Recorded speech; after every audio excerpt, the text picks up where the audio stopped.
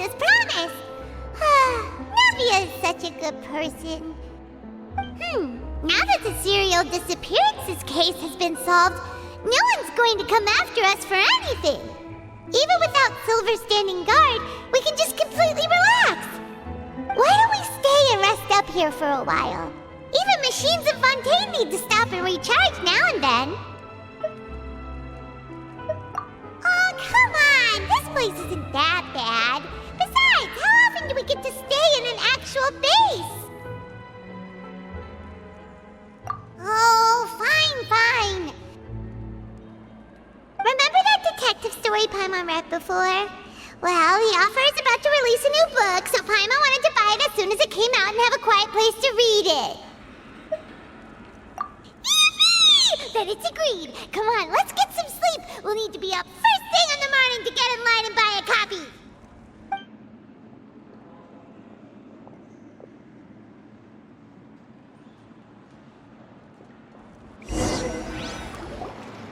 Paimon didn't expect that style at all. Even though it's a detective novel, it's also like a social documentary. It's actually pretty good.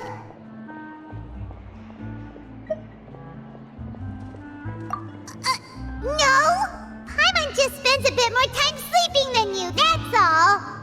Excuse me, but do you know if the Traveler and Paimon are lodging here? Huh? Who are you? Paimon doesn't recall seeing you before. Wait, you're not here to give us trouble, are you? A blonde traveler and a chatty little fairy. Whew, looks like I found the place. Good thing I asked the Spina di Rosula. Seems they sent me the right way. Hey, what do you mean by chatty? Paimon's always careful not to talk too much.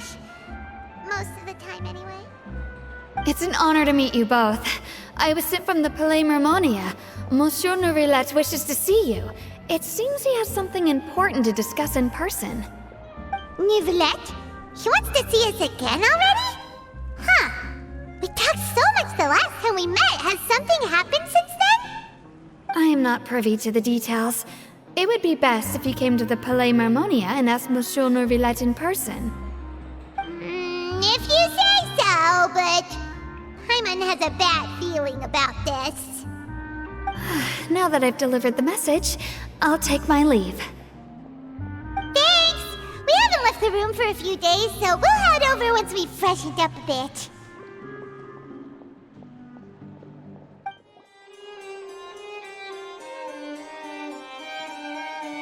Neuvillette! We're here! Did you want to see us about something? Huh? Why were you just standing there? You daydreaming or thinking something over? Yes, I did send someone to fetch you. But as for what I'd like to discuss next, well, I still have some reservations. Given that we've already made the trip here, you should just tell us.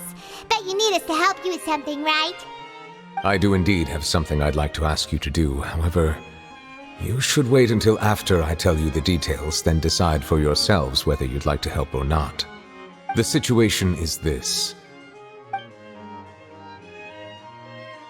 It has come to my attention that the Snezhnayan Harbinger known as the Knave wants a diplomatic meeting with you, correct? I heard that she was originally from Fontaine, but for her to suddenly arrive here and abruptly request such a meeting like this, I sincerely advise you to refuse her invitation outright.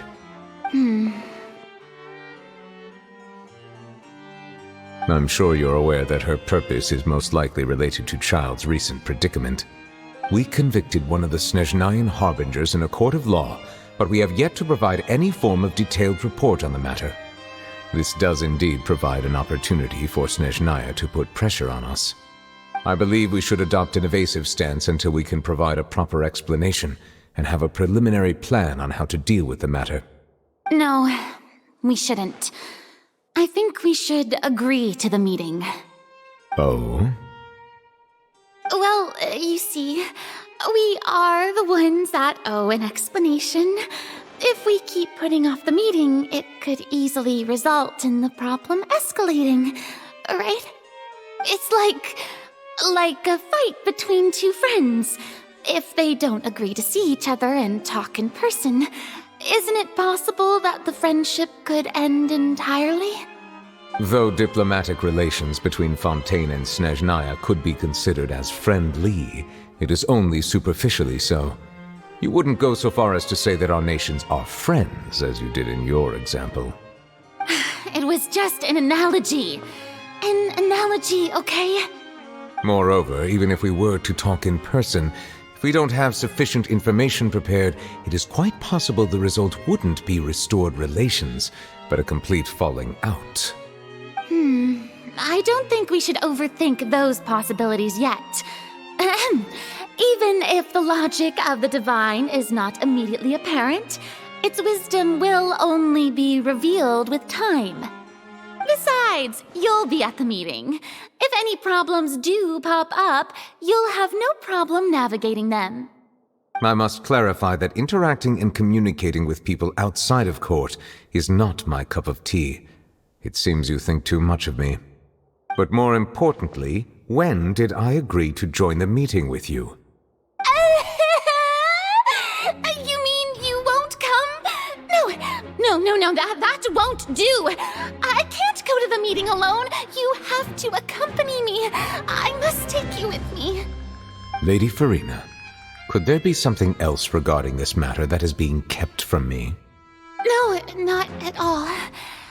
Look, I am the Hydro Archon of Fontaine, Focalor, the god of justice who is loved and adored by many. So I only hope that justice will be served in this matter. Don't overthink it. I'll go find someone to arrange the meeting.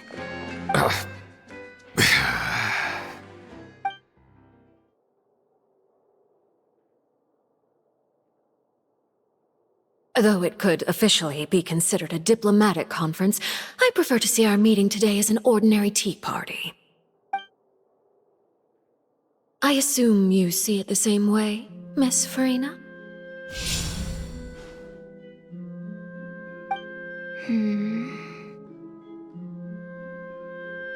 Lady Furina? Yes, that's right. Just like you said, a tea party. I should thank you for providing the pastries. They look delectable. To make this tea party even more lively, I've invited someone else to join us today. It's a pleasure to meet you, Monsieur Neuvillette. I was born in Fontaine, so naturally, there's no need to introduce the nation's revered Eudex to me. Hello. The pleasure is also mine. First, I would like to thank the two of you. I'm often away on business outside of Fontaine, and I'm told that the children of the House of the Hearth have been well taken care of by you. Oh, I'm not referring to when my children, Lyney and Lynette, were falsely accused by you. Please don't misunderstand. The children of the House of the Hearth are often misunderstood, perhaps due to the reputation of the Fatui. There's no getting around that. All I meant to say is that Fontaine has been stable in recent years. The people are well off and the children lead happy, fulfilled lives. That is something truly worth cherishing, and no one wishes to disrupt such peace. Now then, you have come regarding the matter of Childe, correct? Well, yes. It appears the ever-busy Eudex Neuvillette doesn't wish to waste time with diplomatic pleasantries, and hopes that we can get straight to the point of our talk. Yes, as you surmised, understanding Childe's situation is indeed one of the goals of this trip. As we are both diplomats from Snezhnaya as well as Fatui Harbingers, Childe and I have always been colleagues. Were anything to happen in Fontaine, each of us would serve as the other's attorney to resolve the issue. So now, in my capacity as his attorney, I request that Childe be turned over to Snezhnaya. We have a responsibility to cooperate with Fontaine and resolve what has happened to him together. The rules governing attorneys only apply before a trial has concluded. Since a verdict has already been rendered, we see the case as settled. I apologize for being unable to grant your request. An outright refusal. Very well. I respect all the rules of Fontaine's courts, just as I respect you as Chief Justice. Okay, why don't we back up a step? You don't need to transfer Childe to us. I only request to enter the fortress of Meropide to see Childe and confirm his condition. It's not like you couldn't even manage to fulfill a simple request like that. Right, Miss Furina? About that. The fortress of Meropide has always been completely autonomous. Even we have no authority to interfere there, and diplomatic issues do not suffice as an excuse. However, if you absolutely must confirm the situation of the Harbinger, I have a proposal.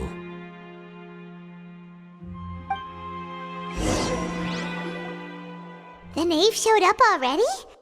Well, Lyney did say that father will be returning soon. We didn't even know that Lyney was from the House of the Hearth at the time, so we kinda overlooked that information.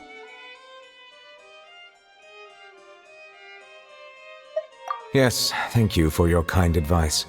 I'm well aware of the situation. I also noticed that Lady Furina acts a little odd and unnatural whenever I bring up matters related to the knave. Could the knave be threatening Lady Furina or something? If that were the case, then why wouldn't Lady Furina inform me? And what means could the knave possibly have to twist the arm of an Archon? So maybe that's not very likely. Even though Furina can act a little weird at times, she's still an Archon. In reality, this problem is even more thorny than it appears. According to reports from the fortress of Meropide, Childe recently disappeared under mysterious circumstances. The details are still unclear. We cannot rule out an escape, but there have also been no reports of him outside of the fortress of Meropide. Special guards oversee the fortress, and its internal systems are extensive. Combined with the special characteristics of the surrounding terrain, an escape should not be possible. I suspect that there's something else behind Childe's disappearance. I was only willing to share this information with you because you are friends of Childe, and it is my duty to see justice done. So this is what you wanted to see us about before. Yes. I would like you to go to the fortress of Meropide and investigate Childe's disappearance. This was my proposal during our meeting with the knave. Rather than allowing her to intervene, I offered to send someone to find out about Childe's situation and report back to her in detail. The knave did not seem satisfied by my proposal, but she still agreed to go along with it for the time being. Her words were, "We will talk more once we have that report." So that means we bought ourselves some time. Firstly, you're already acquainted with Childe. Your eyes may discern relevant details there that others would miss. And secondly, is the consideration of the unique nature of the fortress of Meropide. Isn't it just Fontaine's prison? I would not define it so crudely. The fortress of Meropide is not affiliated with the court system of Fontaine on paper. It has always existed as an autonomous entity. Early in Fontaine's history, criminals were punished with exile, not imprisonment. Even today, sentences against convicted criminals still include exile, just as before. The fortress of Meropide may seem like a prison, but it should in fact be regarded as a gathering place for exiles. All we do is dispatch guards to keep watch and help maintain security, but we have no right to get involved with any other matters. Although I do have a personal relationship with the administrator there, neither myself nor the courts have the right to be directly involved with the investigation, no matter how serious the grounds. Oh, Paimon gets it now. That's why you need us to conduct our own investigation as a third party, right? Correct. I will arrange false charges against you so that you may secretly investigate inside the fortress during your detention. This will save us a lot of unnecessary trouble. So, are you two willing to accept my proposal?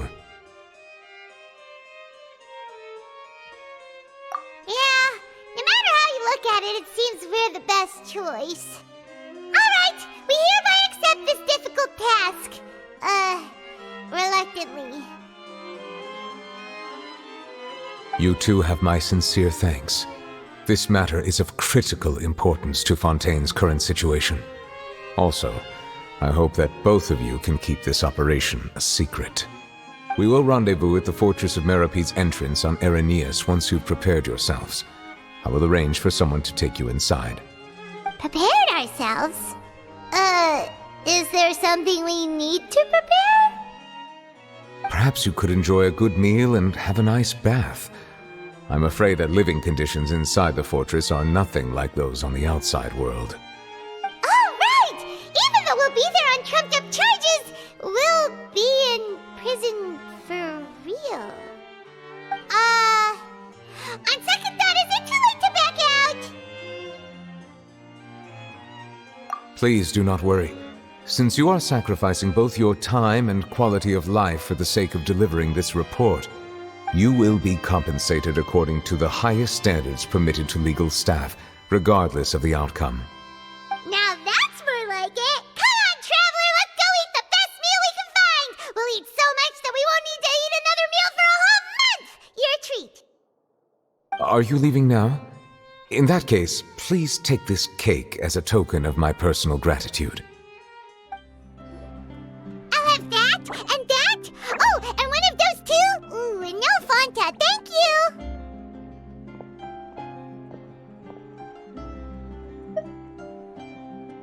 That cake was pretty good.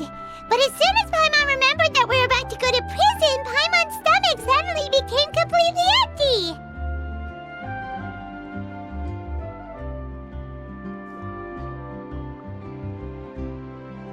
Now that Paimon thinks about it, we've always been super careful ever since we arrived in Fontaine, just to avoid breaking any strange laws here. But here we are, about to willingly send ourselves off to the Fortress of Meropide. Maybe this is what they call fate.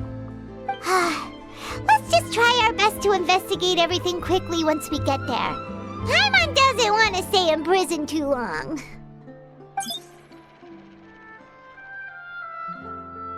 Oh, what is that I hear? Is it the taste of a breaking story? Hey! You can't hear a taste! And what are you doing here, Charlotte? Oh, don't remind me. I invited an eyewitness to a case to eat here, and I was planning to get some great material out of him. But he didn't even show up! Calm down, calm down. This is nothing new. As a journalist, you should be used to this by now. As long as you can score some juicy tidbits from the traveler, you might still be able to recover the cost of the meal. You know we can still hear you, Charlotte. Never mind. It's nothing. I just heard you mention the Fortress of Meropide. You didn't commit a crime, did you? Please tell me all about it. No way! We would never! We're just going there to...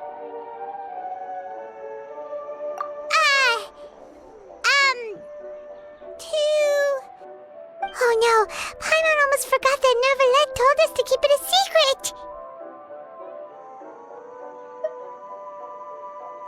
Huh? You're being arrested for that? Oh, but now that I think about it, I suppose that's not completely unreasonable.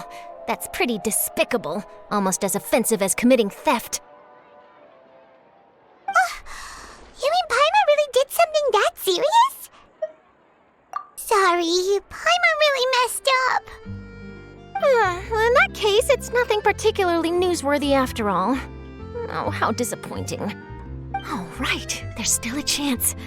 Since you're going to be at the Fortress of Meropide, would you be willing to help me gather some material for a story? About that, Paimon doesn't think we'll have any time.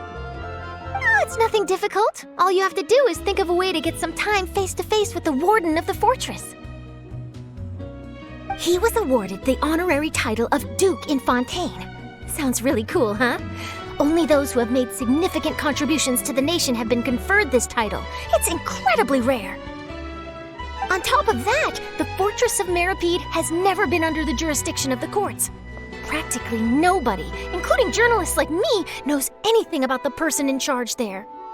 Oh, if I could write an exclusive article about him, I bet it would sell a boatload of papers.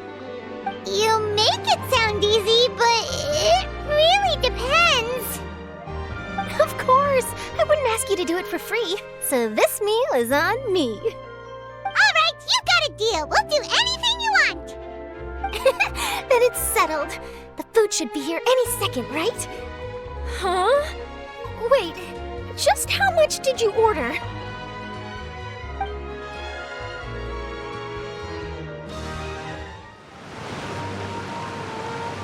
All right, Neuvillette, we're ready. Is this where the entrance is? You have come just as promised. Yes, this is the one and only entrance to the fortress of Meropide from Irenaeus. Careful. You may want to step back a bit. Whoa! So you have to go down from here? Is the prison underwater? Utilizing both the barrier of the water as well as the fear humans have of the depths, the fortress of Meropide is naturally the perfect place to confine and guard criminals. But do not worry. It is not nearly as frightening inside as you may think. You will see for yourselves once you are down there.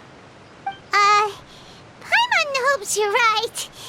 Don't know about you, but just thinking about being at the bottom of the sea like that gives Paimon the heebie-jeebies. Oh, and there's one more thing. I mentioned that I have had personal dealings with the administrator of the fortress, Wroithesley. He's a very shrewd fellow. Yeah, we heard about him too. He's that Duke, right? Correct. He is the highest-ranking manager of the underwater prison. Even though you are going there to investigate at my behest, it would behoove you to avoid any confrontation with him or any of his subordinates. The Duke rarely ever leaves the fortress of Meropide, but that does not mean he is not privy to all that is happening inside and outside the fortress. He is quiet, but not unaware, so please bear that in mind. All right, that's about all the time that we have to talk privately. I'm counting on you two. Don't worry, we won't let you down. Good. Madeline! I'm here, Monsieur Neuvillette. These two are the newest convicts, I presume? Don't worry, they won't escape on my watch. Like we would try. Please follow me, you two. I'll process your paperwork for entering the fortress of Meropide.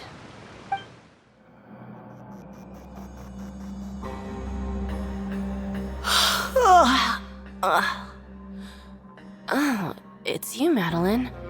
Why'd they make you make the trip down here today? Monsieur Neuvillette personally requested I escort these two convicts. I suppose he was concerned others might not be up to the task. Well now, aren't you the lucky one? Must be nice to be on good terms with the big shots like the Chief Justice. The only people I get to see every day are the new inmates. Well, have you tried service with a smile? Who knows, it might help your professional reputation. Yeah, right. As if. Every criminal comes through here looking miserable. How can I smile with such a toxic work environment? And even if I did smile at them, the convicts would probably just think that I'm some freak getting some kind of twisted enjoyment from their pain. Oh, she's got a point. Well, I've finished transferring you. You two will register here, and Merethe will guide you through the remaining procedures.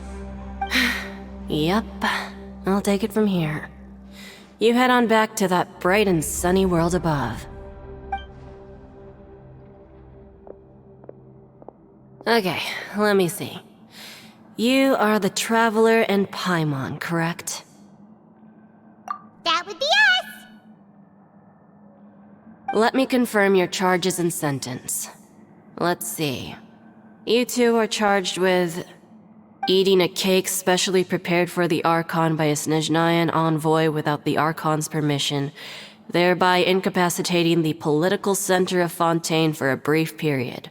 Sentence: 45 days? Huh? Wait, you mean the cake that Neuvillette gave us was... Just looking at the charges, It seems you two are capable of causing some serious trouble. And considering how fond Lady Furina is of sweets, this crime is tantamount to trying to assassinate the Hydro Archon herself. Now I've seen everything. Anyway, we still need to finish processing you before you can enter the Fortress of Meropide. Please stand in front of the board over there. I'll take your mugshots with my camera. Oh, all right. But be sure to catch Paimon's good side.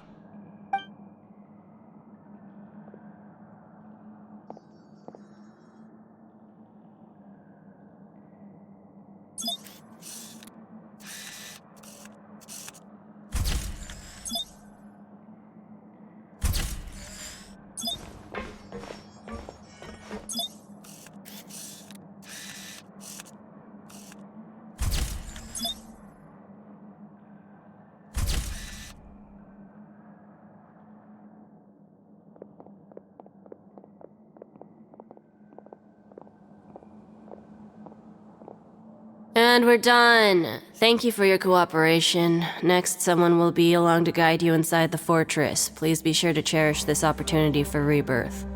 Huh?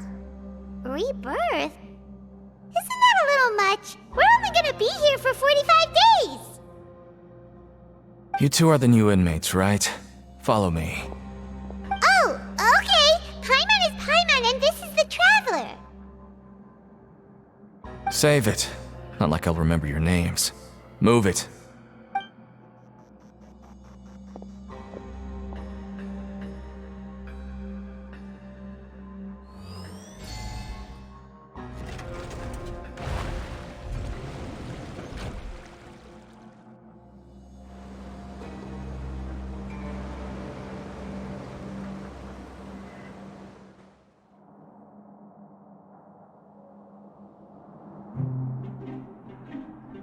So, are you one of the guards here?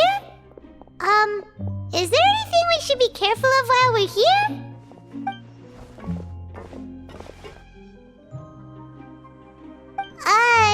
Did Paimon already ask something she wasn't supposed to?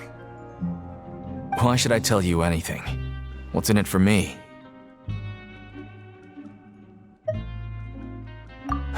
This is exactly why I can't stand new fish. I wouldn't even be doing this if it weren't for the credit coupons. Credit coupons? Alright, seeing as you're not the annoying kind that's getting dragged in here crying and blubbering, I guess I can tell you a few things. But next time, it'll cost you some coupons. Mora means nothing here. Here, we use credit coupons. Coupons can get you almost anything in the Fortress of Meropide. Desires? Fulfilled. You want power? No problem. Coupons can even change fate itself. So, credit coupons are a currency that can only be used here? It's not as simple as that. Like Moret said, everyone gets a chance at rebirth. No matter how much money or power you had before, it means nothing once you set foot inside the Fortress of Meropide. You have to start over and earn your coupons. Everyone starts from the same place, and you have a chance at a new, less terrible life. I guess that's the real purpose of the coupons. They symbolize true fairness and true justice. And this is also exactly why so many criminals choose not to return to the outside world, even after they've served their sentence. Oh, so that's what the Fortress of Meropide is like. Huh. Paimon was under the impression that it'd be more like a prison. It certainly ain't all sunshine and roses here, but it's also not the worst place to be. You'd better take a good look at the scenery now. It'll be the last chance you get for a while. After being away from the sunlight for so long, even the terrifying depths of the sea start to feel like home. It just stops feeling oppressive, you know? Oh, I'm actually an inmate like you two. Welcoming newcomers is a job I've picked up to earn some extra coupons.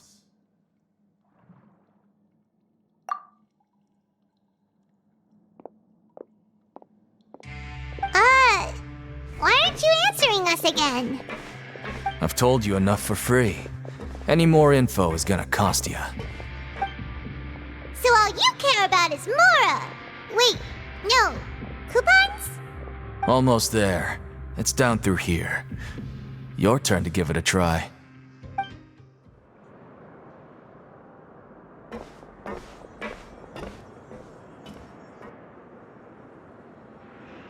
So this is the actual entrance to the Fortress of Meropide?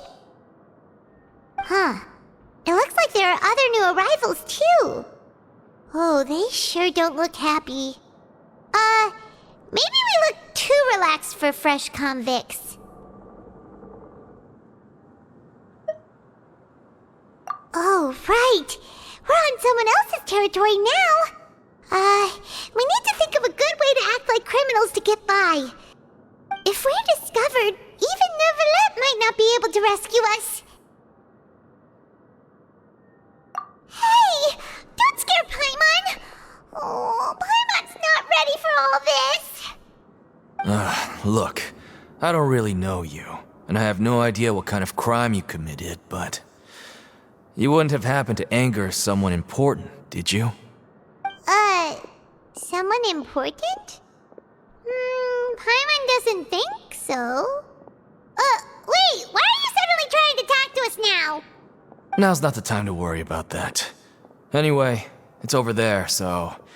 You just go on over there by yourselves. I've done my job, so... Good luck. What was that all about? Wait a second. Are there usually so many garter mechs around here? They're already onto us?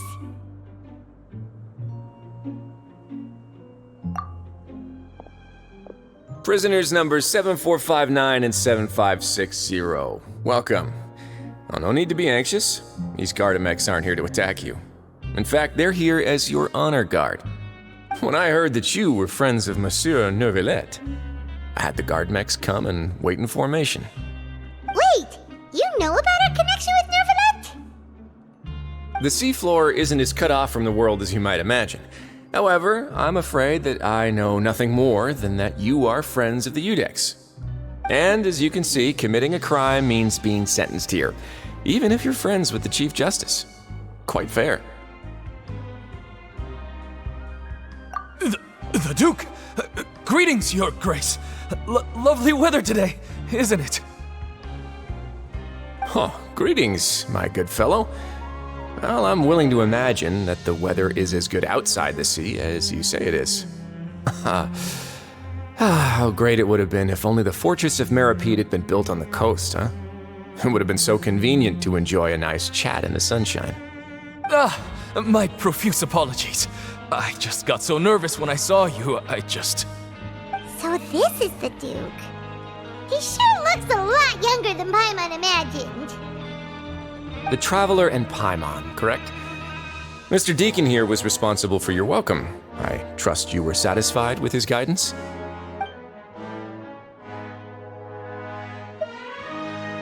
Outstanding! Well, Deacon, I recall we discussed fate during our last work meeting, I believe that fate will reward all those who take every aspect of their work in life seriously. When you return to your bunk, you'll find the guards have issued some extra credit coupons to you. Oh, thank you. Thank you, Your Grace. Oh, and you too. I can't believe you gave me such praise. If you need anything in the future, anything, please, come find me anytime. No credit coupons necessary. Well, I believe that concludes the introductions. We've already taken enough time here. Deacon, if you would. Yes, Your Grace. I'll take my leave now.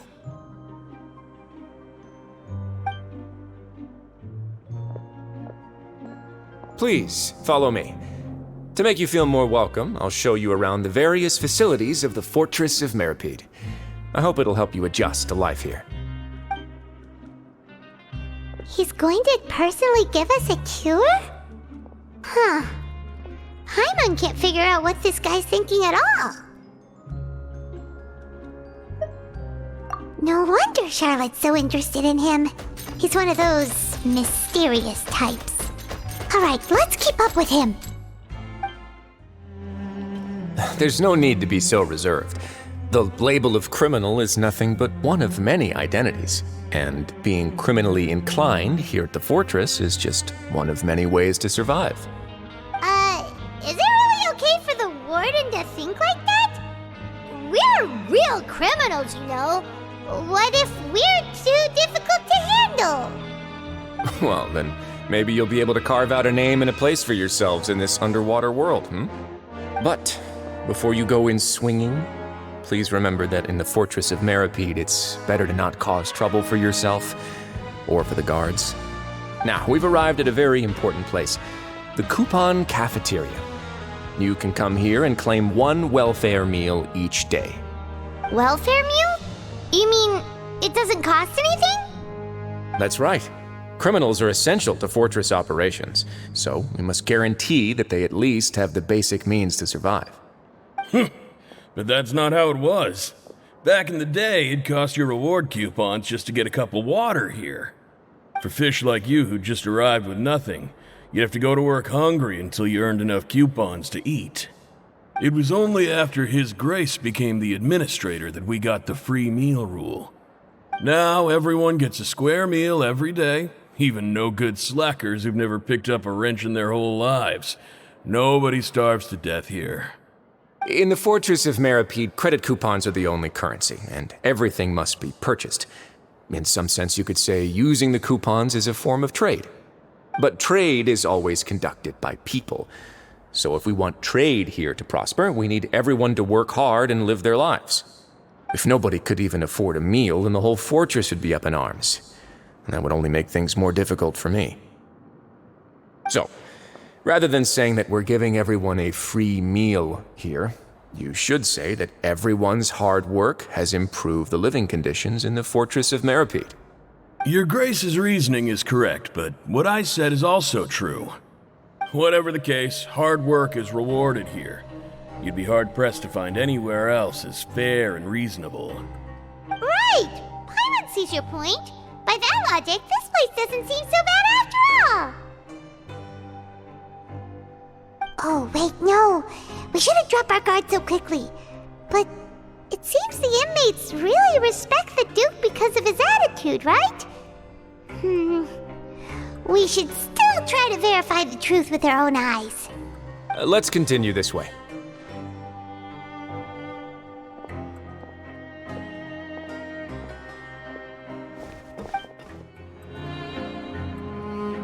This place is known as the Pancration Ring.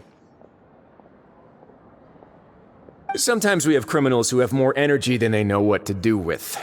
Their daily work alone isn't enough of an outlet for them. So, instead of leaving them to their own devices, we've provided them with this dedicated venue.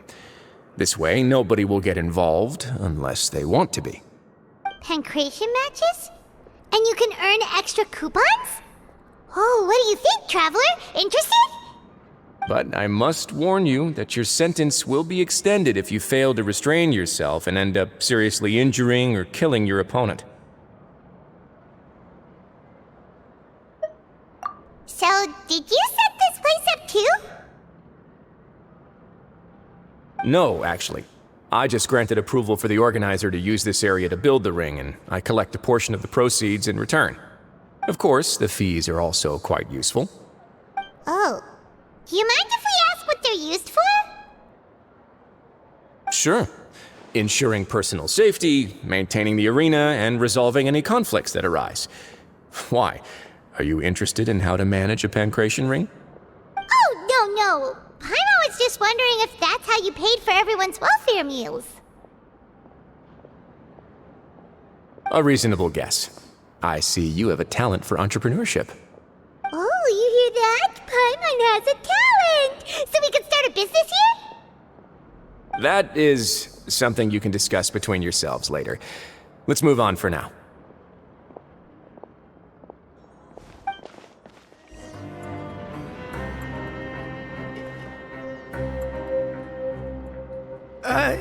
Your Grace.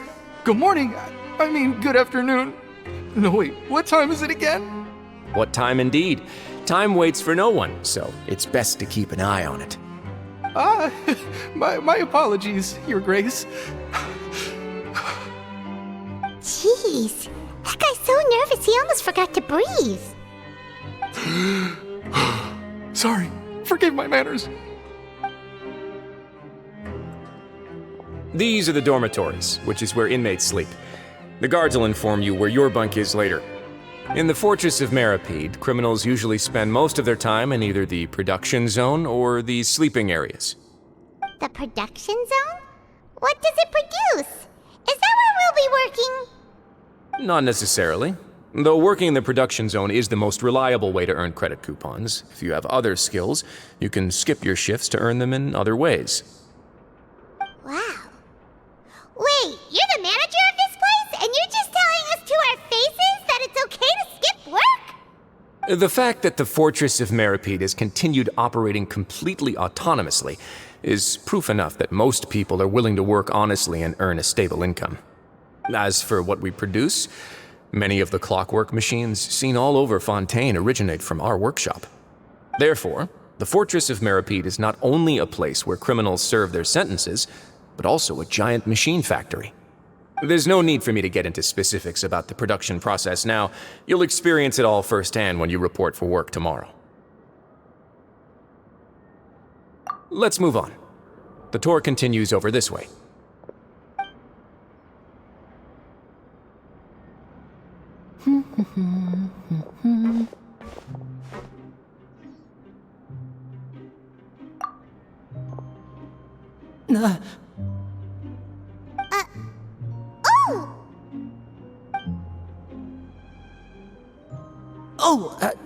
You really scared me there. I didn't expect to see you here, Your Grace. I thought maybe I was so tired from work that I was starting to see things. The only thing you should be seeing is the work in front of you. Stay focused and keep up the pace. Oh? Is something the matter? It's nothing. Paimon's just worried about how hard we'll have to work tomorrow.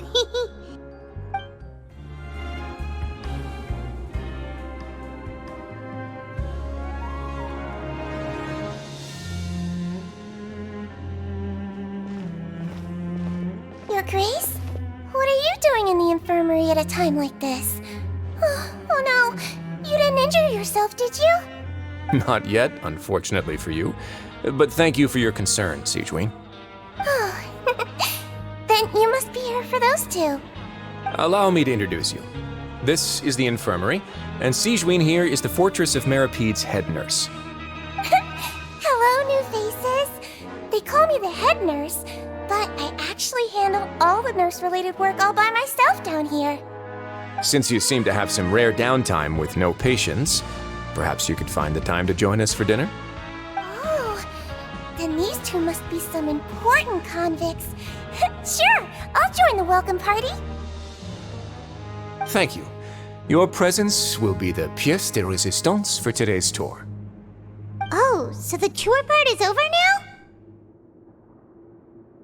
I believe I've already covered the primary aspects of life here in the fortress.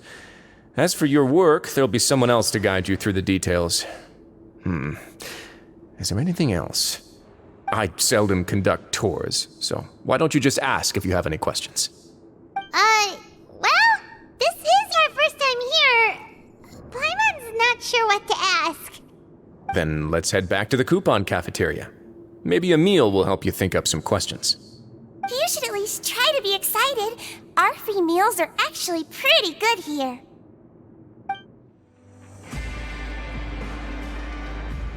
What do you think of the food?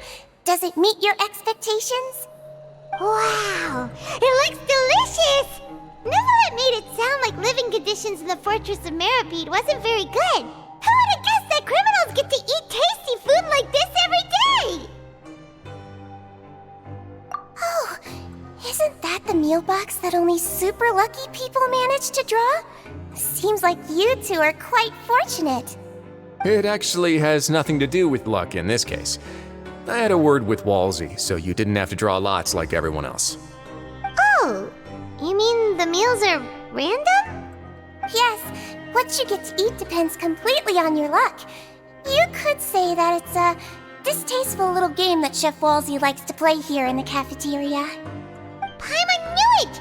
If criminals Paimons got to eat tasty food like this every meal, the crime rate in Fontaine would skyrocket for sure.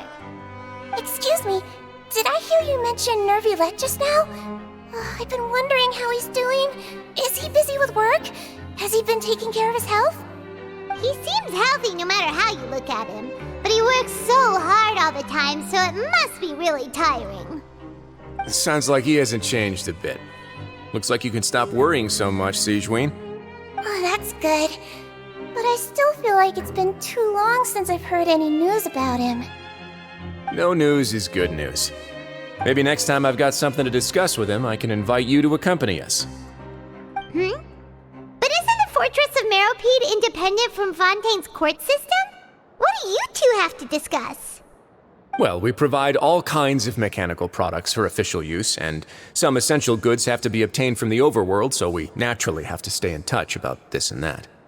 Monsieur Neuvillette's character is unimpeachable. No matter the question, you can discuss it openly and freely with him. Talking with him feels quite effortless. In light of that, I am quite willing to go out of my way to show respect and accommodate him. In fact, right now, I'm treating you two as guests invited by Monsieur Neuvillette. But unfortunately, I can only do so until the end of this meal. After this, you two will just be inmates here. You're very welcome. Well, your new life awaits. The Traveler and Paimon, right? Listen up. As new inmates, the only thing you need to worry about is what to do and when to do it. Don't make any extra trouble for yourself. Your bunks are right over there. Follow me.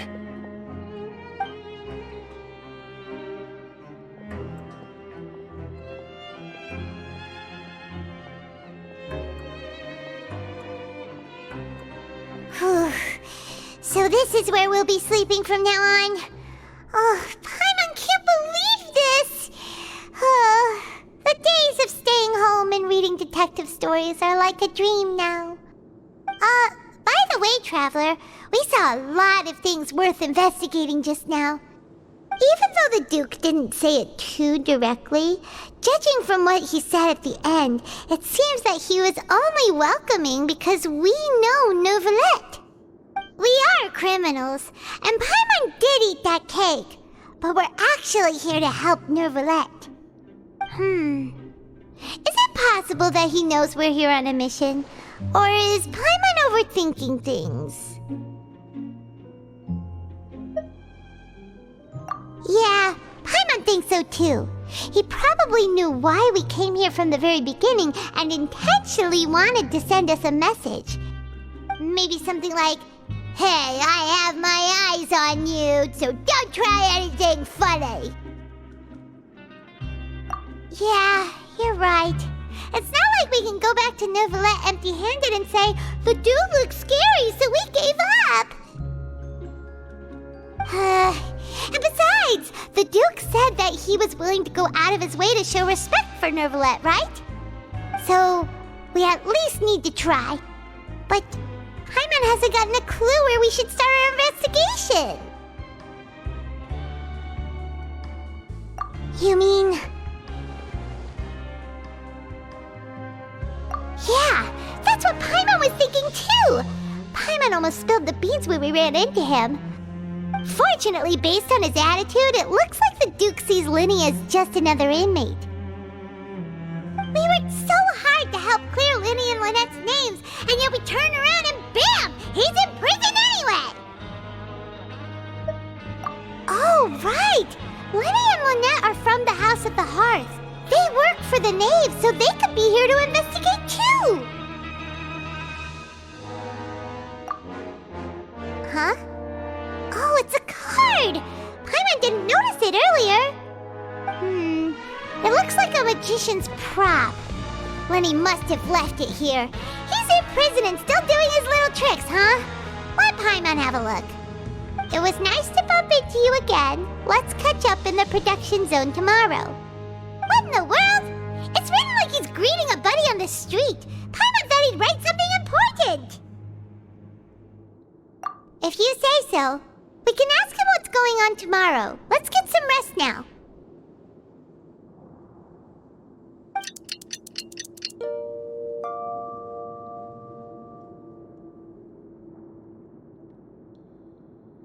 Hey, you're finally awake!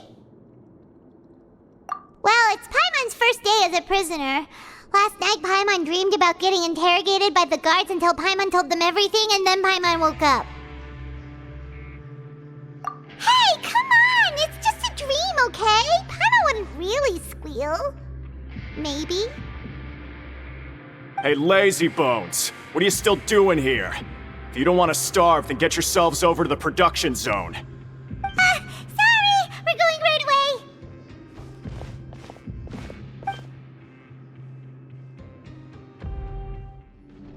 Ah, you must be the catch of the day. Looks like you've got some luck getting assigned this space. Yep, we just arrived yesterday and... Don't interrupt me when I'm speaking! Yes, sir. Listen carefully to my instructions. I don't want any mishaps. Every machine here is worth more than the both of you. Working around these machines can be very dangerous. Do your job well, and you can eat in the cafeteria after your shift. Get sloppy, and you dine in the infirmary. Anyway, the Fortress of Meropide doesn't want to lose a single one of its machines.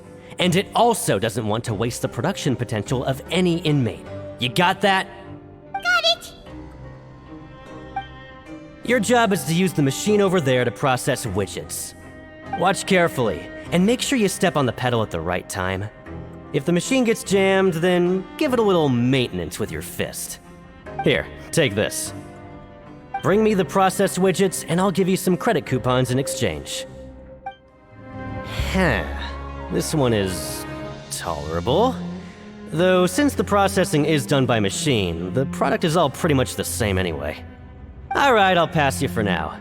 And we'll count up how many credit coupons you've earned.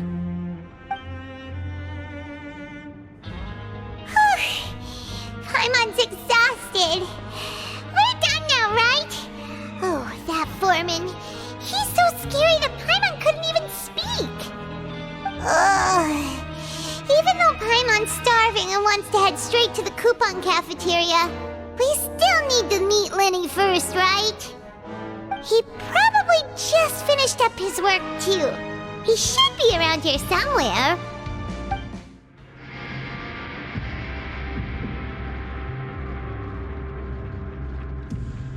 Hey, over here.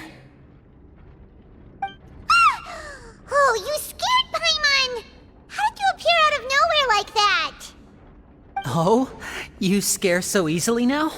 Is there something worrying you these days? You little... The only thing we're worried about was trying to find you. Sorry. Come over here and keep it down.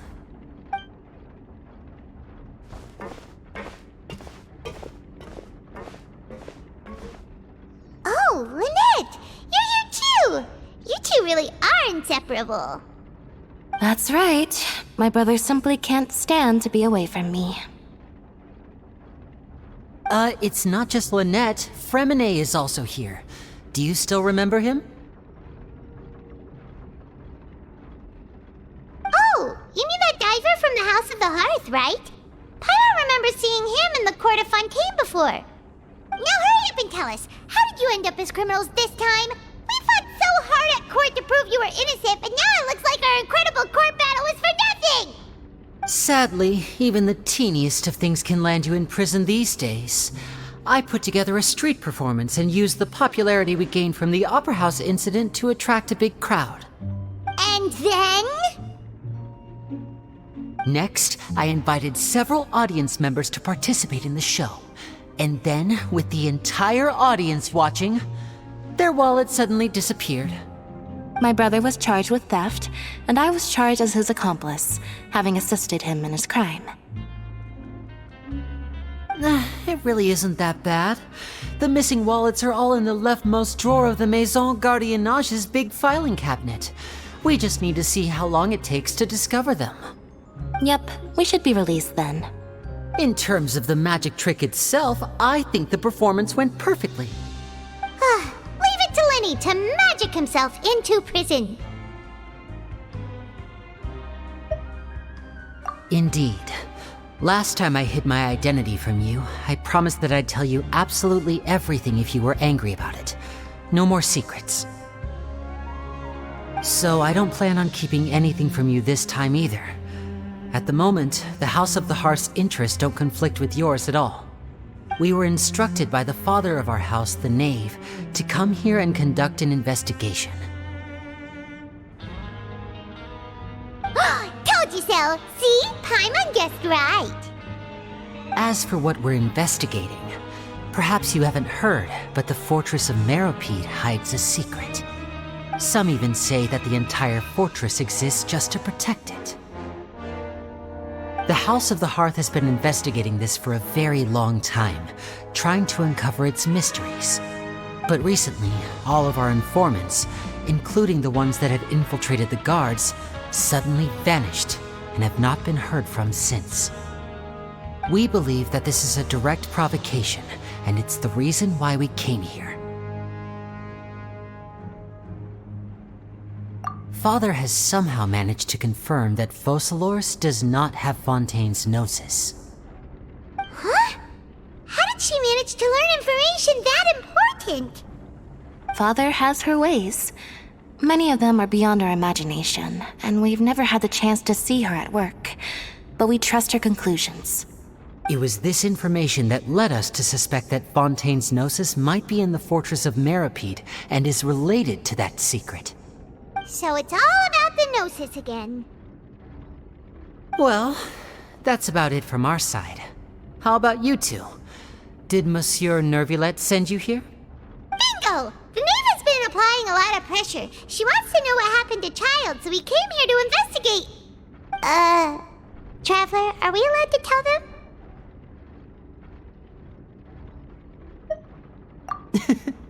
You don't need to worry too much about that. She's just asking for a report on Master Childe's predicament as a means of pressuring you. Father used this situation as a pretext to negotiate with two high-ranking officials in the court of Fontaine.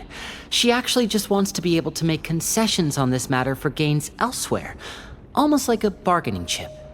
Sometimes you need an excuse to do things you otherwise couldn't. And a Harbinger is more valuable than you might imagine. Of course, it's not a complete farce. If we do manage to find out what happened to Master Childe too, then diplomatic relations with Fontaine could improve, and Snezhnaya might even be able to adjust its stance a bit. Is it just Paimon, or does it feel like we're the only ones who actually care about Childe's situation? The relationship between the Harbingers must be as bad as ever. I wouldn't go that far. Father just has different standards than we do when it comes to what can be sacrificed for an advantage. By the way, I have a suggestion. Why don't we team up? Even though we have different objectives, we're both here to investigate the fortress of Meropide. It would be more efficient for us to work together. As you know, the House of the Hearth has many reasons to seek the Gnosis, but our highest priority remains resolving the prophesized crisis. You can trust us on that.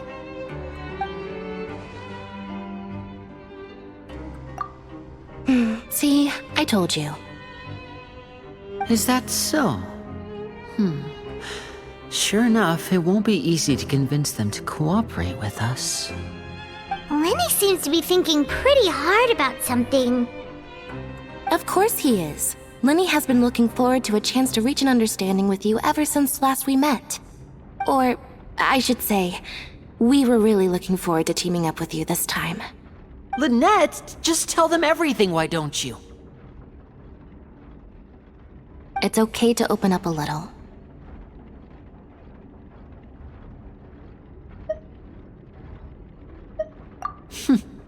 Very prudent of you, and consistent with your behavior since we first met. That's reasonable enough, and I agreed to cooperate on these terms as well.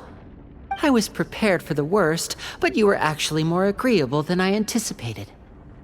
All right then, there's no time to lose. I have some information to share, so listen carefully. Since Lynette and I arrived here, our investigation uncovered the fact that the fortress of Meropide has a forbidden zone. Most people just clammed up and wouldn't talk, but after asking the right questions, we were able to confirm the existence of the forbidden zone from the guards. You should be aware of that while you're investigating. A forbidden zone? Could that be where Childe disappeared to? You're right, we'll definitely keep that in mind. Good. That's the most suspicious thing about the fortress that we know of so far. We have a few other unanswered questions, and we'll be investigating those as quickly as we can. Anyway, I hope you find our information useful at least. Oh, look at the time. You two must be hungry. You should go to the coupon cafeteria and get something to eat. I'll use my cards to get in touch with you again in the future. Oh, that's just what Paimon wanted to hear! Paimon's starving after all that work today. We can talk more about the investigation later. Let's go get some grub! Oh, he wasn't kidding. Today's meal is nowhere near as good as last time. Oh, who knows how long it'll be until we're lucky enough to get that super tasty meal again? Forget about it then. We'll just deal with the regular food for the time being. Let's just get out of here as soon as possible. But life here doesn't seem all that bad. Other than the foreman being kinda mean and the work being pretty tiring.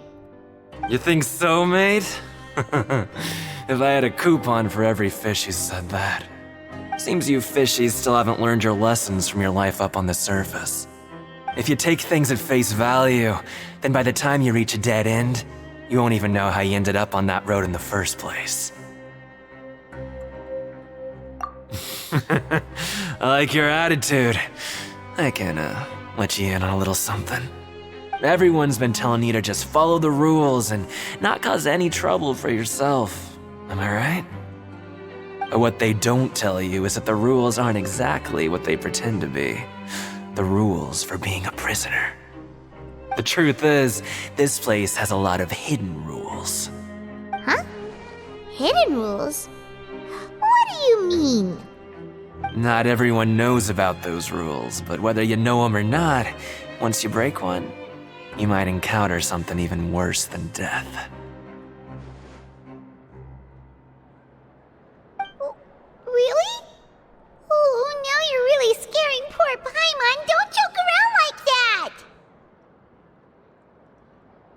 Of course. And I'd say that just disappearing would be one of the better outcomes. Oh, you mean that if there really are hidden rules, then Childe's disappearance might have something to do with that? In that case, would you tell us some hidden rules? We definitely want to avoid breaking them. Come on, mate. This is valuable information. The difference between life and death. Do you really think you can just ask and I would tell you?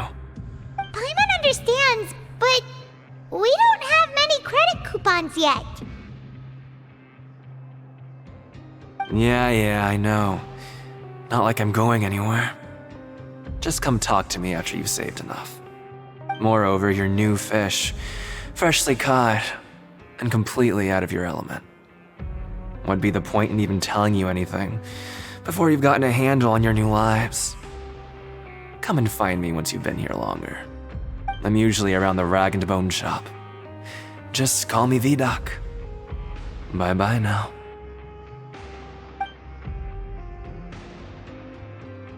He left. Just like that. Huh. Do you think he's just trying to scare us into buying fake information from him?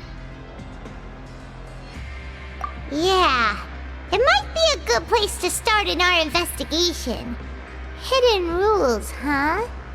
But, like he said, we don't have any coupons and we're still not familiar with this place. Oh, there's nothing we can do about it now. We were so busy talking, we almost forgot to eat. Even if it's not the best, it's probably better while it's warm. Come on, dig in before it gets cold.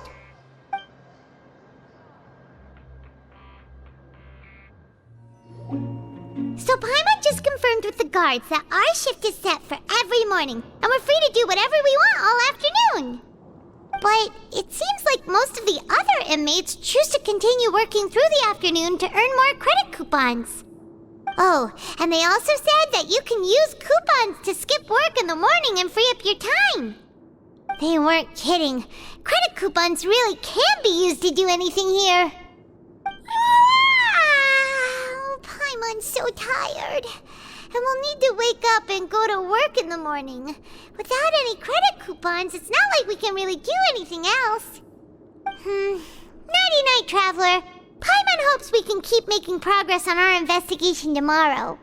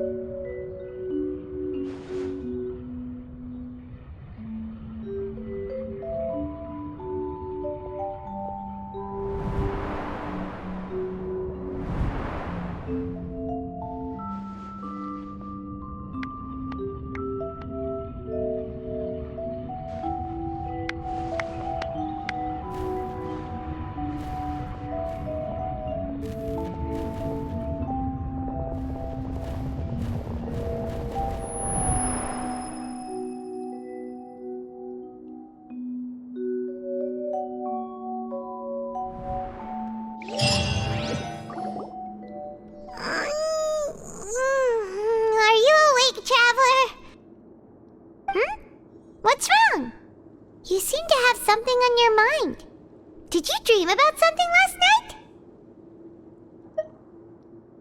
Is that even possible? Unless it wasn't an ordinary dream? Oh, Childe's vision! So you had it with you this whole time? Maybe the vision connected Childe's consciousness to yours. And our investigation has its first major breakthrough! Good thing you brought the vision with you here. So what did you see in the dream? Do you know where Childe went? Huh. Okay. Well, hopefully it'll be a bit more helpful in the future. What's more important now is that it's the start of another new day as prisoners. Let's do our best to earn more credit coupons. What's the plan for today?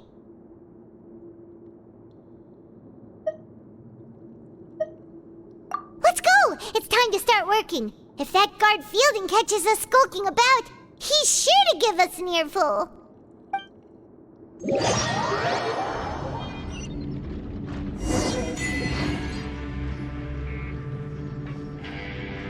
Look who decided to show up!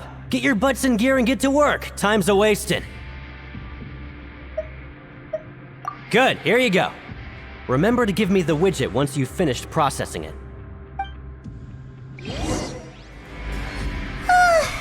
I'm on speed. But after so many shifts, it seems we're really getting the hang of it now.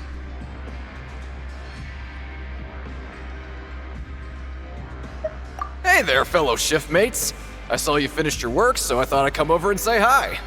Oh, hey there! We've seen you before. Your assigned workspace is really close, isn't it?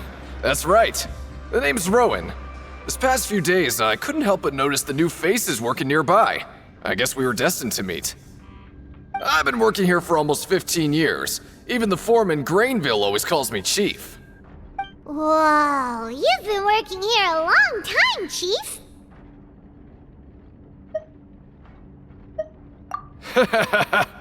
If there's anything you'd like to know, just ask me. I know the work here in the production zone better than the back of my hand. All right, Chief. We'll be sure to come to you first.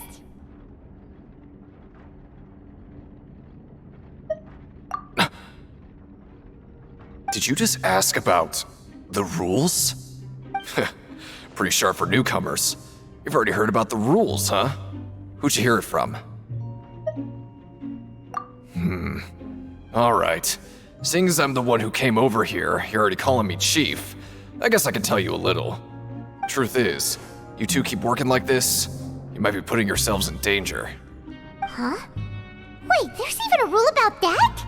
What would have happened if you never told us about this? Well, it's usually not that easy to break one on accident. The conditions of the hidden rules are usually pretty specific. But once you do break one, bad things happen. If you work continuously in the production zone for 3 days, and if all you do besides eating and sleeping is just work, then something bad will happen during lunch on the 3rd day. Huh? Like what? Oh, don't scare Paimon! If I knew that, then I wouldn't be standing here talking to you, now would I? You mean, even you have never tried working 3 days like that before? There's actually a legend about this rule. They say that there was a worker who worked way harder than me. He was both efficient and eager on the job, and most other workers couldn't hold a candle to him. One time, he tried to test his limits and worked as long as he could. Then during lunch on the 3rd day, he disappeared into thin air, as if he'd evaporated. Later, some people went and asked some of his past friends about him, but they said, never heard of the guy. What the? How could that happen? Unfortunately, we were assigned different production zones. I never saw for myself what he looked like. Wait, are you thinking that it was... Huh? Oh? You... Listen, kid. This ain't the kind of thing you should be curious about. Let me tell you, you're better off forgetting about it and looking after yourself. Now I kind of regret ever telling you. Yeah, I agree with Chief here. Do you really want to try? Alright, if you insist.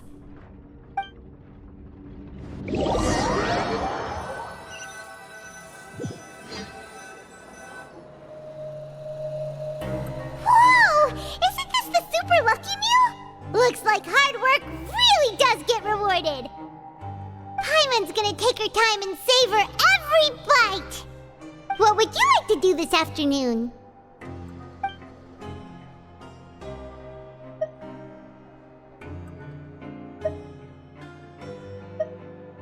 Knowing Childe, he must have been there all the time.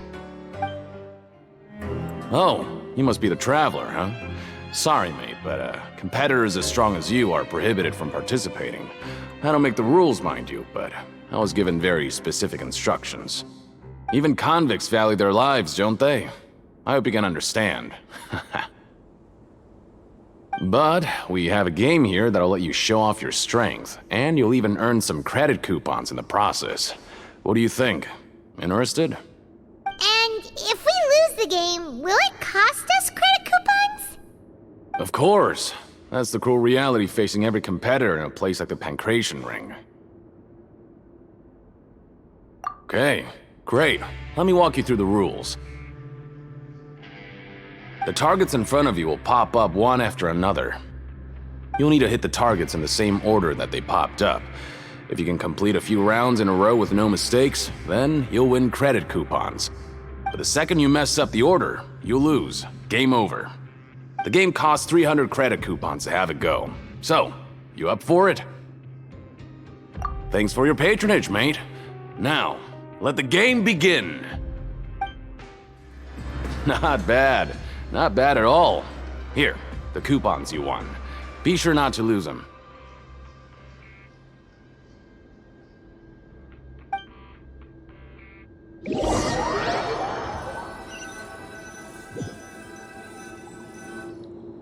Aw, looks like we won't get a chance to sleep in as long as we're here. Let's get to bed early.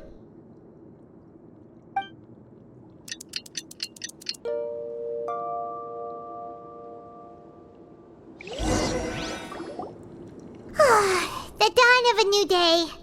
Paimon feels like we're getting used to life as convicts. Is that a good thing or a bad thing? What do you have planned for us?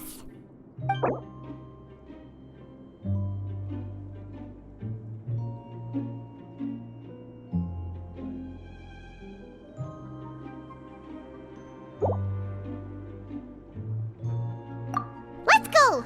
Credit coupons, here we come!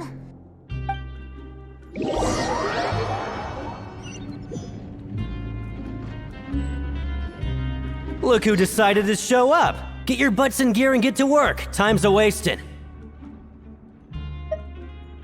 Oh? What's with suddenly wanting to work so hard? You need coupons that badly? Sure. Let's just say we really want to test our limits.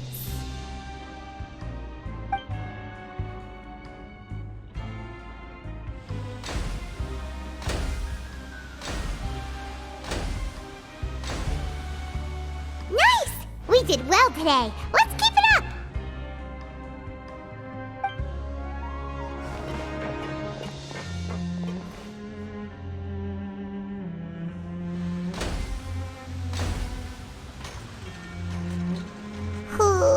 Paimon's had it. Who knew that processing these widgets would be so tiring?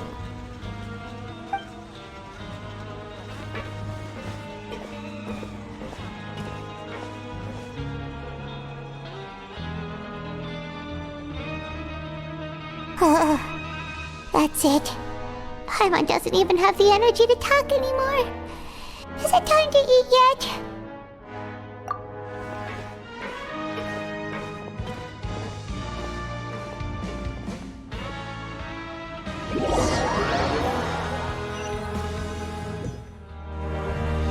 Oh, Paimon's exhausted.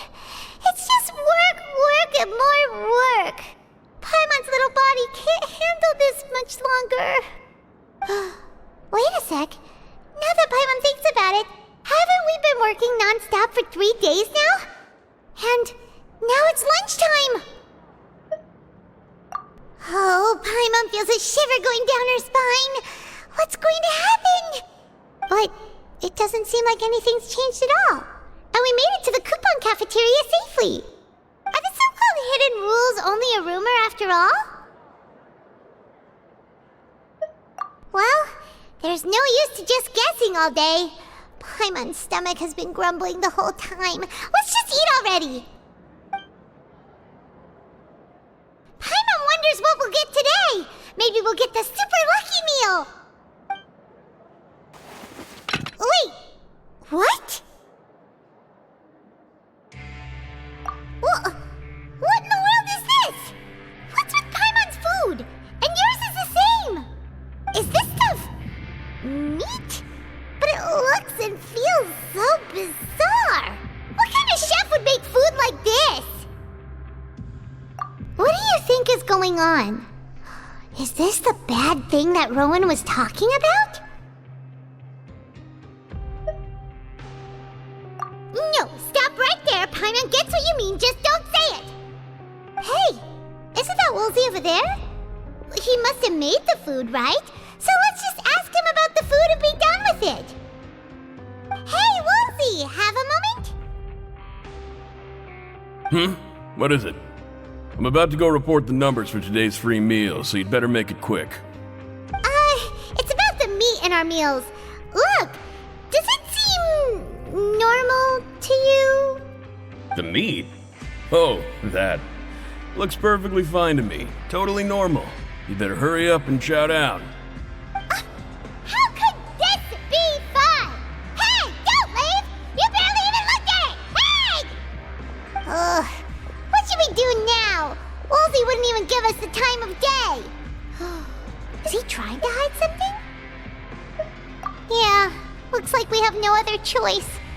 Paimon was positively famished a minute ago, but now she's lost her appetite.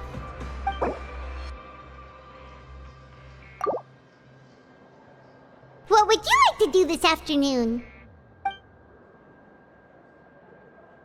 Since we have time now, let's focus on investigating some more. Oh, hello. You two are the ones who were with His Grace. No need to be so nervous. Sorry, I couldn't help but think of His Grace once I saw you, and I... Well, it's hard to say. Maybe I am. He's got a very overwhelming presence. It makes me feel like I'm just some insignificant little bug. Wait, seriously? Oh, I'm always indecisive, and I tend to make a mess of things. It's like a reflex. I just instantly start to tense up the moment I see a smart and capable person like His Grace. What? Please, don't say anything like that out loud. How could you possibly think something like that? Huh? Rowan? What are you doing here, Chief? I was injured a bit just now. Nothing major, I think I just pulled something.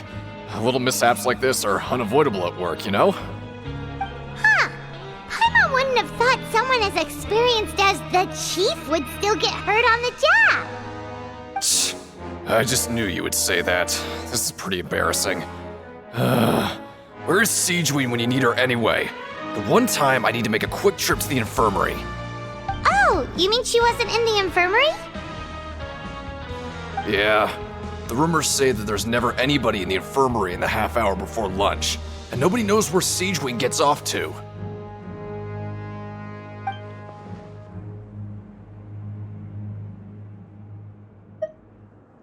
Huh. That's actually really strange. Siegeween's always super dedicated to her work. Where else would she possibly go? Forget it. I can take care of a small sprain like this on my own anyway. No need to trouble her.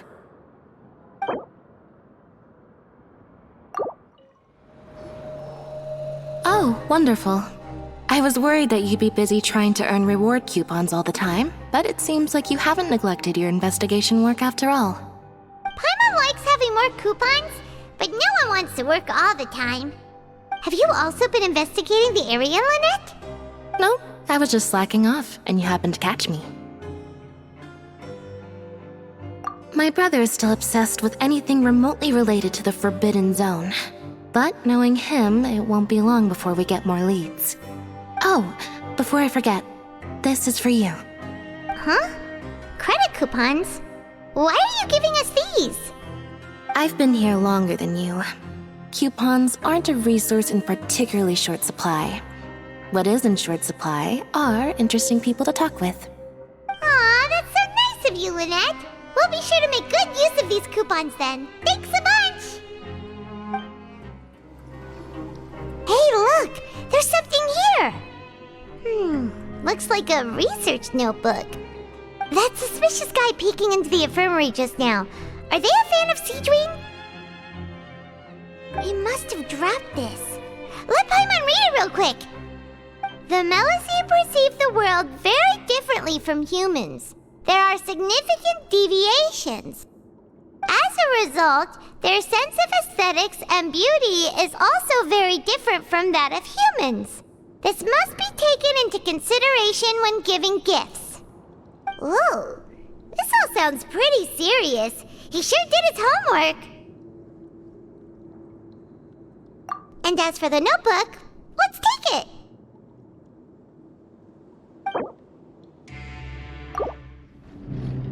Siegeween? Aren't you supposed to be in the infirmary? What are you doing in the production zone? Hello, Traveler. Paimon? Everyone's usually busy around now, and we don't have any patients to look after in the infirmary. I thought I'd come here and enjoy the sight of everyone hard at work. Enjoy? What's there to enjoy here? It's really worth watching. I often stand here and observe everyone. Humans are just so interesting and adorable. I like to watch your expressions while you work. Are you talking about pets or people? Oh, I can see why you think that, but you shouldn't jump to conclusions. See, we Melusines are a different species, and we see the world very differently from humans. It's very easy for me to observe everyone's condition. All it takes is one look, and I can tell which workers are exhausted. Wait, Melusines can see that? Huh. That does sound useful for being a nurse. Yes, running around tending to everyone's health is very fulfilling. But I'd much prefer it if you're all happy and free from exhaustion and pain in the first place. Take care of your body, and make sure you eat well. Always rest when you're tired from work, and don't push yourself too hard.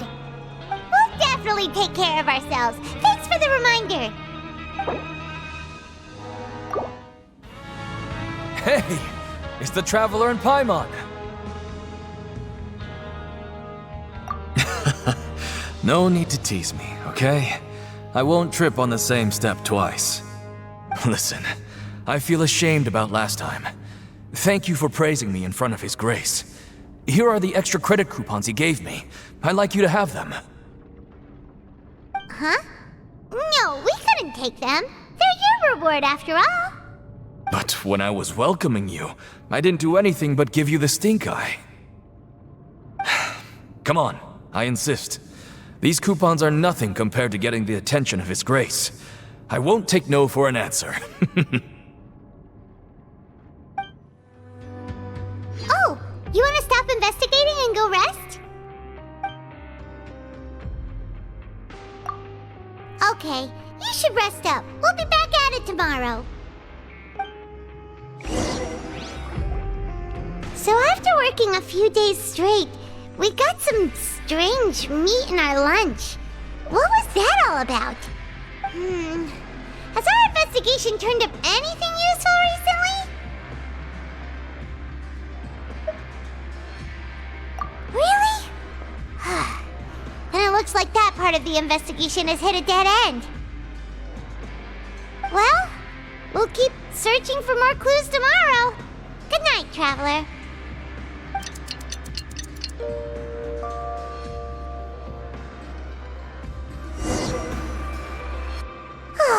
The dawn of a new day.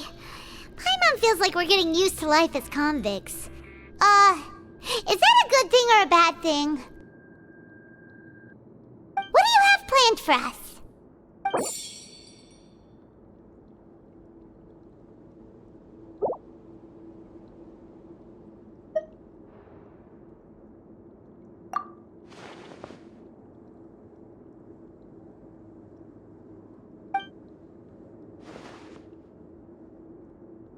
After working here so long, we're really starting to get the hang of it. But doing the same thing all the time can get old pretty quickly. How are you holding up?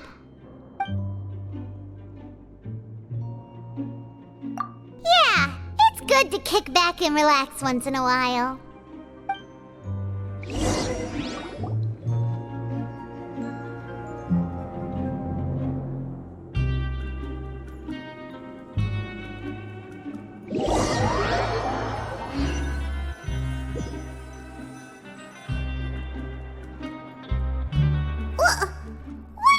Garbage. Ooh, it looks disgusting.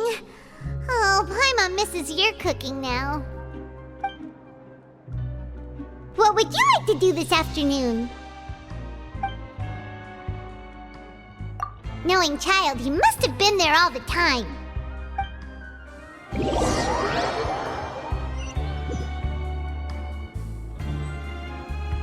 Oh, back for another try? I hope you brought enough credit coupons this time. Alright, then get ready to play. Your strength really shouldn't be underestimated. Now I get why you're prohibited from participating in any official fights. Nobody who values their life would be willing to get in the ring with you.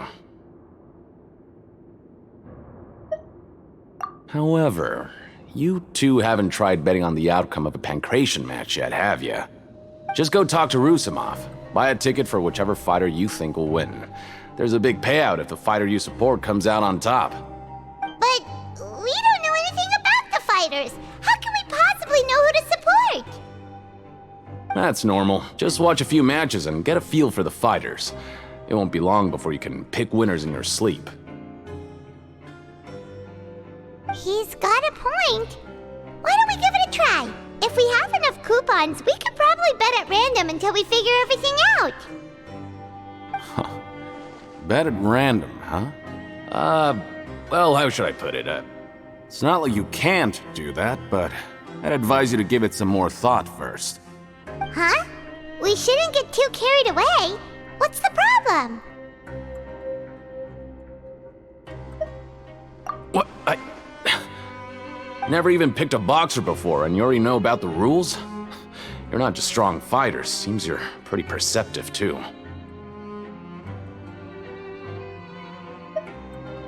Might as well tell you about it, since you already know that much. Plus, I think you've got the potential to be one of my greatest customers, I think I can let you in a bid. Besides, I don't want to risk ever losing a customer like you. Is it that serious? Okay. The hidden rule here is, if you buy both boxers' tickets and support them both, something bad will happen the next morning.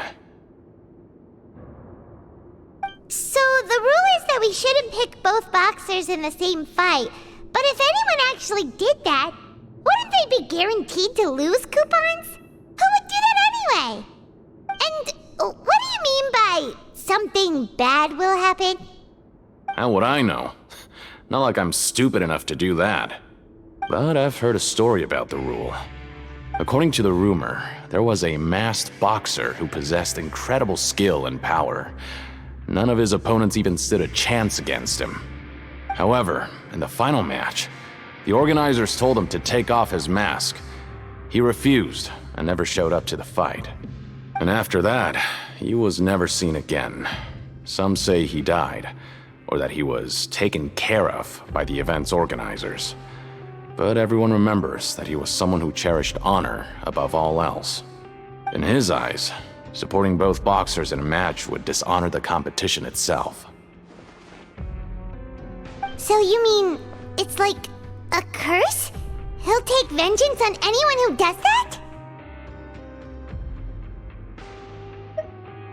No, he was always wearing a mask, like he was intentionally trying to hide his identity. I don't even know anything about his past. Traveler, do you think that boxer was... Huh? We will? You're not serious, are you? Look, here I was just trying to be nice and warn you, yet here you are trying to break it on purpose? Yeah, it sounds pretty scary to Paimon.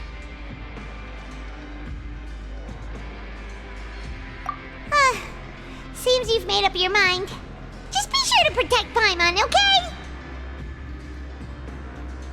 Betting on both fighters will set you back about 3,000 credit coupons. If you have enough, then go ahead and give it a try.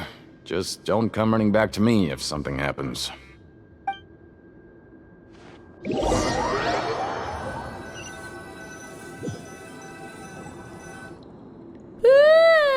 We woke up so early today that Paimon's been nodding off all afternoon.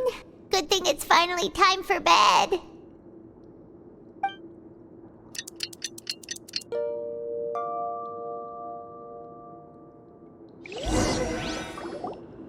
Oh, Paimon doesn't want to get up. Paimon still feels completely exhausted from yesterday. What do you have planned for us?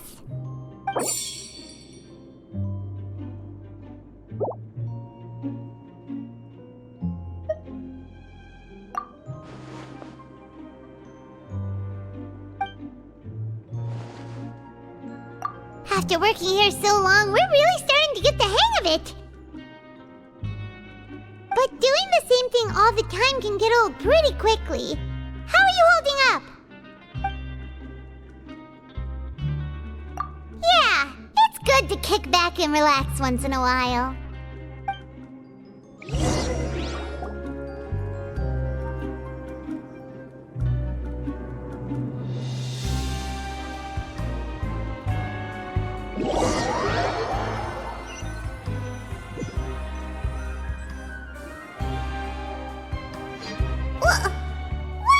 Garbage.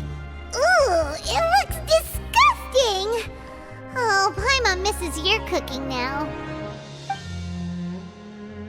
What would you like to do this afternoon? Sure. If we're not going to work, then let's kill some time at the Pancration Ring.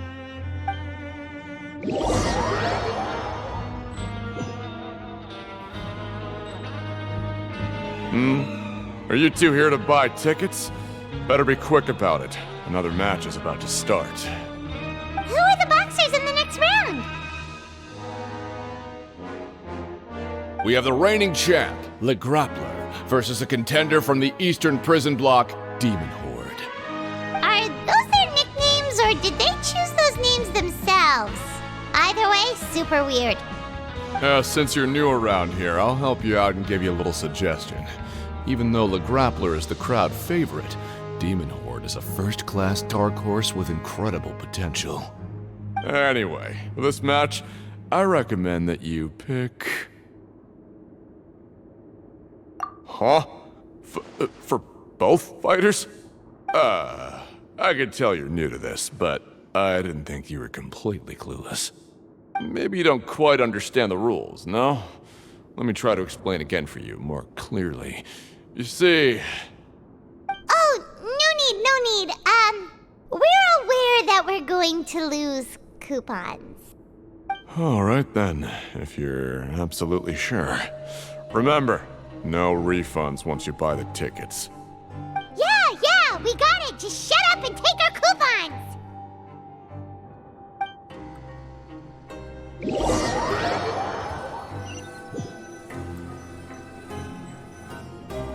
Seems we had a productive day. Hope we can make even more progress tomorrow.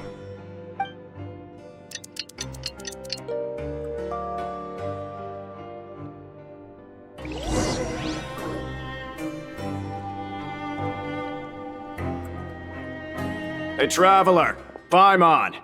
Package here for you. The next time you buy something, go pick it up yourself.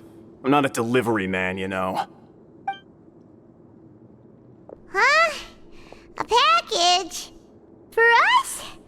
Did you buy something, Traveler? Paimon's not quite awake yet, so why don't you go take a look? Right! Yesterday we broke the hidden rule and bought tickets for both boxers. Oh, maybe this package is the bad thing that Colin said would happen. Paimon suddenly feels wide awake. Wait, maybe let Paimon go hide somewhere first. Just call Paimon after you opened it. Hey, wait! Paimon's still here! Don't open it!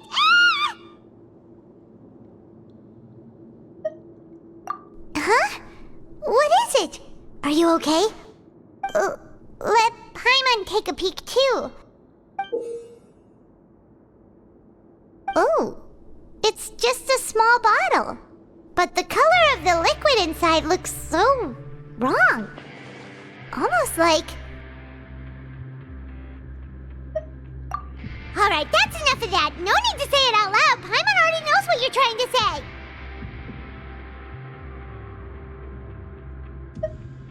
Ugh! No way! Get that stuff away from Paimon! Paimon thinks we shouldn't open the bottle until we figured out what's going on. Just trust Paimon on this one, okay?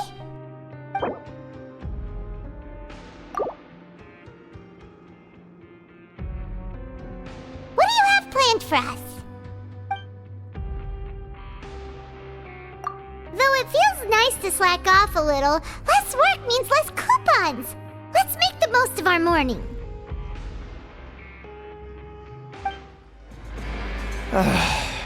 If there's no way to send it all out, maybe I'll never get a chance to leave. Who are you? We've never seen you before, and you don't look like a fellow convict. I'm not! Of course I'm not. Please, don't mistake me for a criminal. I'm a good, law-abiding citizen. Then what are you doing here? You sure seem anxious about something. I'm a promoter for Fontico, and I'm usually responsible for promoting our drink products. I thought I could complete my task here quickly and return to headquarters, but I've been here way longer than I anticipated. Oh, a promoter from Fontico? So what kind of problem did you run into? I'm so upset. It's all because of that Duke. After discussing the company's promotional plans with him, he told me outright that my project was worthless. However, in light of our long history of successful collaboration, I still tried to patiently explain the details. However, to my surprise, he just cut me off while I was speaking. Let me take a moment and recall his exact words. I'm just gonna stop you there and say no. If anything, I'm saving you time. It seems you don't fully understand the value of credit coupons here, nor do you understand the value of your own products. The former is because you are from the overworld. That's understandable, and I don't blame you for that. But as for the latter, only someone monumentally stupid, so breathtakingly stupid that they were completely ignorant of the value of credit coupons, despite living in the underworld, would ever possibly consider buying your drink. Let's just forget it. Anyway, that's how he rejected my proposal and asked me to come up with another solution with the condition that it doesn't cause any trouble for him. Can you believe that guy? Well, he is the head honcho here. Not much you can do about that. We met him too and could tell that he's the kind of guy that's hard to pin down. Fine. I know I should just let it go. I'm on his turf after all. His house, his rules. Hey, I heard you crazy fools really did it. You bought tickets to support both fighters, didn't ya? Well, did anything happen? Well, the next day we received a mysterious package, but we still haven't made any sense of the contents. So it is real. You didn't become cursed or anything like that, did ya? Are you both still okay? Wait, are you sure that it's still you controlling your bodies right now? Paimon's not sure. What do you think, Traveler? Is Paimon still Paimon? Oh, okay. Well, that's good. Yeah, you two don't seem to have changed at all. But I wouldn't let your guard down just yet. Still, I didn't expect you would actually do it. You'd actually throw away coupons like that just to satisfy your curiosity? Even if we bought tickets like everybody else, it's not like we could hope to earn any coupons. When it comes to things like this, it's always the organizer who makes the real profits. Hey, just what are you trying to imply? The Pancration Ring is an honest business, and we really don't make much from selling tickets. We make so little that even the current tournaments can only be held thanks to funding from the producer of Fanta. Oh, so it's the company that manufactures Fanta sponsoring the events? Paimon thought all of this was thanks to the Duke's support. Let's just say it's a mutually beneficial arrangement. They reached out to us first, hoping to promote Fanta products in the fortress of Meropide. Anyway, you try and take extra good care of yourselves these next few days, you hear?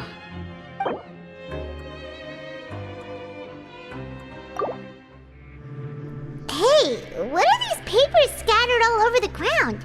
Are they registration forms or something? Maybe not. Every page has the Fontaco symbol on it. Maybe it's some flyers from the company.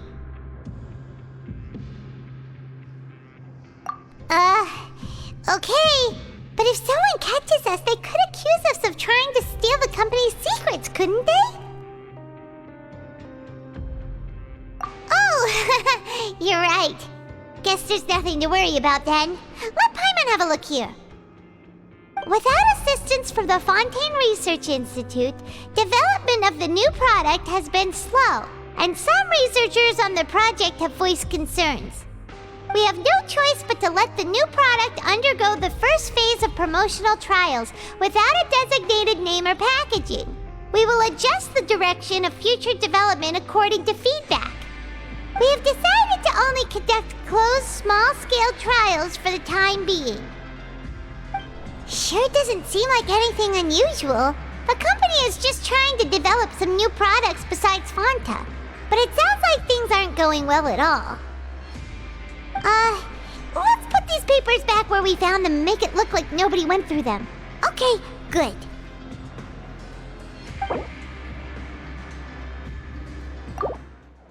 Huh. We ended up here without even thinking about it. Want to grab something to eat?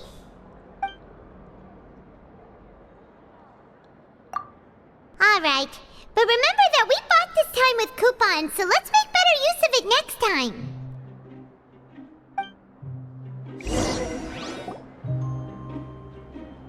Oh, just a regular meal set.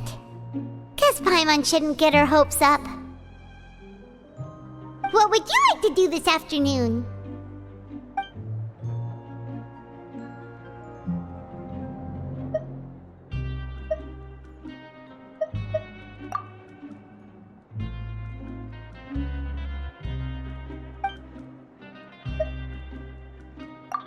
Kids are really getting the hang of things at the Pancration Ring now.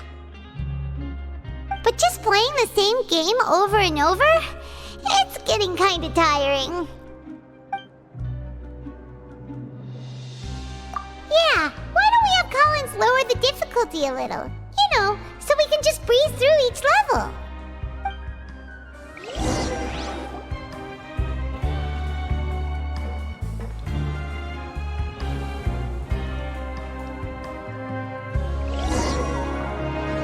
A mysterious box? A bottle of crimson liquid? Paimon still doesn't know what to make of it. Do you have any ideas, Traveler? Really? Then it looks like that part of the investigation led us nowhere. Well, maybe we'll have better luck tomorrow. Good night, Traveler.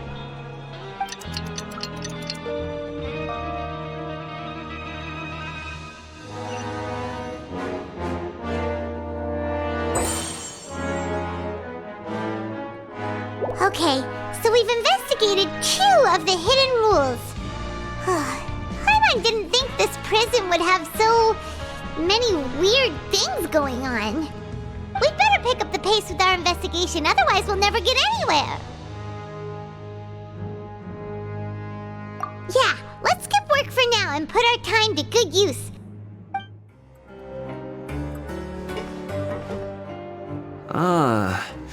Seeing you at this time must mean you've already saved up a lot of credit coupons. Or at least enough to skip work. Seems you're getting into the swing of things around here. Impressive. Very impressive. So, now can you tell us about the hidden rules you know? If that's what you want to know, I guess you couldn't have come at a better time. Huh? What do you mean it's a good time? Leonid and those other pesky broke urchins have all gone to work in the production zone. I wouldn't want them listening in without paying up. We get it! Just tell us already! So, you know those pipes that make strange sounds? Don't ever, ever go near them at night. Even if you manage to avoid the guards, you might find something even more terrible there. Something even more terrible? Like what? A group of cannibals. Cannibals? In the fortress of Meropide? Every month, they meet a few times in the dead of night. Rumor has it they might be connected to the people that have disappeared here. But what's even scarier is that they have a special proclivity. Since they have no way to dispose of the leftover remains, they have ways to transform them into other forms and keep them in the fortress forever. Paimon might already know what you mean by other forms. So that's what's going on here. Oh, Paimon's stomach doesn't feel so good.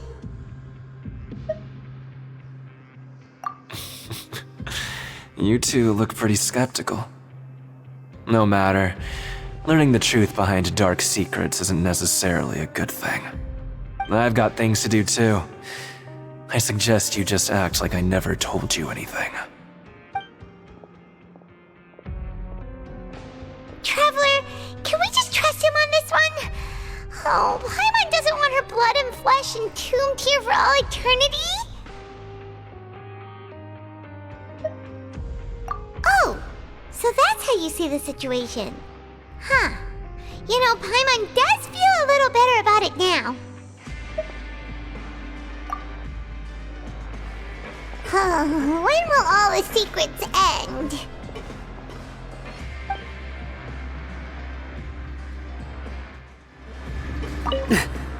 Just stay away from me.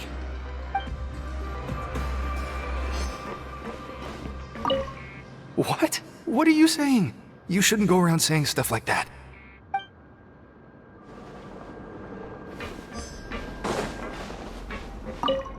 What are you talking about? Listen, you should keep your nose out of other people's business.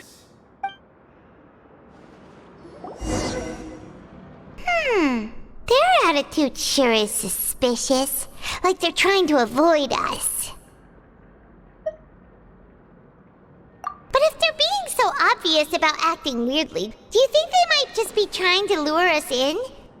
Oh, this is all getting way too creepy for Paimon. So you mean we still need to investigate some more? Okay, if you say so. Hello, Fielding. What do you want? Criminals like you ought to be working right now. Catch my drift. We just want to ask you a simple question. Have you ever discovered anything odd during your nighttime patrols? Why are you asking about something like that? Whatever happens at night isn't your concern. All you need to worry about is getting enough sleep. Well... right! We've heard it happens a few times every month. Paimon has sensitive ears, so it makes it hard to sleep. Really? I see. But it's not like I'm on duty every night. And now that you mention it, I recall my colleagues talking about something like that before. They say that strange things tend to happen at night on pipe cleaning days. Lots of us don't willingly take those shifts. So, what happens at night on pipe cleaning days? And they just conduct regular cleaning of the fortress's drainage facilities. There are 3 pipe cleaning days per month, and it just so happens that today is one of the scheduled days. You can try to confirm the sounds tonight if you want, and if they're real, then I can report the issue to my superiors for you. Oh, okay. Then we'll keep both ears out tonight. If that's all, then I'll be leaving now. I advise you not to try anything funny, though. Even if I'm not on duty tonight, someone will still be watching you. Don't worry, we don't want any time added to our sentences. Oh, he left. So what do you think about the pipe cleaning days he mentioned?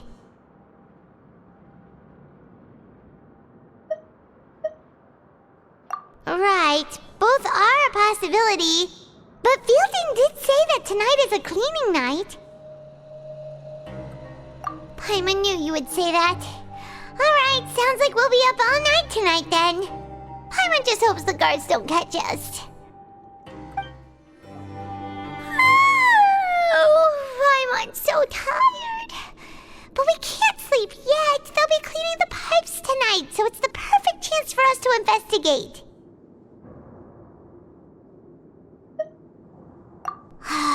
Whatever. Just be sure to wake Paimon if she dozes off. Paimon's worried something might happen if you go alone. Huh? Traveler? Did you fall asleep already?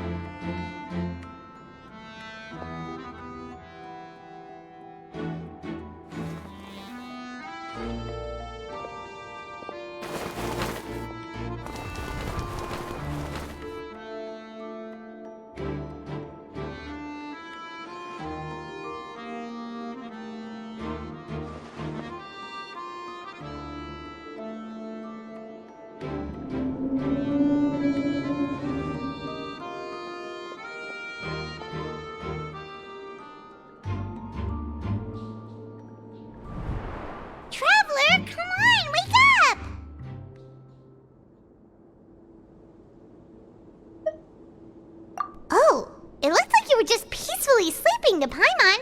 Well, what did you see this time? Really? So we're finally starting to figure out what actually happened! But what about the cannibals? How do you explain them? Okay, well it's about time for us to get moving. Just be careful to avoid the patrolling guards. What? I know you. You were the ones we saw. Huh. You've got guts showing up here. You know who we are, right? You'd better leave now. Ain't nobody coming here to save you.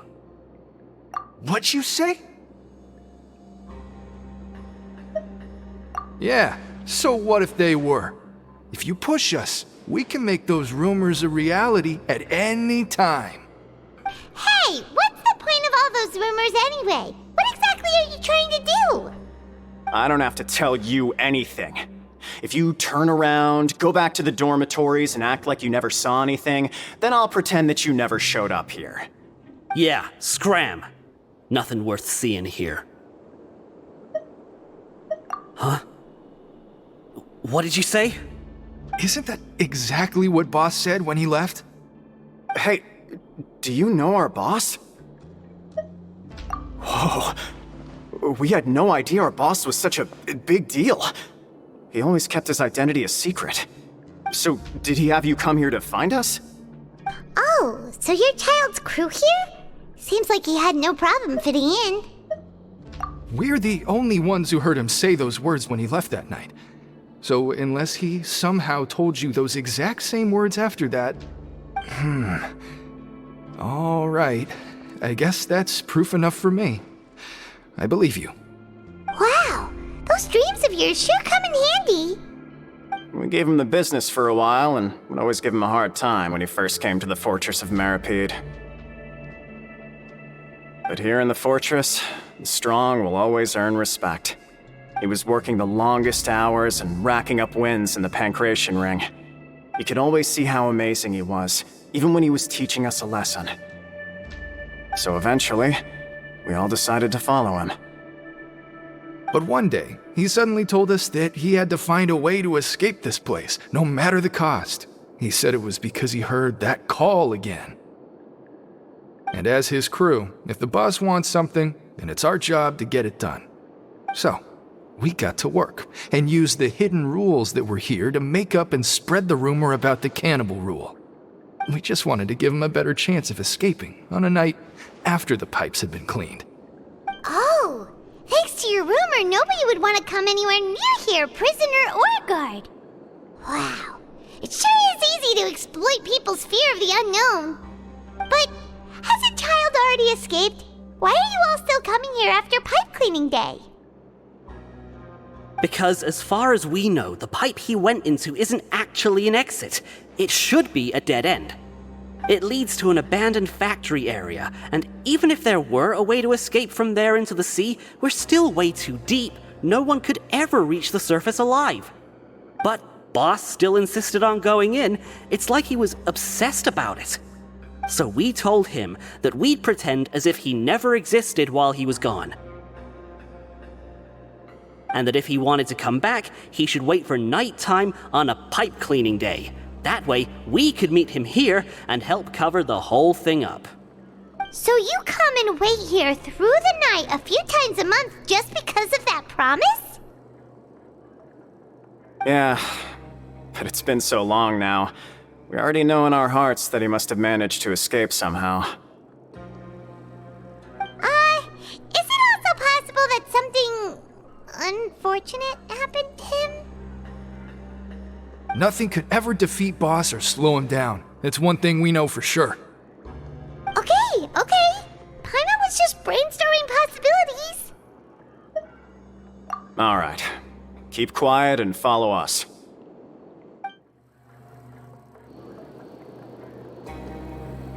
The way up from here has been sealed off. It's impossible to get through. Boss left by going down from here. It wasn't full of water at the time. Later, we came back hoping to have a look. That's when we found out it had been completely flooded. It's impossible to navigate unless you're an extremely skilled diver. Do you think Childe got trapped by the water? Not likely. We all know that Boss was an incredible swimmer. Really? Then have him come investigate, pronto. Just be sure to tell us if you get any news about Boss. It's getting late. We should leave before the guards come this way. Yeah, we learned a lot about what happened to Childe here. Let's get going! Whew. We finally learned some key information.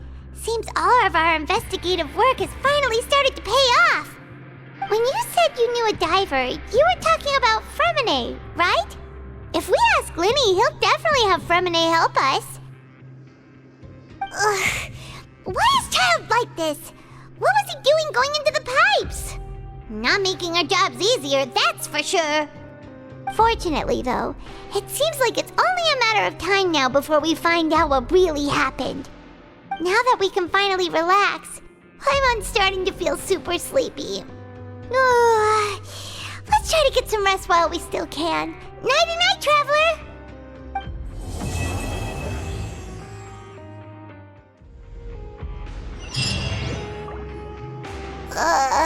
It's morning already? Oh, Paimon still needs more sleep. Huh? Wait, look over there! Isn't that... It's one of Lyney's cards!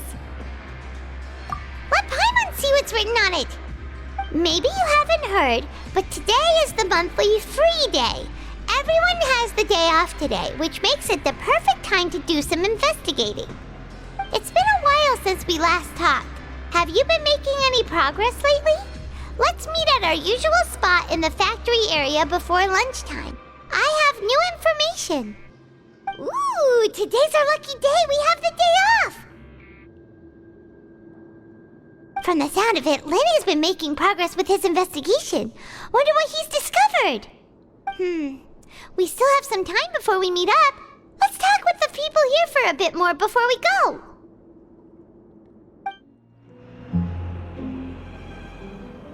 Look, there are some people talking over there. Let's listen in on the conversation.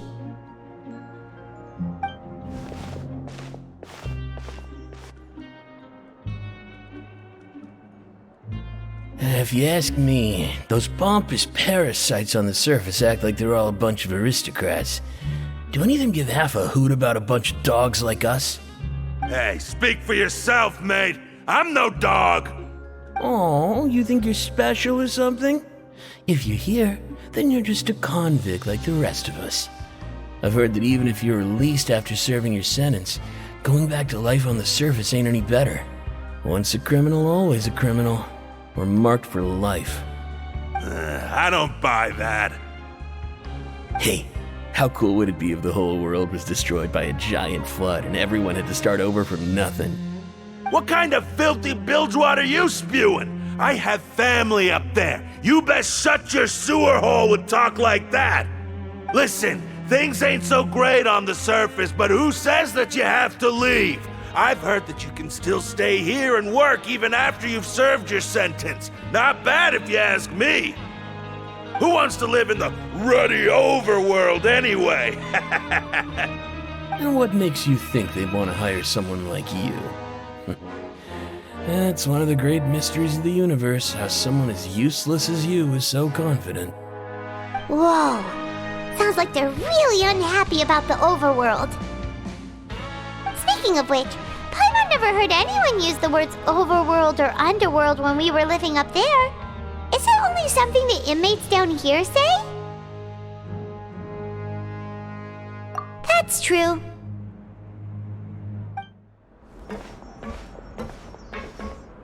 There's a group of people over there. Let's go listen in. So I said, that's not a faucet. Hey, who are you two? Why'd you come over all of a sudden? Sorry for eavesdropping. Sounds like you were talking about something private. What's the matter? They're just looking to join in on our fun, that's all. Hey, don't pretend like it's okay for them to just interrupt us like that. Fine. You're lucky we don't mind extroverts that much. You hear that, Quisto? What nice! Your expressions tell me you're looking to hear some juicy info, am I right?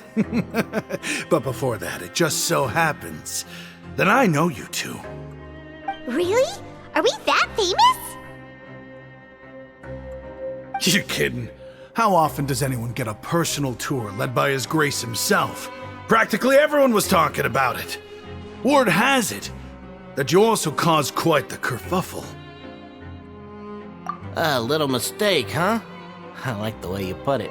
You see, people with a good attitude can join our group anytime, unlike some of the others here. Your group? I'm Quisto, and this is Lavaroon. People usually call us the Bombshell Bros, but don't worry, we're not playing with bombs or anything. It's just that our information is always so explosive, and we blow minds on the regular. So, you two really like to gossip? Whew, you sure know how to embellish. No, you don't get it. Knowing intelligence will make things better for you here. For example, knowing who's working with whom, who has the latest rumors, who's not getting along. Wouldn't you like to know all that? Whoa, all this info's worth something, you know? You should prove you're worthy of it. I don't mind him. Quisto's always this way. Just play nice and say something to massage his ego. The welfare meals. Talk about the welfare meals. Right! That meal we had yesterday was super delicious. Paimon can still taste it whenever she closes her eyes. Is that so? To tell you the truth, I've been helping out with making those welfare meals. I've been working as a kitchen assistant for about a month and a half now. Oh, so you're the one who made those delicious steaks. Amazing! You could be a professional chef. You are correct. I am a true professional. In fact, I even went to culinary school. But enough about that. Since you like my cooking, I guess that means we share similar tastes. Listen carefully. This little bombshell will help you learn what's really going on here in the fortress.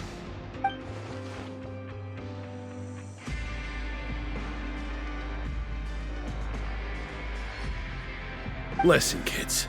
The power structure within the fortress is quite complicated. The overworlders couldn't care less about us down here. We're basically dogs to them. You've already met the one person here you should never cross, the Duke, Wroithesley. He knows more than you think. And if he doesn't care about something, then he often doesn't bother dealing with it. Those who have the Duke's attention get all kinds of special perks, even better treatment in the infirmary. I know who you mean. It's that Jurier character, right? I don't think there's anything useful about him at all. Why does he visit the infirmary practically every day? Is it normal for anyone to be going in and out of there so often?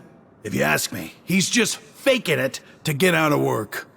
But did you know that Jurier was a talented researcher from the Fontaine Research Institute before he came here? There's no denying that. I don't care if he was a researcher that could turn dirt into Mora. Once you're in the fortress of Meropide, you're just another inmate like everybody else.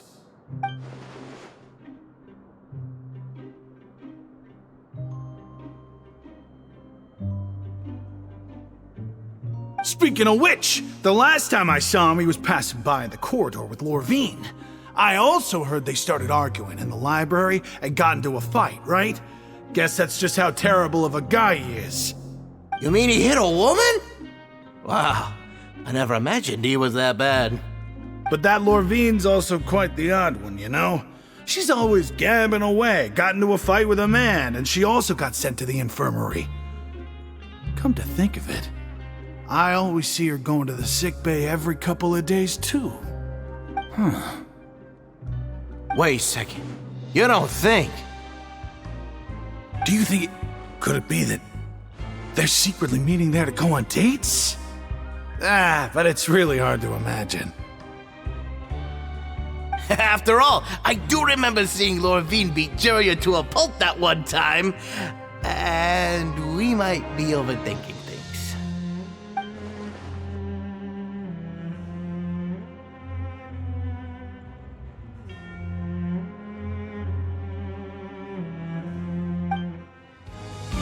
Hey, you over there?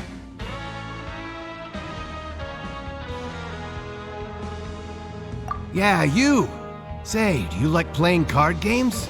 You know, like Genius Invocation TCG? You TCG TCG players are like mint in the wild, literally sprouting up everywhere. Hey, come on now. What's wrong with finding fellow invocation aficionados? Anyway, care to join me for a game? Alright. No pressure. But why would you be looking for people to play Genius Invocation in a place like this? Don't people usually come here to fight? Whether you're throwing down cards or throwing punches, it's all a competition, isn't it? It's all the same in my eyes. There are lots of card players here in the fortress. When I saw you, I immediately thought, hey, even outsiders from other nations play cards. So I came over to say hi. Sure. Great! Since you've been here longer than us, you need to flex your seniority a little bit, right? Maybe you could start by telling us newcomers some stories about this place. I thought you would have already heard everything by now. Alright then, did you have anything specific in mind? Or do you want me to just pick a topic? Why don't you pick? We'll let you know if we've heard it already. Alright. Have you heard any strange rumors since you've arrived? Then, did you know that there are some people who are always gossiping over in the corner? Yeah, so you've already met those two. They're quite a pair.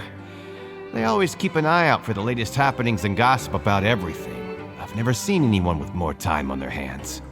I heard that they used to be a chef and a bartender before they were sent down here. You know how bartenders are, always chatting with customers. And chefs love to pass the time just hanging out when they're not cooking. Good to know. Do you have anything else to tell us? Let me think. Sounds like you want to hear something a little more tantalizing. Oh, did you know that the Duke was also a convict in the fortress of Meropide before? Huh? Wait, are you serious? That's right. The Duke was an inmate just like you and me. Seems he was exiled here for committing some crime. Who knows how he ended up rising up to become the warden, though. To go from an ordinary inmate to becoming the manager of the whole place? I'm not gonna lie, I kinda respect that. A forbidden zone? Sounds like something that someone just made up. I've never heard of that. Where did you hear about it? It's just a rumor we've been hearing, but no worries if you've never heard of it. Do you have anything else you can tell us? Anything else? Not that I can think of, but I'll be sure to tell you anything interesting I hear next time. You'll have to play a game of Genius Invocation with me first, though.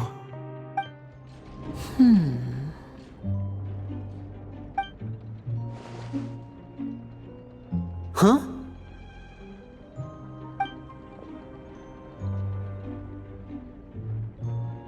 That look in your eyes. You found something? Hey, this is no time to be modest. Just tell him we found a boatload of information. Oh, as expected of the legendary duo, you have my full and undivided attention. Huh. I'd have never guessed that myself.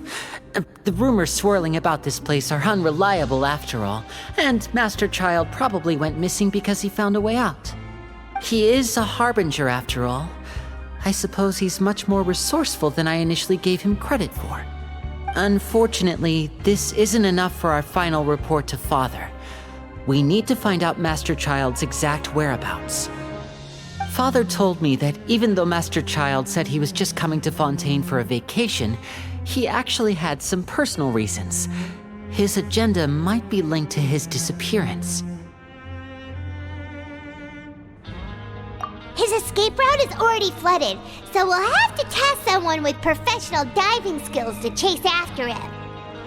Well, when you put it that way, it's obvious that only Freminet would be up to the task. Bingo! Is he around? He's working today. Coming here as a group would have attracted too much attention. I'll talk to him about it later. It's the least I can do. We're all in this together, so it's only fair for us to fulfill our end of the bargain. Honestly, I'm far more impressed by you guys managing to collect all this information right under Wroithesley's watchful eyes. Collecting information has always been our strong point. Now, let me think.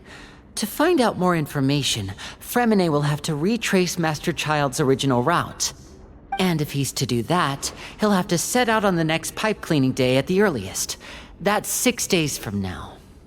And after that, he'll probably take another 2 or 3 days to return. You can even estimate how long it'll take for him to get back? We've been working together for a long time. We know each other's capabilities like the backs of our hands. Traveler, what say you to meeting here 9 days from now? We'll be able to pick up Freminet while we're at it, too.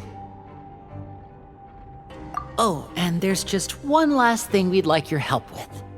Though we can just sit back and wait for Freminet's report on Master Childe's whereabouts, we still need to make more progress on the investigation of the Forbidden Zone. Freminet's no master of disguise, Lynette's still working on getting intel from the other areas, and I'll need to spend some time helping Freminet prepare for his diving mission. So, you are the only ones we can count on. What do you want us to do? Will it be hard? Well, I won't call it easy per se, but I think you'll be able to pull it off. Listen carefully. You'll need to find an excuse to get into the infirmary and investigate the room and environs. You've mentioned several sketchy-looking people always meeting at the infirmary earlier, so it probably has something to do with the secret we're hoping to uncover. You've already met the head nurse, so she'll be less suspicious of you. Investigate the internal structure of the infirmary and any active dealings within, and pass those on to me alongside anything else you're able to discover. But also, there's no need to take risks. Don't forget, safety always comes first. My apologies, I just started rambling out of habit.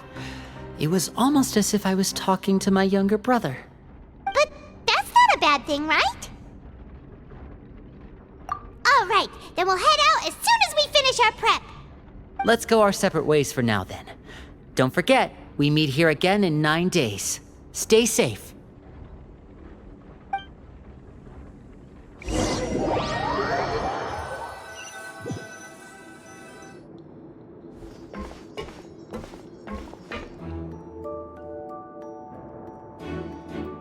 Hey, stay here for now. Paimon will take a peek.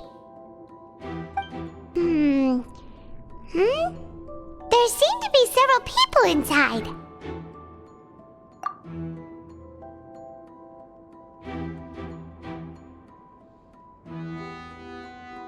Right. I feel like It's not impossible. Oh.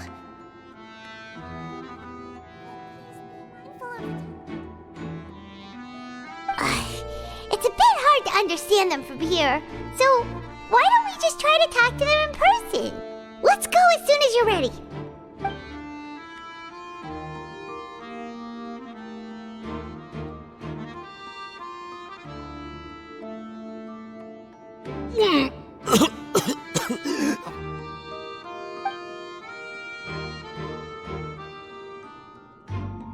Someone! Please help! He's sick!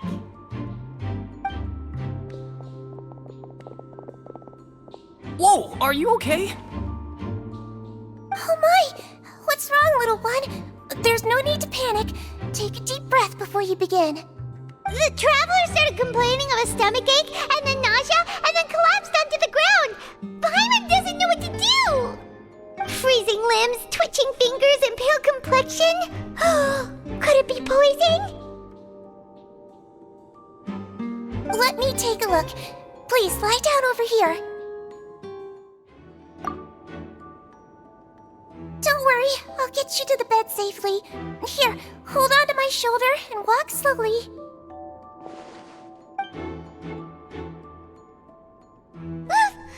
You can do it, traveler! Don't apologize. You're sick after all. Now, please relax. I'm just going to do a preliminary checkup on you.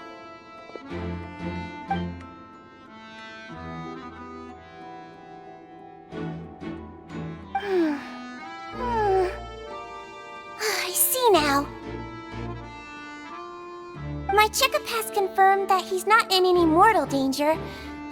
That's our worst fear out of the way. Eh? Oh, that's good. But... I'll continue my diagnosis of the patient now. Please, relax and take a deep breath.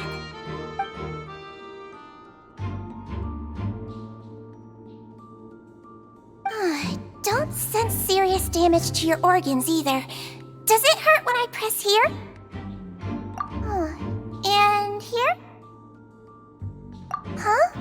But based on my initial checkup, there shouldn't be a problem here. Oh, how strange.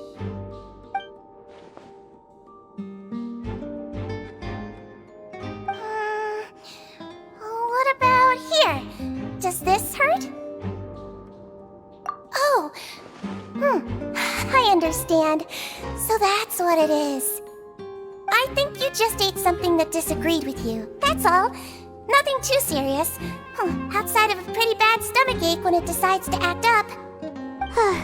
So that's what it is. Thank goodness it's not anything more serious. And there have been other inmates complaining about the food recently. I'll inform our head chef, Mr. Wolsey, of this problem as soon as possible. Congratulations! The health risk is incredibly low, so you should recover within a couple days. Why don't you take a rest here while I go get some medicine for you? Miss Levine, I'll have to trouble you to help me look after this new patient while I'm gone. Very well. And she hopped away just like that.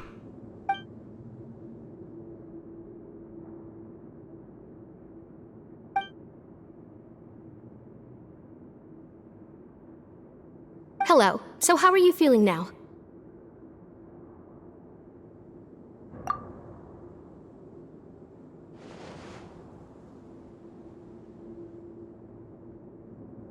His stomach ache's really bad. He was stumbling about the whole way here, so Paimon's really worried. If Miss Sijuin says it's not a serious problem, then there's no need to worry. She's the best medic we've got down here. But it also looks like she's the only medic you've got down here. Well, that's true. What do you mean, that's true? That's really misrepresenting the situation. Of course I can't speak for the whole fortress, but it's not like everyone imprisoned here is useless, you know? Though they may have committed crimes and gotten locked up here as a result, they still know a thing or two about medicine, and they help Miss Sijuin take care of the sick and injured. Yeah, you're right. But did you have to lecture me about it in front of another patient? Aren't you a patient too? Where did all your energy come from? That's correct. Sorry, I got a bit ahead of myself. Are you two also sick? We've been sick a while. I come back every once in a while for checkups, and to pick up the medicines Miss Sijuin prescribes for us. That's just the nature of chronic illnesses. As for her...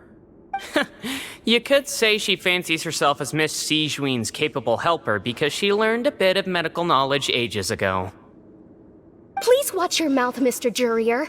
Don't forget that you are the primary reason I have frequent heart palpitations. Hey, don't start arguing now! Please, keep it civil at least.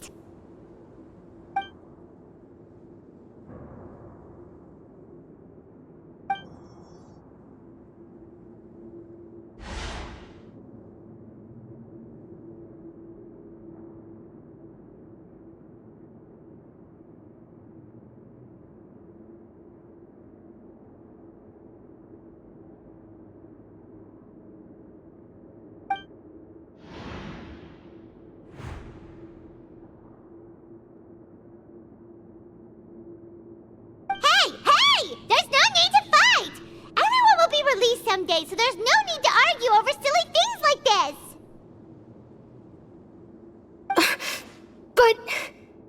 But... Release. It's way too early for us to even think about that. And who the heck knows if we'd even be able to continue our previous lives?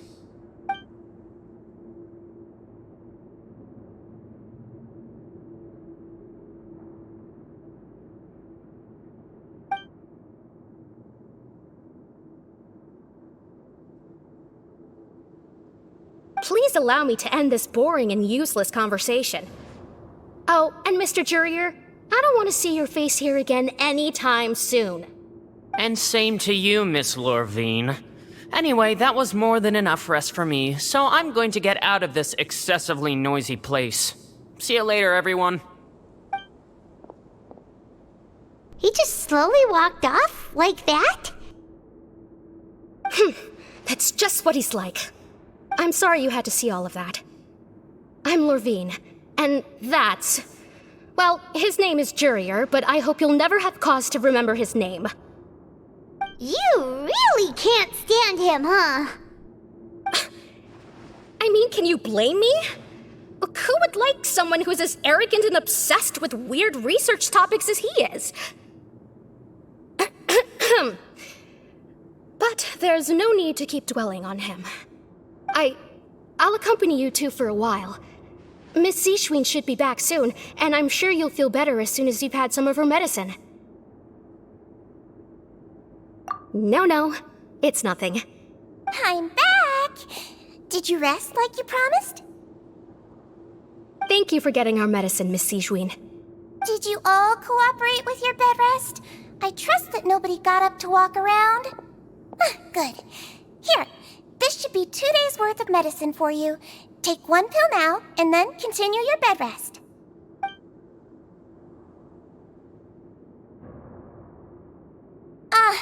Miss Lorvine, I left in a bit of a hurry just now.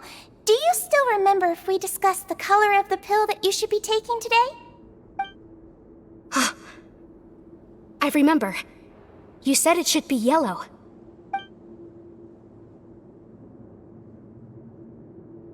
Yellow, huh? I understand. These are yours. Please, make sure to go to bed early after taking them tonight. You'll benefit from a good night's sleep. All right, then I'll also be on my way now. I hope you feel better soon, too. See ya!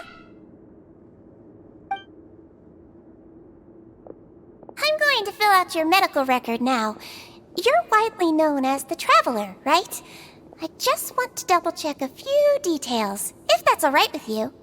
Those two made quite the commotion just now, so why don't we let the Traveler rest? Paimon can answer the questions instead. So his primary symptoms are abdominal pain with secondary symptoms of nausea. Is there anything else? That's it. All right then. Is there anything we should know besides to take the meds?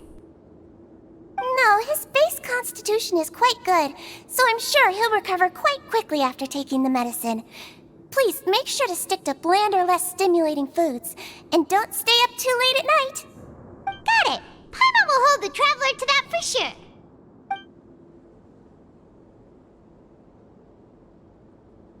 Oh, you're going to take a nap already? Okay then, you get some rest.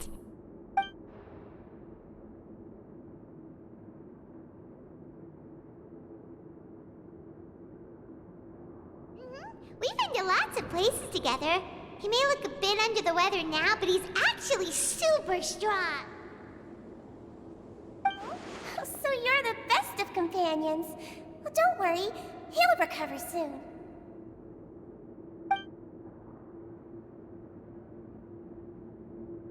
You're awake. How do you feel? You slept for a really long time, but we never left. Well, now you can go back without a worry in the world. Remember to take your meds regularly, and remember bland foods. Thank you, Miss Seishween.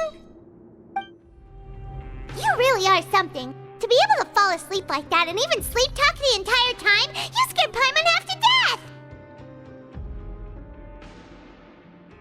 No, but you kept mumbling things along the lines of, Pyron, go take my grilled fish and put down the Adeptus Temptation now!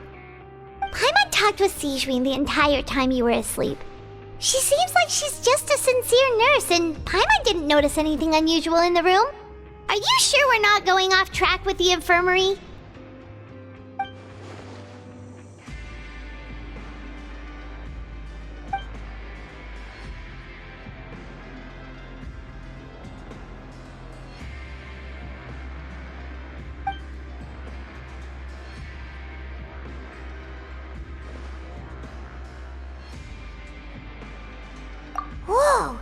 You really are super thorough. All those tiny little suspicious things that Paimon didn't even pick up on. We've got to give the info to Lyney.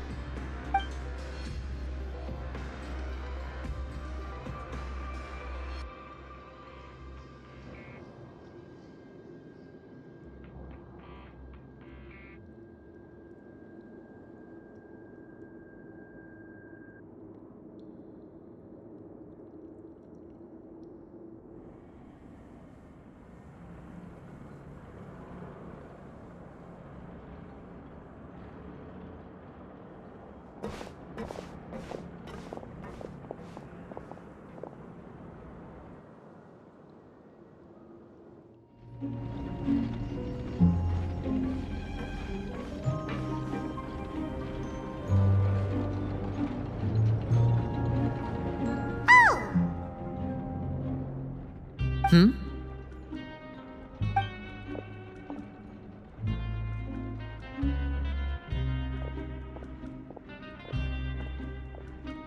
Did you two run into any trouble over the past few days? No, we just worked our shifts according to the schedule. Nothing weird happened. That's good. That means you didn't raise any suspicions when you infiltrated the infirmary. We've taken a look at the slip you've sent. Freminet successfully left the grounds via the pipes 2 days ago, and as of last night, Lynette has also infiltrated the infirmary after faking an illness. Wait, why is she getting involved as well? You already went above and beyond when you scoped out the infirmary. To put it more bluntly, even if we were to view that as something you did in exchange for Freminet's help, you've already done more than enough. Infiltrating a guarded stronghold is a different kind of job from a one-off investigation. We want to avoid using the same faces over and over and reduce the amount of suspicion that will fall on any given person. Lynette also felt like you have already taken the first step for us, so she should be the one to finish the job. So that's what Lynette thinks. Oh, Paimon hopes everything's going well for her.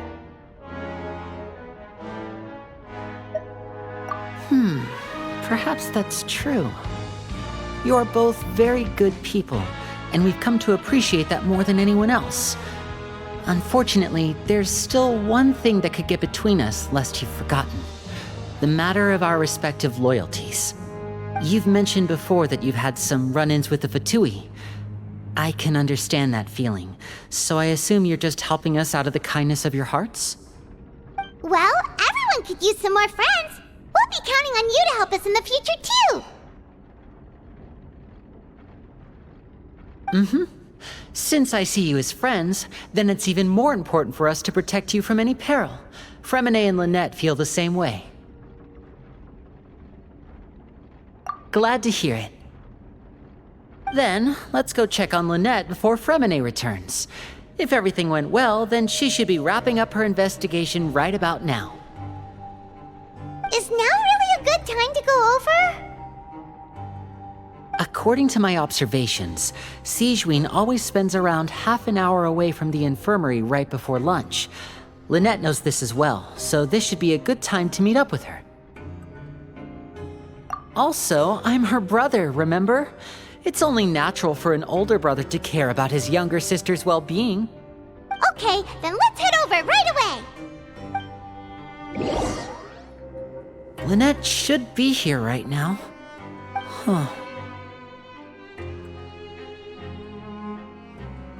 Strange. Lynette? As expected, Sigewinne isn't here, but why isn't Lynette here? No, Lynette rarely deviates from the plan. We agreed that if she were to make changes on the fly, she'd find a way to let me know. Unless... Let's see if there are any clues around here. We can look while we wait for her. Who knows? Maybe she'll be back soon. Okay.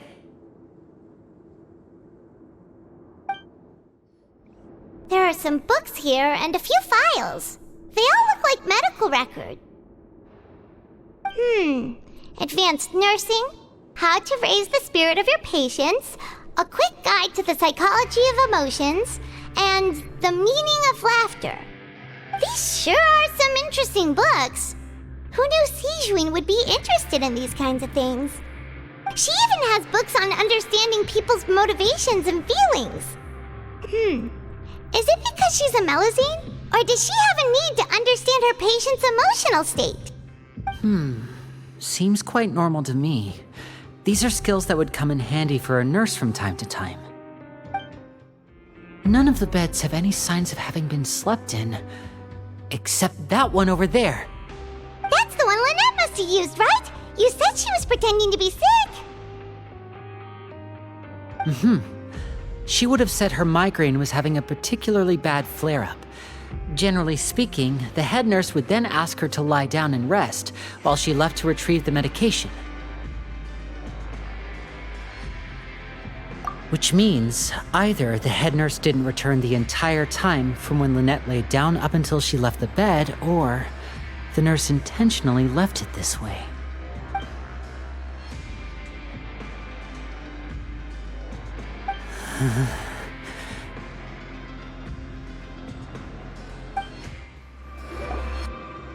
This is it! We saw it before! Wait, this thing?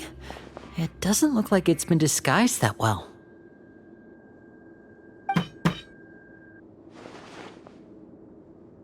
The space behind it is empty. From its size, I don't think it's an entrance that is meant to be taken apart. There's probably a mechanism around here somewhere. Could Lynette have tried to get inside?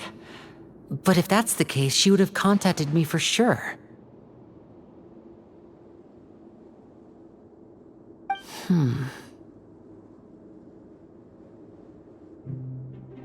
Let's look around here for some more clues. Don't panic, just take another look.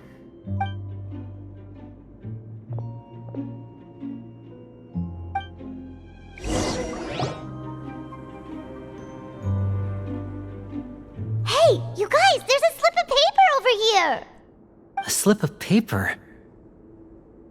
It's right over here, and there's a bunch written on it too. It reads, "Out of respect for your usual practices, I'll use a piece of paper or card as the medium to pass on my message. You may consider this as me giving you my best regards." This is... Is that all? The back! This is... Show me! Now! That look on your face! Paimon's reading it now! Would you care to guess where Miss Lynette of the Fatui could be right now? No! Could she have... Is she already... Wroithesley. Did he deliberately leave the infirmary unguarded to use it as bait? Wait, you mean he was aware of our goals from the very beginning? But why? We didn't run into any trouble last time, and he also never reached out to us since. Yes, that is a crucial question. Wroithesley, he doesn't do anything without a clear goal or reason. So this means he had no concerns about your activities from the very beginning. You're not from the same camp as us. You were sent down here by Neuvillette, so you have no conflict of interest with Wroithesley. We're a completely different story, though.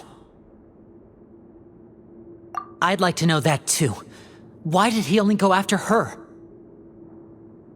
Don't panic, just think everything over. I have to stay calm. This is not like what happened last time. The situation's different now.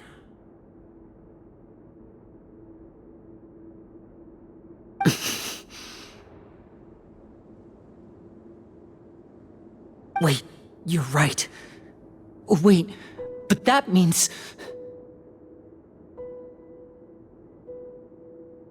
The fact that Freminet was able to leave the grounds, could Wroithesley have let him go as well? But what does he gain by letting Freminet leave like that?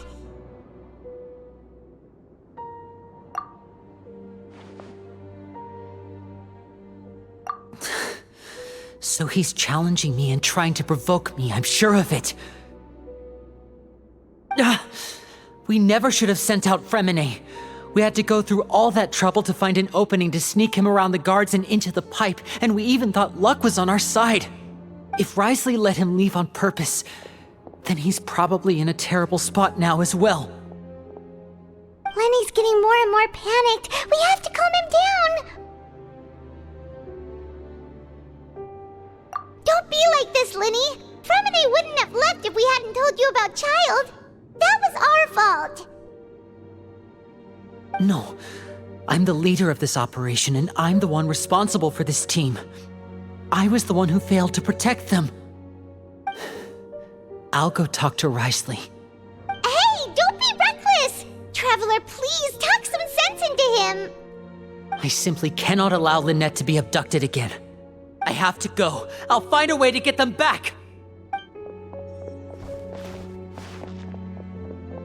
He's rushed out the door! After him!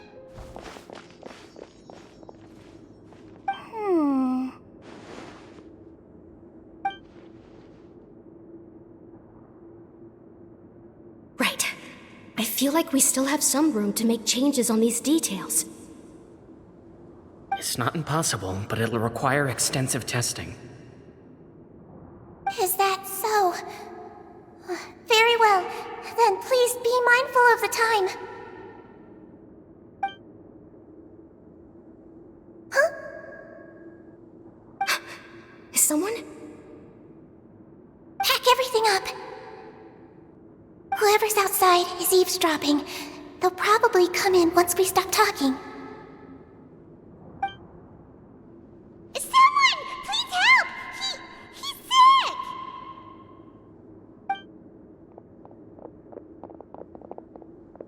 Whoa, are you okay? These two. As expected, they've already found this place. Oh, they are quite sharp. What a delightful turn of events. I like smart people, but I also like playing dumb. I like the feeling of being trusted. Oh my! What's wrong, little one? There's no need to panic. Take a deep breath before you begin. Being able to read human expressions is quite the useful skill.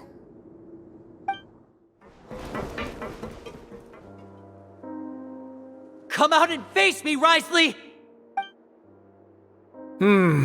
Aren't we at an administrative office space? Why don't you at least try to follow even a couple rules from the fortress's indoor management regulations?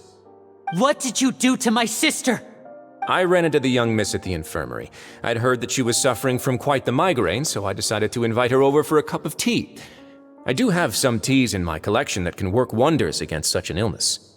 Stop joking around! Where did you take my siblings? I have also heard that your performances are quite the spectacle.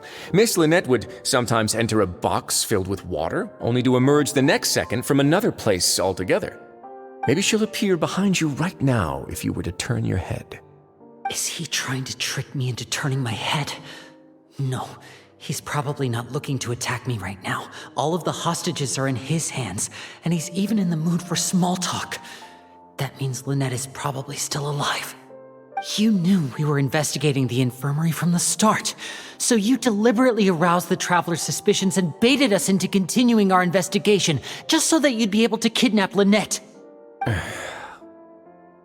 As for Freminet, no, you probably didn't even interfere with Childe's escape. You let him go, so you could purge the Fatui members that we had planted into your ranks. There was no need to do so. The fortress of Meropide is a pretty pleasant place. Most people enjoy their lives here. The only ones who act differently are those with personal agendas. It was quite easy to identify your colleagues. You removed our original members and spread the news of Childe's escape so Father would assign our team to come down and investigate. Freminet has also fallen into your hands, right? If you're oh so omnipotent and so in control, why would you need hostages? One correction. Lynette is in my hands right now, but Freminet is not. He's not? What do you really want? Lyney! Oh, wonderful. Everyone is here, so I'll only need to say this once. Thank you so much for cooperating with me. Eager and to the point, I see. Alas, only Miss Lynette is currently having a cup of the fortress's finest tea. Although, as per your original plan, Mr. Freminet should also have returned to the fortress by now. But he has neither shown up within my gates, nor has he been taken into any kind of custody. So where do you think he may be right now? Wait, you can't mean you locked him outside in the sea? I closed the fortress's gate to the outside world. That's all. Freminet's a star diver, so he should be fine, right? No, we're still here, so he definitely tried to find a way to come back for us. So we can't assume he might have made a break for the surface. But why would I do this, you may be asking? To have an audience with you, of course. My intel tells me that Mr. Lyney is a great magician, so it's only natural for me to want to have some cards of my own when it comes to negotiating. Besides, I do recall you mentioning to Miss Lynette that you've always wanted to have a face-to-face meeting with the Lord of the Fortress of Meropide, regardless of whether it was in a personal or a professional capacity. Well, you got your wish. So, you've been keeping tabs on us before we even set foot in the fortress. Some of my folks just happened to hear a thing or two, that's all. In any case, I will be straight with you. I was willing to play dumb and turn a blind eye, so we had a pleasant few days playing games together here. But once you started focusing on the Forbidden Zone, all of that changed. Mr. Lyney, the cards are stacked against you right now. Miss Lynette is in my hands, and Mr. Freminet is still slowly being pickled out there in the brine. You know just as well as I that he cannot last out there forever. You need do but one thing to guarantee their safety. I would like you to contact your superior, and ideally invite her over for a cup of tea with me. You want to see Father? But why should she bother giving you an audience? Well, if she cares for the well-being of her dearest children, she should have plenty of motivation to join me for a parents' evening. I've heard that the bonds between the members of the House of the Hearth are like the bonds of family. I don't see why she would refuse. Why did you think Father sent us to handle the Fortress of Meropide? This place is basically a no-man's land. It wouldn't be fitting for anyone as important as a Harbinger like Father to come here in person. Oh, I see. So it's because she doesn't care for my place here. That's such a shame. After all, I've amassed quite the tea collection. I was looking forward to sharing it with her. Both Monsieur Neuvillette and Lady Furina have already received many samples as gifts. Was this the extent of your master plan to get to Father? No matter how much pressure you may put on me, I won't allow you to use us to blackmail her. You people really are difficult to get along with. All I'm asking for is a face-to-face conversation. Does she truly have no interest in the fortress's secret? Mr. Lyney, you have one last chance to invite your father here. If you refuse... Lyney! Instead of asking why I'm doing this, why don't you try to see things from my perspective for a second? From the very beginning, the Fatui has been actively infiltrating my fortress. I gave you a warning by cutting off the first few operatives I found, but that only caused you to double down. Had you given up on the fortress then and there, I'd have no reason to want to talk. Mr. Freminet left the fortress on his own, and Miss Lynette tried to pry out my secrets right in front of me. No matter how you look at it, the responsibility for this falls on you. I shouldn't ask Father to do anything because of us. 6, 5... Wait, 2, 1. Time's up. It really is a shame, Mr. Lyney. Wroithesley! Negotiations have broken down. Please leave, ladies and gentlemen. It's time for my afternoon tea.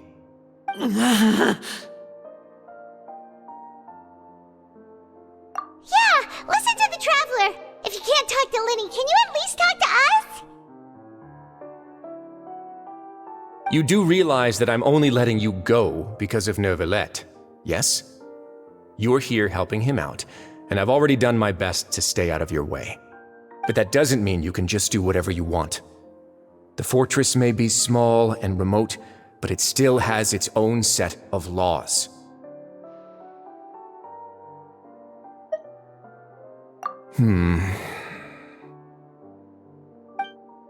Then how about this?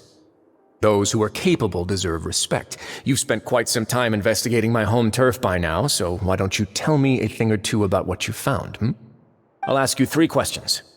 Answer all of them correctly, and I'll agree to your request. Question 1. Regarding the hidden rules of the production zone, what is the truth behind the one about not being allowed to work for 3 days in a row?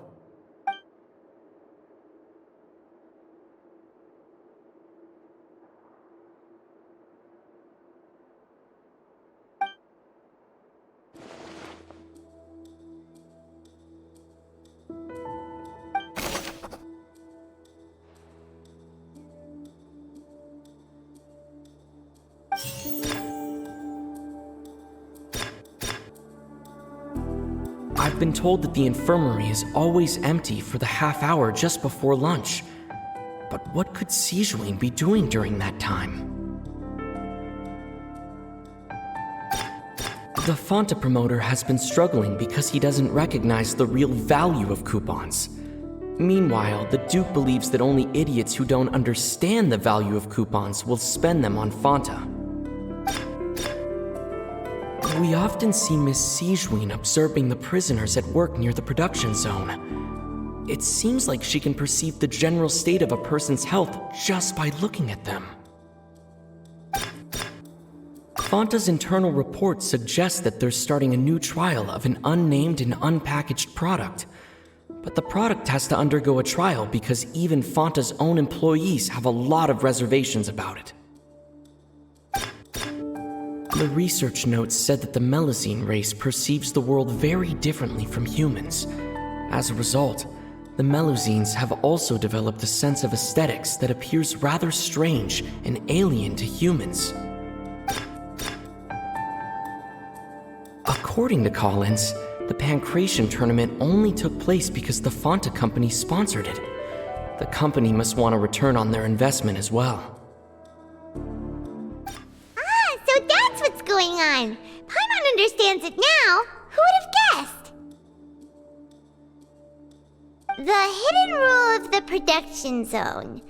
People are not supposed to work 3 days in a row, and if they do, they'll get strange meat in their welfare meal.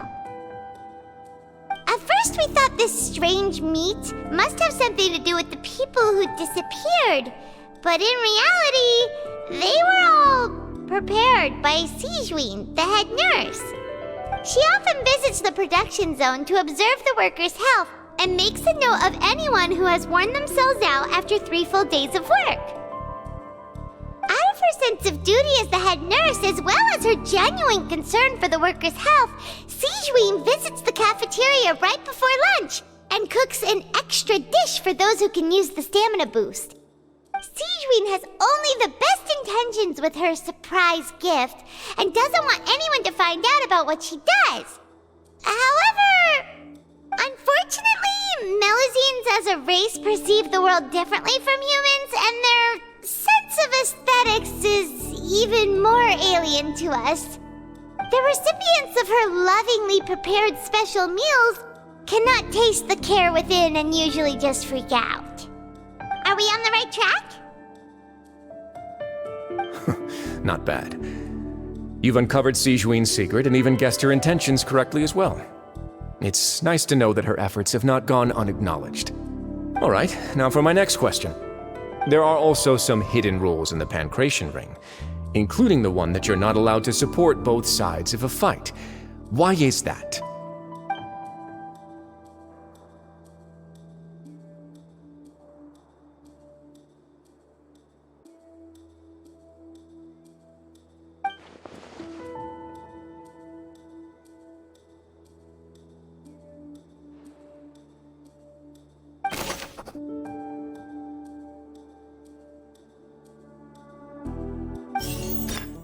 Paimon gets this rule too now, so there really was nothing to be afraid of. That hidden rule of the Pancration Ring is about how, people are not supposed to bet on both boxers at the same time. And if they do, they'll receive a package containing a strange, blood-colored liquid. People get scared when they see it because they've subconsciously begun to associate it with the missing boxer. But really, it's just a bottle of the latest yet-to-be-named and packaged new Fanta trial product. A blood-red drink. It's no wonder even Fanta's own staff were questioning the company's decision-making. The company, facing backlash from its own staff, decided to try to trial the product on a smaller scale to see how it might be received by customers. They came to the fortress of Meropide and offered to sponsor the Pancration tournament so they could push their new product. But the Duke completely refused to even entertain the idea. The Duke, knowing how valuable coupons are in the fortress, knew that only total idiots who didn't understand their true value would bother buying a Fanta product here. And so, only those who proved their stupidity by being dumb enough to bet on two opposing sides of the same match were selected to receive the drinks. I acknowledge the effort you've put into bringing the truth of this mystery to light. Although, based on your description, that Fanta promoter is a bit too careless with his words, I may just reconsider my collaboration with the company. All right, and here's the final question. What's the secret behind our head nurse and all of her patients in the infirmary?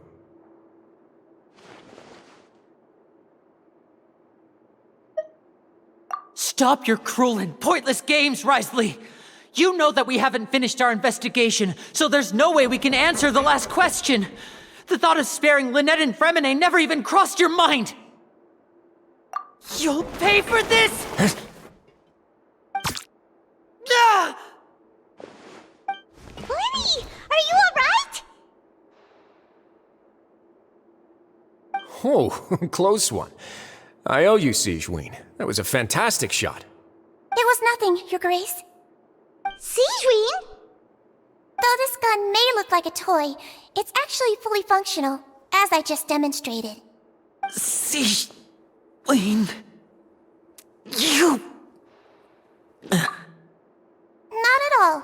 I am merely a resident of the fortress, and thus protecting it is my duty. When Monsieur Neuvillette asked me to come here, he told me that my job would be to take care of the well-being of everyone here. I am merely discharging my duties. But if you mean what you just said, then isn't Lyney someone you should be looking after as well? Isn't he a resident here just like the rest of us?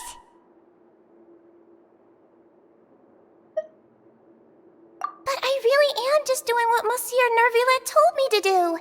Everything I did, I've done to protect them. Had I not, they would be in far more dire straits right now. His Grace knows it too, right? Your Grace? Mind proving my innocence to them? My dear Sigewinne, whatever shall I do with you? Would it have killed you to just wait another minute or two? Well, it's nearly time after all. The way you do things can be truly frustrating sometimes, Your Grace. I figured I should try to talk some sense into you. What are you talking about? What time? Take me if you want. Let them go. How touching. Can you just give me one more minute? Don't be like that, Your Grace. All right, everyone, calm down. 2 more visitors will be arriving any time now. I'll go get a cup of tea. Miss Sigewinne, I leave Miss Lynette in your care. You... What are you doing? I believe I hear footsteps.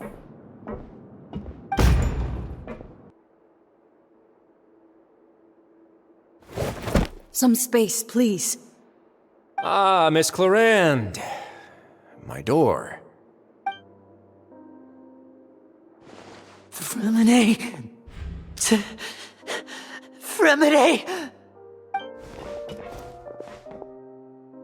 What's going on? What is Clorinde doing here?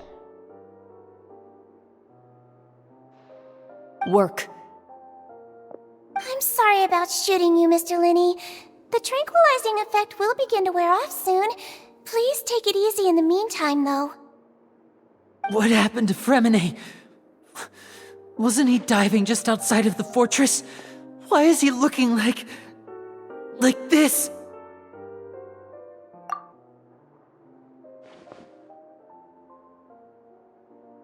A flushed face, an accelerated pulse.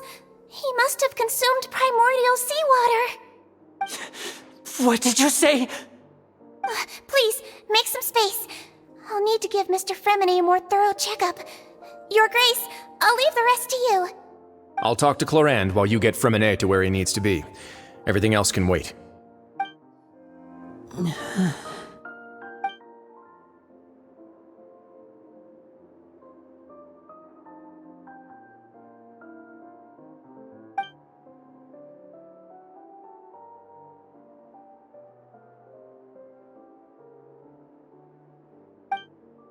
How is he?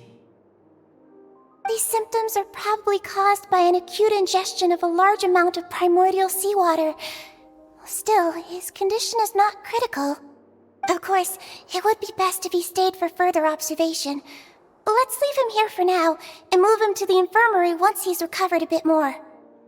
Sorry. I am aware that the infirmary may not be your favorite place in the world at the moment.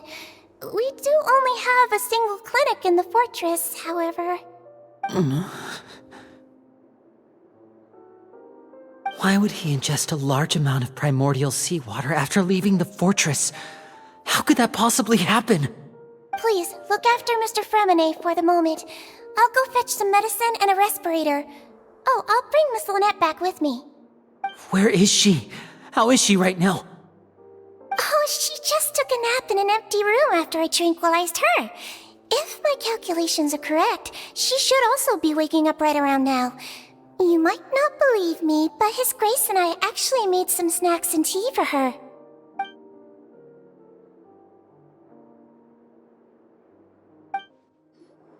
What's that look on your face? I thought I made good time on the way back. Oh, I'm just admiring your punctuality. Had you arrived just a few minutes later, Sigewinne may have been forced to shoot Mr. Lyney again. How's the situation out there? The water has changed. It's pretty much as expected. The concentration of primordial seawater has increased significantly. I was only out there a short time, so it wasn't too bad. But if one were to stay for any significant amount of time, well, you can see how that boy's doing. Where was he when you found him? The abandoned zone at the end of the pipes. A good distance into the water. Closer than I thought.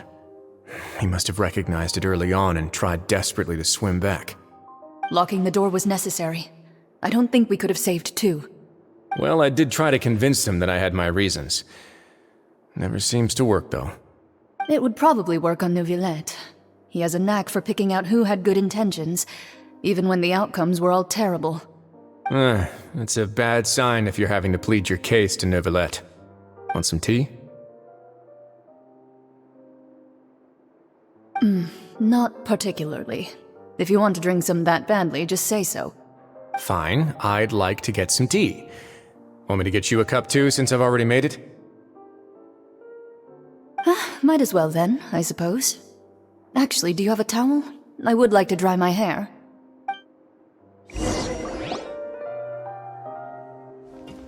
Lyney, are you okay?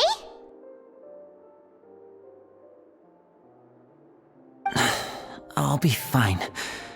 They're all here now. Don't worry about me. Are you sure? You don't look alright. My hands and feet are still a bit weak, but that's probably just the residual effects of the tranquilizer shot. I'm back, everyone. Lyney!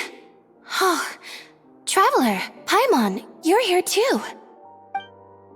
Freminet? Is he... He'll be fine. But for now, please help me lift him up.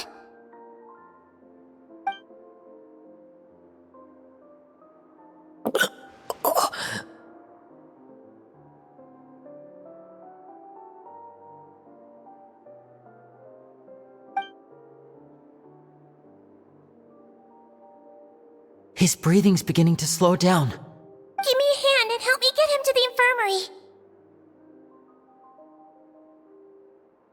Yeah, I'll take him from this side. Lynette, together? On it. Traveler, you seem pretty worried about him. Want to come with us?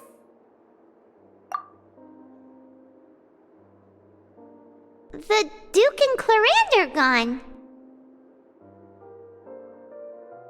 They probably went to get some tea. The Duke will explain the truth in just a bit.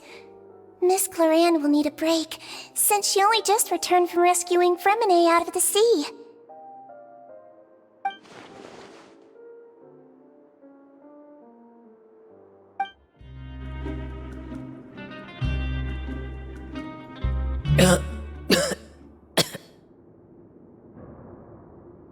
He's awake! Freminet, how do you feel? Lyney... Lynette... We're all here. Where... am I? The infirmary, at the fortress of Meropide, Mr. Freminet, and you are no longer in any danger. How do you feel? Don't push yourself if you're not feeling up to it. Traveler... Paimon... It's been so long. The sea! There's something wrong with the seawater. Shh, it's okay. We can talk about it after you've recovered. No, listen to me. This is really serious. There's primordial seawater mixed into the regular seawater. I don't know why it's there, but no one should touch it. Pipes... Right, the pipes. It's all coming back to me now.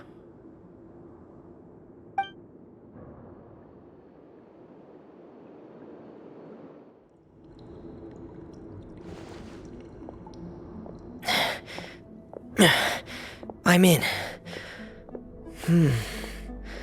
Seems like this pipe hasn't been used in a long time. It looks abandoned.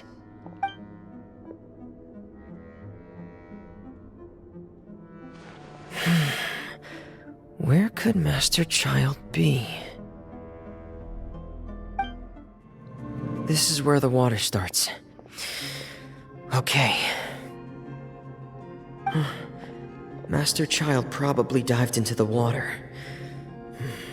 I'll go take a look as well.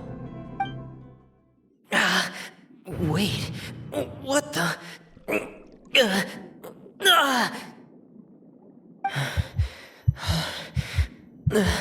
My heart is racing, and it's getting harder and harder to breathe. What's going on?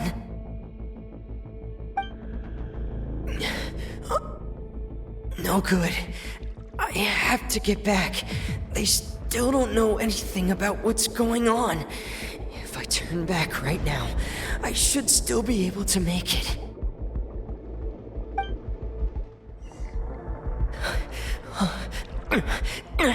I can't die here.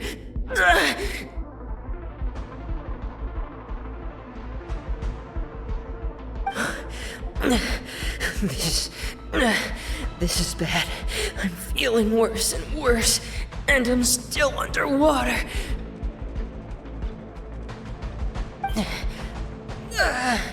I have to push on.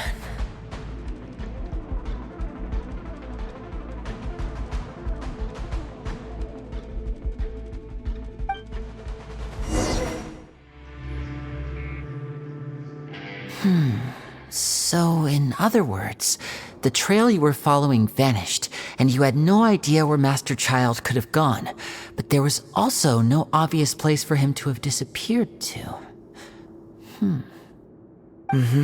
That's right. I tried my best to swim back, but I had already put some distance between myself and the fortress, and I just couldn't find the strength to keep going. I probably passed out some time after that. And you know the rest. Miss Clorinde brought you back, but we also don't know why she just suddenly appeared at the fortress, or why she went out to save you. Miss Clorinde, you say? I must go thank her in person. You're still too weak, Freminet. You can go after you've had some more rest. Miss Lynette is right. I believe Miss Clorinde will stay here as a guest for another few days, so there's no need to hurry. A guest? Then I can assume Wroithesley was the one who invited her to come down here? You should ask His Grace about that. He'll be able to explain better than me. Yeah, it's about time he actually told us what's going on. Wanna come with us, Lyney? No, please go on without me. I don't want to leave just yet. Lyney. The logical part of my brain is aware that we're safe right now, but I still can't bring myself to leave. Both of you are just in danger.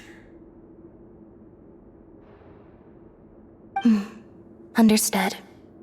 Then let's just sit together for a while. In that case, I'll leave the infirmary to you. The Traveler and I are going to head out for now.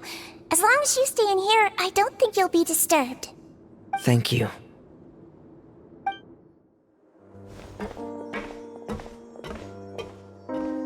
Excuse me! I take it Mr. Freminet's condition has stabilized? Of course! I wouldn't have left the infirmary otherwise. I've been expecting those two, but might I inquire as to the purpose of your visit, Miss Sigewinne? I wanted to check up on Miss Clorinde. How are you feeling? Mostly fine, I think. If you don't mind, I'd like to perform another quick physical exam. It'll just take a few minutes. All right. Thank you for looking out for me. I'll take my leave for now, then. Well, want to explain yourself, Wroithesley? Of course, but I'm not partial to the word choice of explain. How about enlighten? Where should I begin? How about you start by asking me any questions you have? You can start with whichever one you'd like to get answered the most. Then Paimon will begin. Did you know about Lyney's goals from the very beginning? No. I just knew they were Fatui operatives sent to the fortress by the Knave. As for their specific goals, I only figured those out as you made progress on your investigation. You managed to monitor and stay ahead of them even though you didn't know what they were trying to do? They came here with ulterior motives. I'm quite adept at discerning what that kind of behavior signals. Initially, I thought their goal was just to investigate Childe's disappearance. Lyney suggested that I had deliberately let him escape, but in truth, I didn't really do anything special to help or hinder him while he was here. Everything he did, from finding helpers to leaving this place, he did on his own. Of course, it's inevitable that the Knave would make a big deal out of her fellow Harbinger's unexplained disappearance. I'm also quite curious about where that Harbinger went, so I figured I might as well let the Fatui do their own investigative work. All I care about is the answer. So you were hoping Lyney's group would just do your work for you! You make it sound like that's a bad thing. Unfortunately, things didn't go as planned. I assume that Freminet has told you already, the ratio of primordial seawater around the fortress of Meropide is on the rise. The Forbidden Zone has always been Lyney's target, and you got roped into that investigation after running into him. I began to intervene out of concern for your safety, and also to prevent the fortress from becoming entangled in more irksome matters. Are the rumors true? That you're also a former criminal? Now, why would you put it like that? Isn't staying here all day and serving as the manager of the fortress a kind of sentence unto itself? Another form of prison? I just happen to have some support from the rest of the inmates, that's all. Oh, right! Paimon wanted to ask, who invited Clorinde down here? Me, of course. I paid her good mora to come down to the fortress for some field work. As a champion duelist, Miss Clorinde could be considered to be an independent party. I needed to find an exceptionally capable person to help me get through the impending crisis. And saving Freminet was part of that crisis? You can think of it like that, yes. Credit where credit is due, that boy is quite adept at diving. Had conditions not been as hostile as they were, he probably would have found the missing Harbinger already. That's not something you should be asking after. Neuvillette only asked you to investigate Childe's whereabouts. All I need to prove to you is that the Forbidden Zone had nothing to do with the Harbinger's disappearance. That should be clear now that you've spoken to Freminet.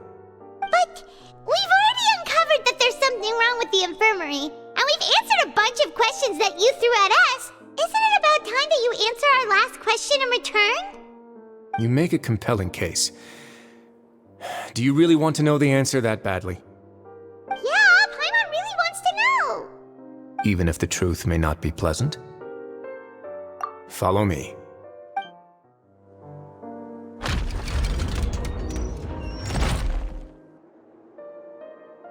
There's a hidden door here? And a whole basement behind it? Huh. You're pretty good at hiding stuff, Wroithesley. It seems you've forgotten just what kind of place the Fortress of Meropide is. Stand on the central plate. Wait, is there a secret mechanism or... Whoa!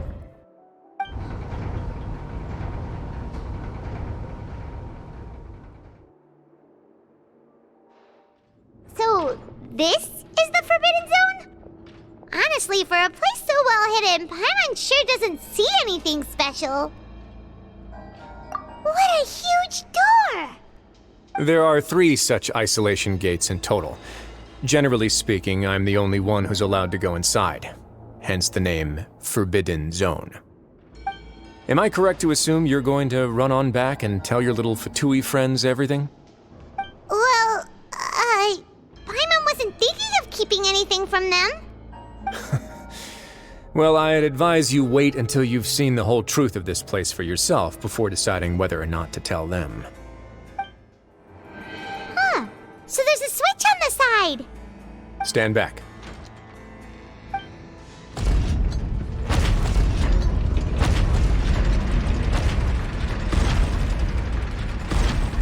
Whoa! They all just went up one by one! Go on, have a look.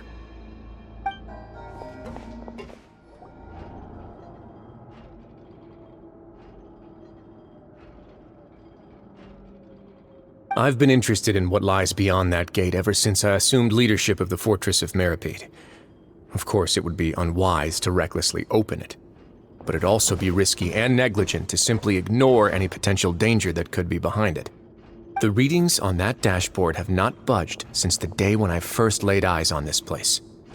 But over the past year, the needle has crept upwards from its original position, likely because some parameter it's been tracking has changed, if only infinitesimally.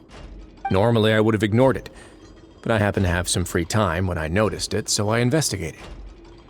Any guesses what the reading could be tracking? Very reasonable guesses. I've considered both of those as well. Unfortunately, our dashboard is tracking something less ordinary. The temperature should vary with weather and climate changes, so for something that rarely shifts, the water pressure is more likely. We ran a few tests to increase the pressure from the outside, but the readings didn't change at all. Later on, a few more possibilities occurred to me, such as a potential connection with the primordial sea. I began to make a few preparations based on that hypothesis. Over the past few days, the needle has moved again. With that, and the symptoms that Freminet displayed after leaving the fortress, I can now confidently conclude that the readings represent the concentration of primordial seawater in the seawater nearby. The concentration of primordial seawater? But we're already under the sea! And that is precisely the problem. We're at the bottom of the sea, and now we're surrounded by toxic seawater. Somehow, primordial seawater got mixed in, and the concentration is steadily rising. Yes, that's very likely. But forget about the two of us! Not even Neuvillette knows where the primordial sea could be, much less where we could find and plug a leak. Oh. Oh! Seems like you've figured it out. I believe the primordial sea lies directly beneath this sluice gate. For some reason, the primordial seawater levels have risen significantly, and it's now very close to us. The indicators are now red. Although the gate still stands, some primordial seawater has already leaked out and mixed into the sea around us. If this continues,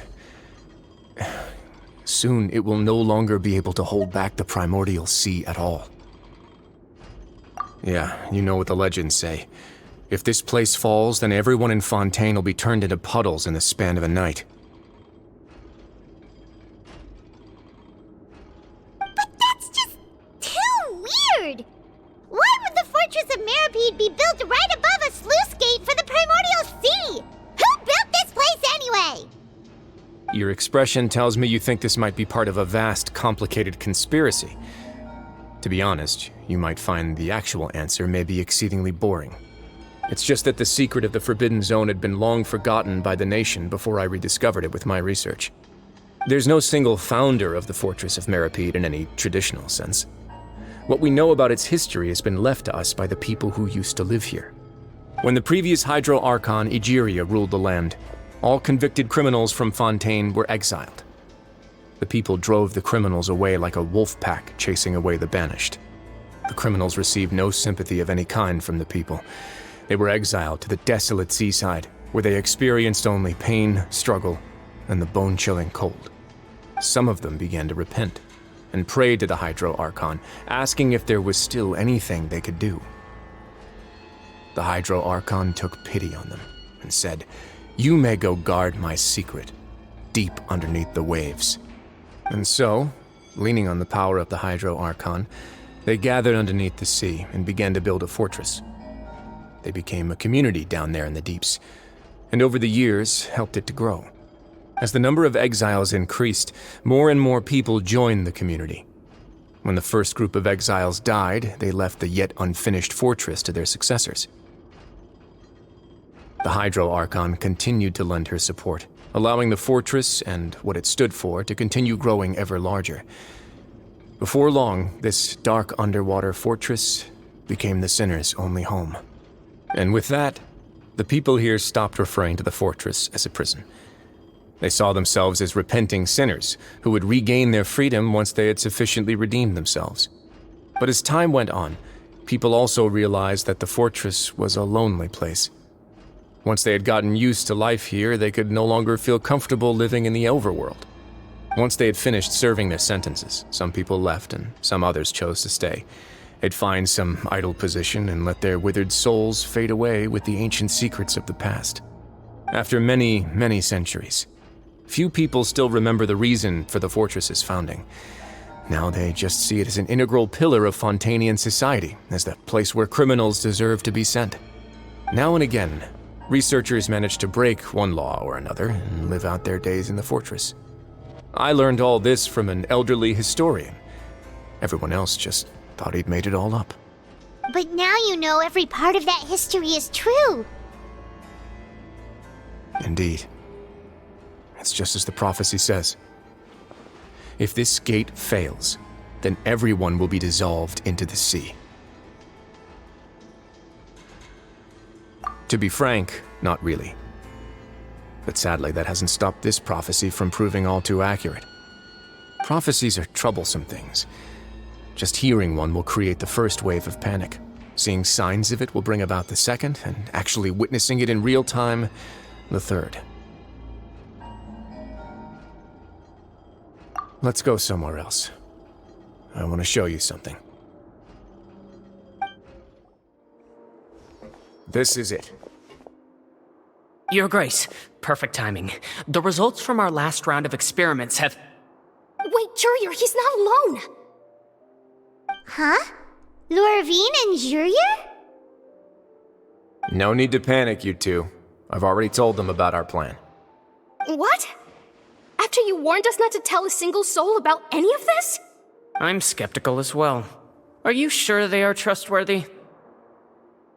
The results speak for themselves, don't they? These two may already know more than you could ever imagine. All right then, if Your Grace insists. They seem harmless enough, so I'll trust them for now. How about some reintroductions? This is Jurier, one of the highest-ranked researchers from the Fontaine Research Institute. He used to work under Edwin. I trust that you've heard of Edwin? Good. Saves me a bit of time explaining. Edwin's main areas of research were archaeum and gravimeters. As his assistant, Jurier is quite familiar with them as well. I hired him to be my technical consultant. You want to blow up the fortress of Meropide? Ah, what a lovely idea. I'm already imagining it in my head. Gotta admit, I'm tempted as well. Guys, focus! Focus! That taskmaster over there is Miss Lorvine, and is also one of my technical consultants. While Jurier used to be Edwin's assistant, she used to be Jurier's assistant. Ooh, are they together? See, everyone keeps asking this question. Are you too sure you're not a couple and just using your work as a convenient cover? Your Grace, I am not in a relationship with this man. If I dated her, I'd officially be madder than Edwin. Jeez, forget I said anything then. Follow me. Whoa, there's another door that goes right up. Your constant amazement makes it seem like the fortress can do anything. But Paimon really thinks everything's super cool.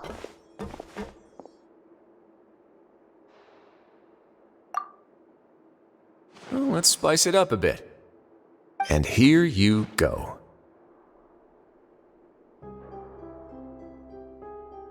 What a huge ship?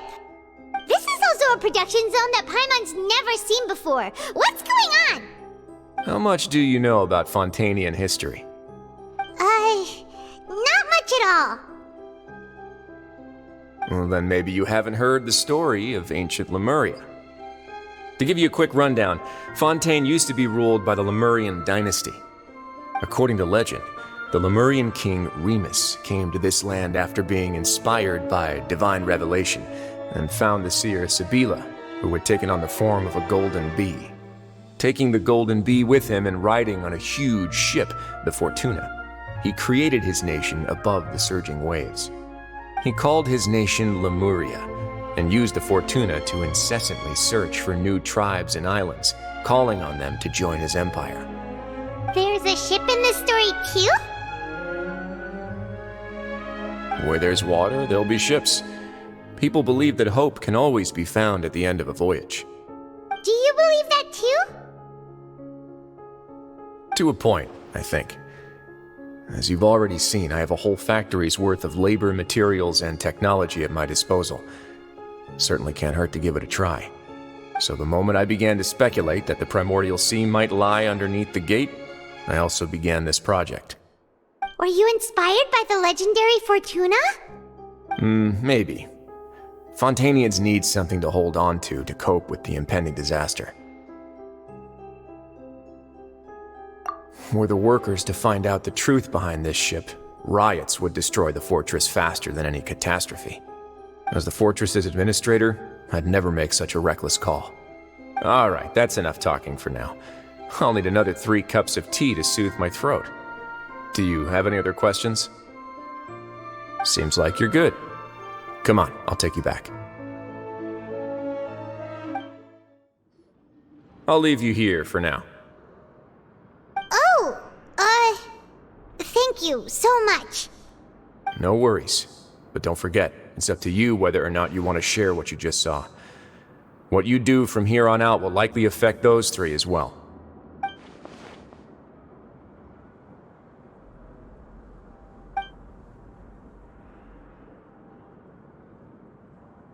Yeah, we'll put a lot of thought into it for sure. Great. I look forward to what happens next. We're back! Welcome back. Do you want a cup of tea? How can you be so much like Wroithesley, always drinking tea? Huh. Actually, now that you mention it, I just remembered something now. While I was sedated, I could still barely hear 2 people talking next to me. They were discussing everything, from the leaves to the water and even the teacups themselves. Must have been Wroithesley and Sigewinne. Yeah, I heard one male voice and one female, so it should have been the two of them. They really were just talking about brewing tea. I really can't make sense of this place. So, Traveler, Paimon, were you able to learn anything from Wroithesley? Yeah, he explained everything. Very well. Then, would you mind checking your answers against my speculations? Yeah, I took the time to rest, so I'm feeling a lot more relaxed now. Nobody else is around, and Miss Sigewinne is also busy with something or other, so let's just talk here. All right, then I'll posit my theories. I asked myself 3 questions. Firstly, why was Freminet affected by the primordial seawater? It was because he dove into the sea. My theory is, the long-lost primordial sea is probably very close to the fortress of Meropide. Ooh, he's good. He got that right on the first try. That's our Lyney. Secondly, Wroithesley's attitude changed dramatically during the course of our stay here. He ignored us completely at first, then suddenly roadblocked us. Why? I spent quite a long time thinking about this. If he has been monitoring the Fatui since the very beginning, he probably ignored us at first because he was hoping we could find Master Childe for him. What's more, the Fortress of Meropide is not part of Fontaine's court system, nor does it report to Iudex Neuvillette. Wroithesley is basically the king of a no-man's land. As long as the fortress doesn't do anything about Master Childe's disappearance, Father can use it to pressure the Fontaine authorities. And while the 2 factions are pitted against each other, Wroithesley will be free to move between the parties of interest. If I had to guess, he probably has something that he's working on himself. It's likely related to the secret of the infirmary, but I just can't think of what it could be. You're super smart. Thanks so much. Then finally, there's the last question. If Wroithesley does have a plan, what could it be? All I know for now is that his plan probably has something to do with the changing nature of the seawater. He's even gotten Clorinde to help him out. That can't be the full extent of what he's doing. There's probably a secret passageway behind the block in the infirmary, and there's something big in the fortress that most people here never get to see. He has a bargaining chip, and it could be important enough for Father to deal with him directly. I don't have enough information, so I have no idea what his chip might be. But let me guess. You have the last piece of the puzzle.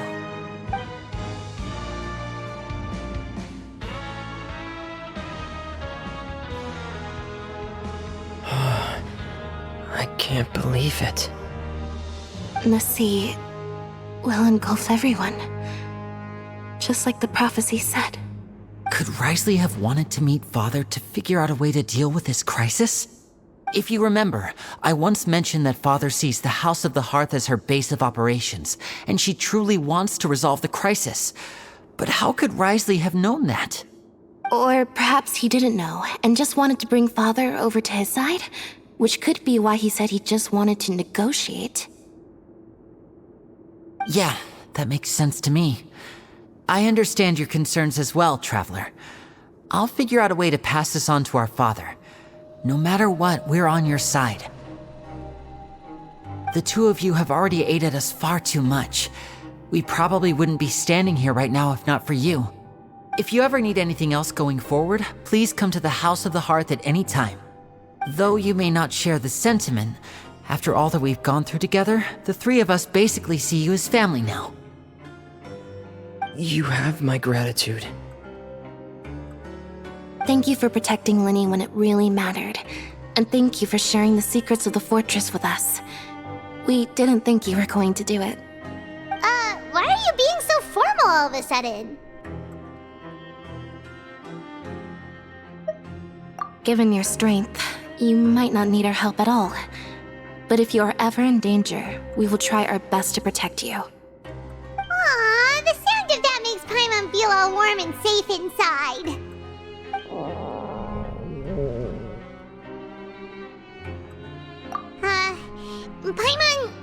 Paimon's hungry. Oh, you've done so much already. Go get some food. Alright, then we'll catch you guys another time. It's time for dinner. Welfare meals now being served in the coupon cafeteria. Come on, let's go pick up ours as well.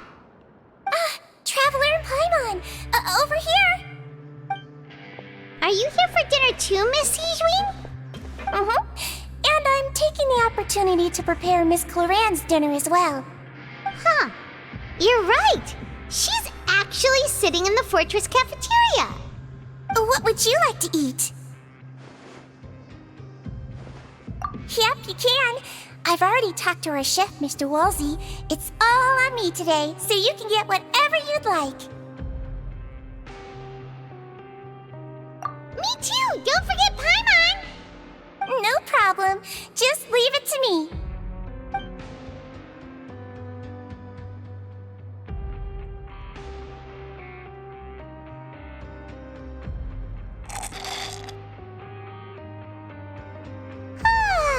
So delicious.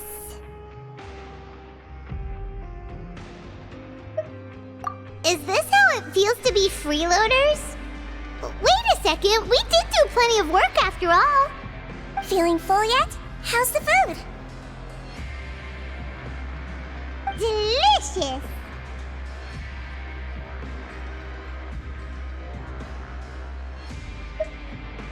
I'm so glad to see you all so happy. Oh, see, the expression on your face just now? The muscle here just moved, which suggests that you're feeling quite relaxed at the moment. Sigewing, do you do this to help your patients or to better understand human beings? A bit of both, I suppose. I'm a Melusine, which means I'm very different from human beings. I must know what you're thinking if I want to take good care of you. You're really good at taking care of people. Even though you're so short, you still talk and act like an older sister. Really? You're reminded of an older sister? That's great to hear. Oh, and what did you mean back in Wroithesley's office? When you said that you were protecting Lyney and his siblings as well? Oh, that. I just asked His Grace to look out for those children, especially that diver boy. I was getting a bit worried after hearing that something was wrong with the water. Thankfully, Clorinde is very strong and managed to save him in the nick of time. His Grace also sealed the pipes after Clorinde left, to make sure that Lyney wouldn't impulsively chase after his brother. Although the path was blocked, we still stationed some guards there to stop anyone from approaching. They were instructed to only open the door once Miss Clorinde had returned. Oh, and I was keeping an eye on Mr. Lyney as well. We had to press him, but we couldn't allow him to be in any real danger. You were all super considerate and really thought everything through. It's just what we do down here at the fortress. At least this has been His Grace's style for as long as he's been the leader. Oh, I really wish Monsieur Neuvillette would come down here more often too. I feel like he'd like it here, with all the darkness and chaos.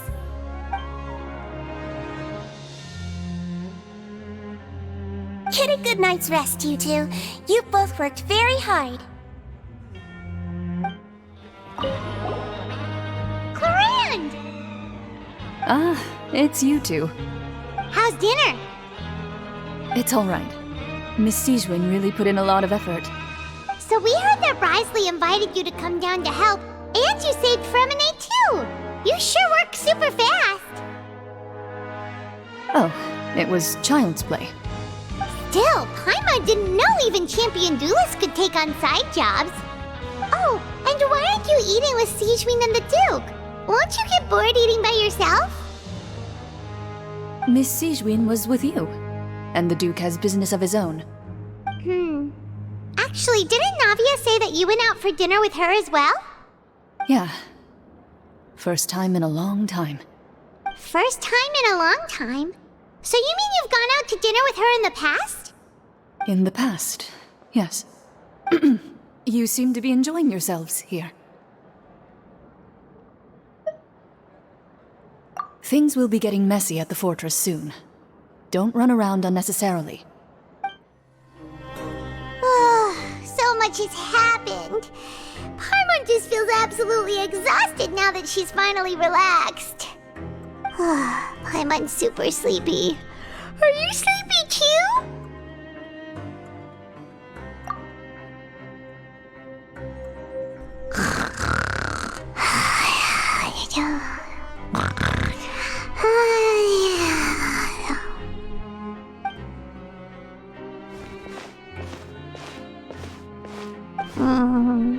Delicious. Paimon wants seconds for free.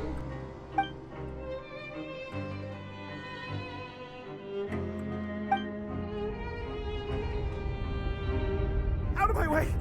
Get out of my way! What happened? Why is everyone running? No idea, but something must have happened. Stop asking! Who's yelling? Paimon still wants to sleep.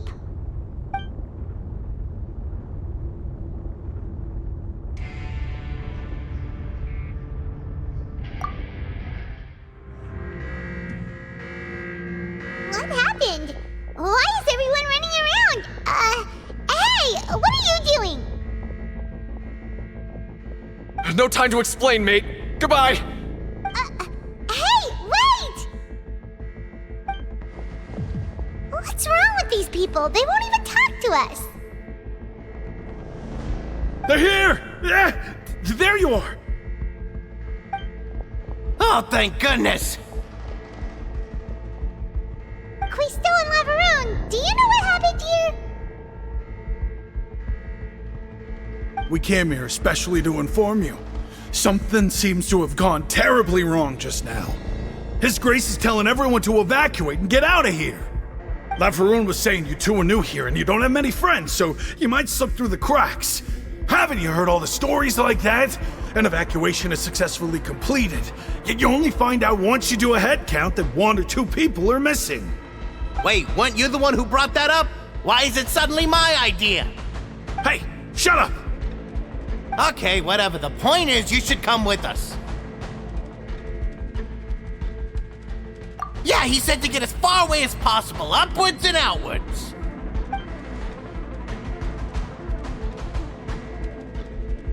Oh no, it can't be that thing! Whoa, wait, what? What? Hey, where are you going? We have to go find the Duke! You two just go and get out! Go on without us! Hey, hey! Be careful!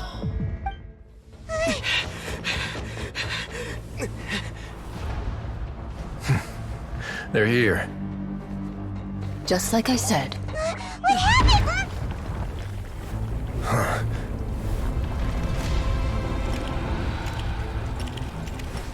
You're just in time. But be ready to run.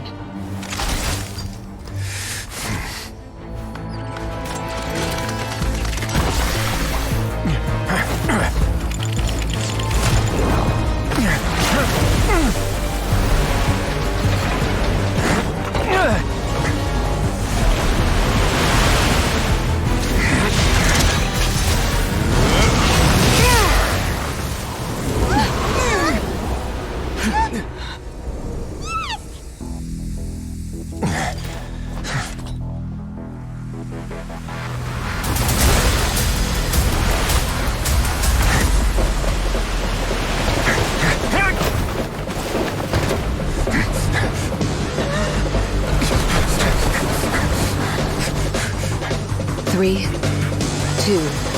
1.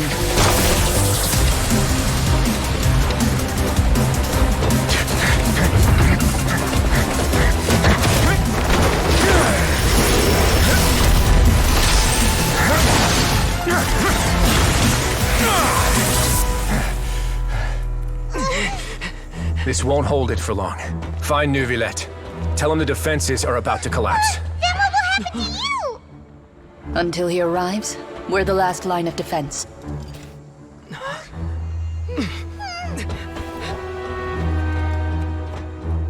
The gate. How long do you think it'll hold? That depends on us.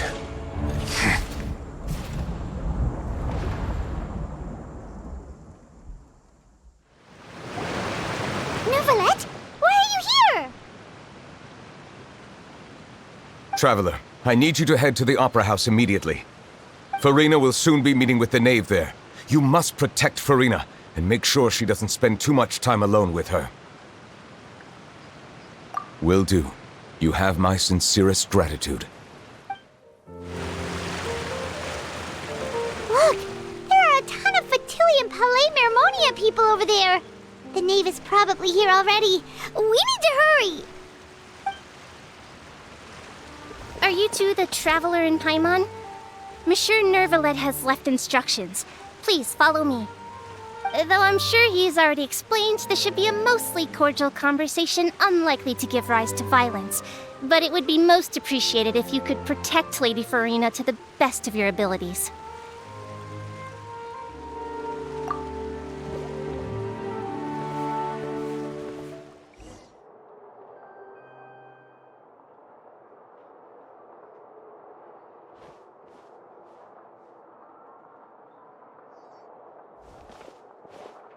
Oh, so you two are the honored guests Miss Furina mentioned. Of course, of course! How could they not attend a meeting such as this? I must always have 2 or more guests at my dessert table. Otherwise, the occasion would be too lonely and unbecoming of my station. It is my pleasure to make your acquaintance, traveler. I have heard much of your accomplishments. I am the Knave, one of the 11 Fatui Harbingers.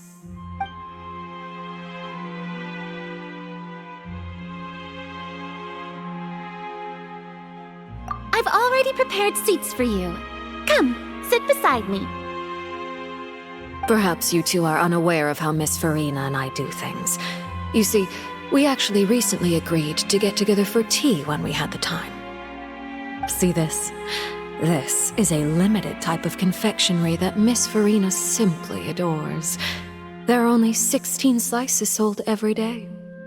Here, why don't you and Paimon have a taste?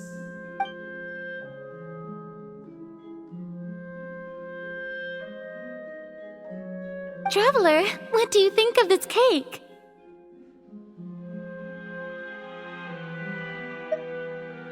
That's good to hear. So what Childe said was on the mark after all. You do share a taste in desserts with Furina and I.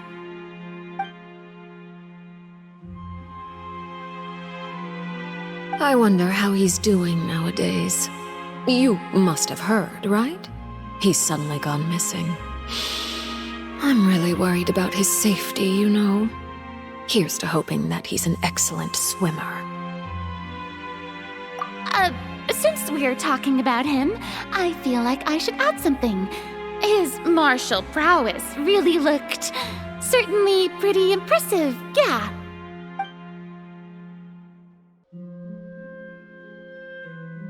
Oh, so you're also familiar with his aptitude for fighting, Miss Furina. Oh, right. I almost forgot. Childe was subdued by Iudex Neuvillette right in front of you. Against ordinary people, my colleague would never be on the back foot. But alas, he just never imagined he'd run into such a person. I must express my admiration for Monsieur Neuvillette. Coming from you, that's not surprising at all. But I thought you would be happier to hear the news. Of course, but it's still a bit of a shame. You see, I would have been far happier had I received this news somewhat earlier. As you well know, a long time has passed since Childe disappeared.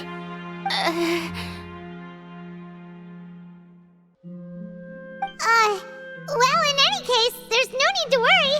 We know for sure that Childe is still alive. Oh, and just how do you know that?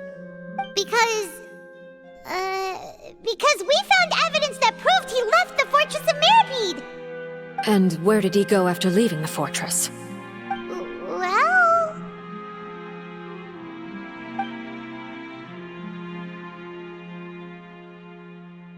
The Fortress of Meropide lies deep beneath the waves.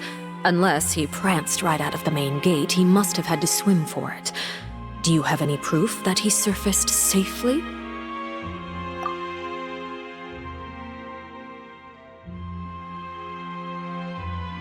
Ah, that is good news at least. His sister Tonya sent a letter to Fontaine not too long ago. Since he was unfortunately unavailable, I picked it up on his behalf. Do you have any idea how he usually writes back to his family? Dear Tonya, your letter made me feel like we were still enjoying our time in Snezhnaya together. I'm currently admiring the scenery on the streets in front of the opera house. Is it something like that?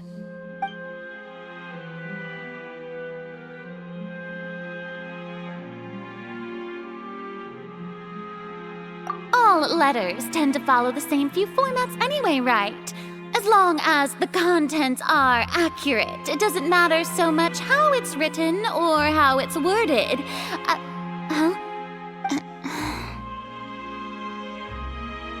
Hold on. The water in the teacup is shaking. I suppose this is also a sign of things to come, Miss Furina. I don't quite understand what you're trying to say. Have we entered into the next stage of the prophecy?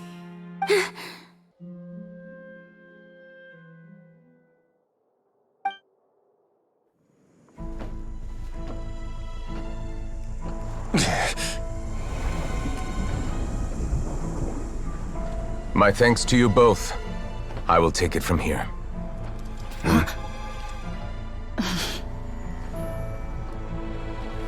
Sure you don't need a hand? Quite sure. Wow. So, what's your secret, huh? Let me guess. Nah, who knows? Maybe it's just your sense of responsibility. Sounds about right.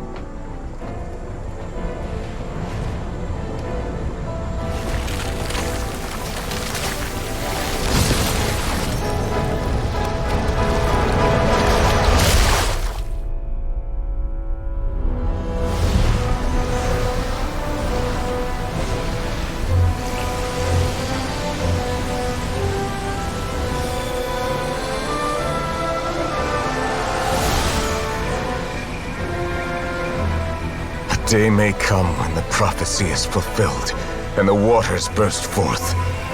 But it is not this day! This ancient power could easily obliterate an entire race. A tsunami of fury would unleash endless catastrophe.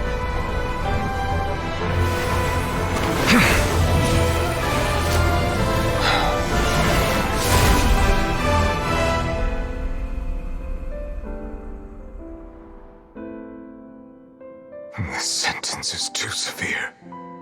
Forgive me for overruling it. All right. Seems like the problem inside has been suppressed. Let me guess, we're safe for now. Indeed. But only for now. I win this bet. You owe me a present. Very well. It was indeed just as you said. You made a bet?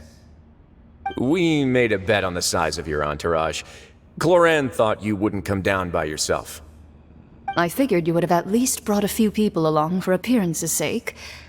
It appears I underestimated just how confidential the mission was. Shouldn't you have gotten used to confidential missions by now? That's just how the courts operate. So what gift must the loser give? Tea? He already has tons of tea in his office. I'm thinking about a set of legal codices. That wouldn't happen to be a dig at my lack of legal awareness, would it? Well, I'm sure His Grace doesn't consider the fortress to be outside the law. I was under the impression the residents of a place like this would be uninterested in the legal codices. That was obviously a joke. Anyway, you've still got some unfinished business to attend to in the overworld, correct? No need to stay here if you have a pressing matter. We all know you can't leave Palais Mermonia for long. Thank you. I hope everything went smoothly with the Fatui Harbinger.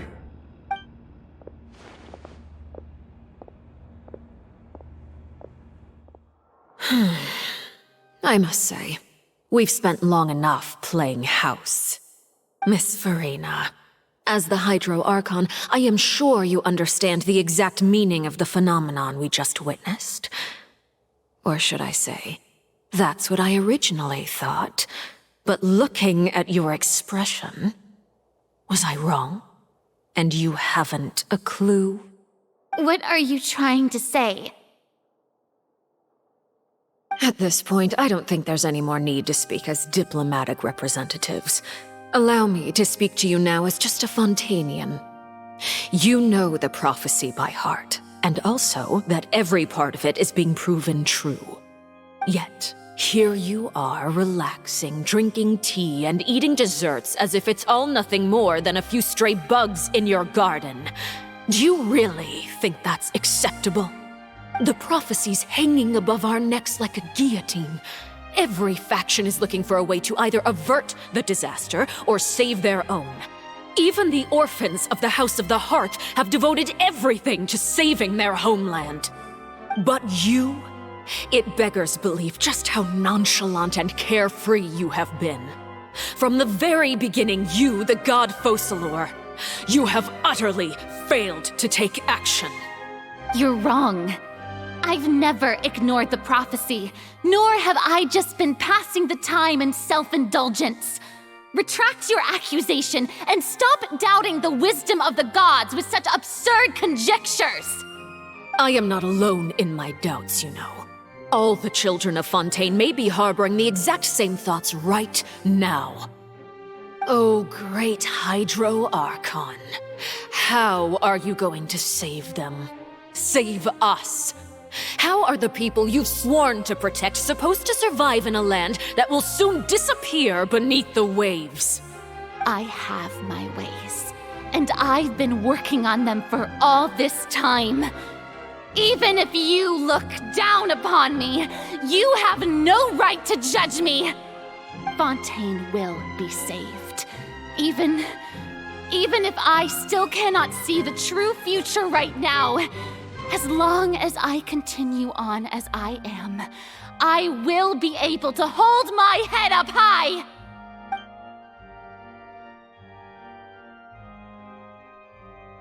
Then I ask you, Miss Furina, just what have you been working on? Where can we see it, and what is it doing to help?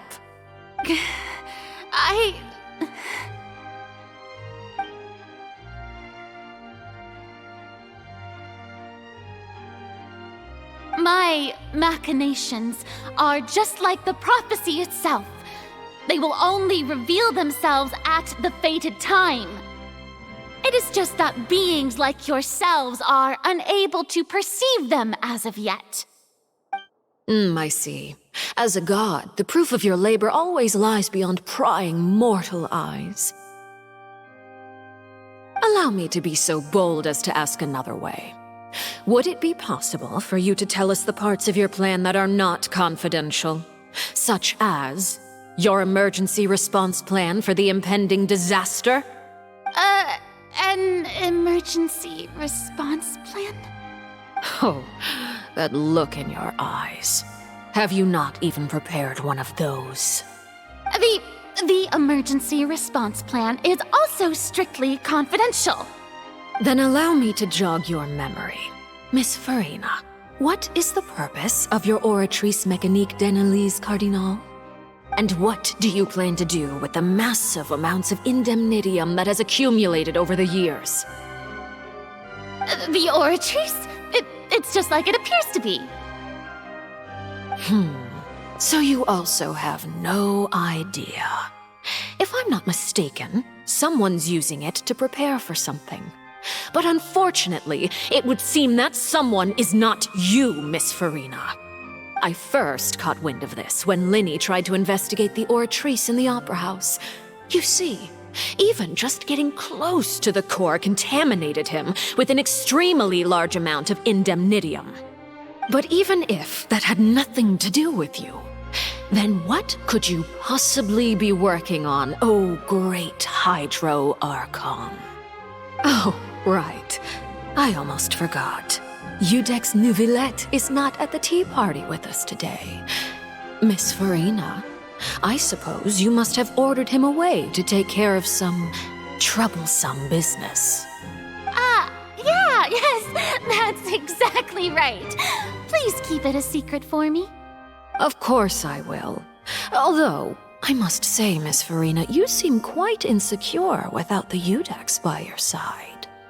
Oh, very well. Let's stop that conversation here.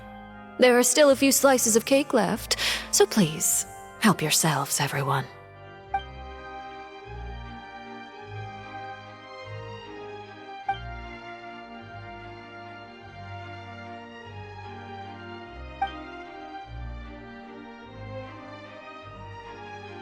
Traveler, I heard that you were recently commissioned to handle a few matters on behalf of the Udex.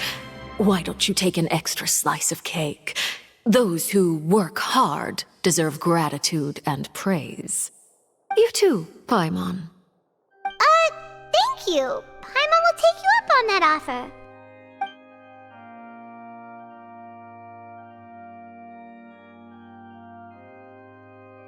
Oh, Paimon's super full. That cake was great. If it's on my tea table, it must be of the highest quality.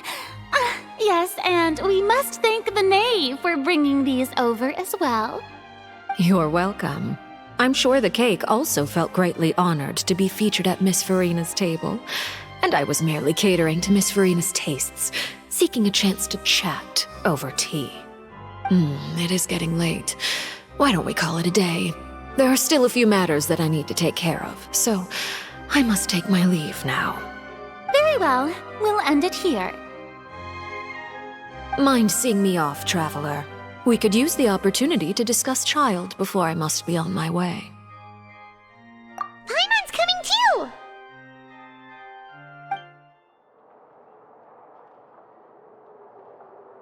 I'm glad that you were willing to come with me. Of course, Childe was just an excuse. I have no interest in your dealings with him. That's what Paimon thought.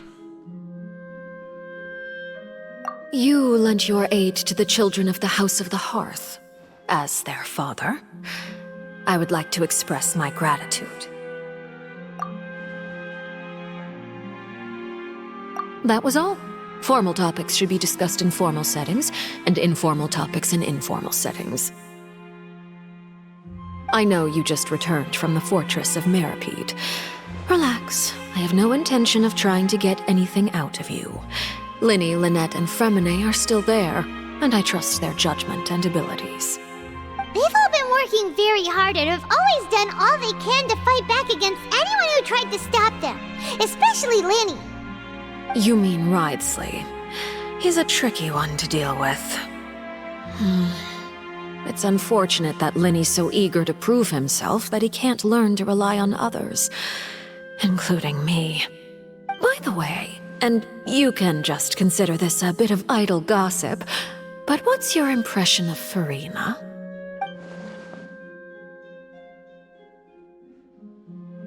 You are outside of our disputes, and the freest person in all of Fontaine, able to move around most easily. Allow me to share my perspective with you. And that's everything that happened during the trial. Master Childe was declared guilty and immediately transported to the fortress of Meropide. Didn't he say he was coming here on vacation? Does he not feel an ounce of shame for all the trouble he has caused?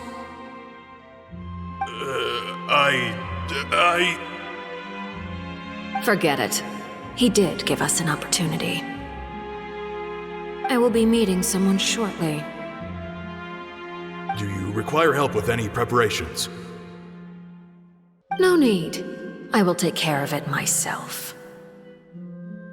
I need to meet with Furina, the Hydro Archon. She is at the heart of Fontaine. But what's fascinating about her is that she often seems more like a celebrity than a working Archon. Oh, come over here, you little critter, you!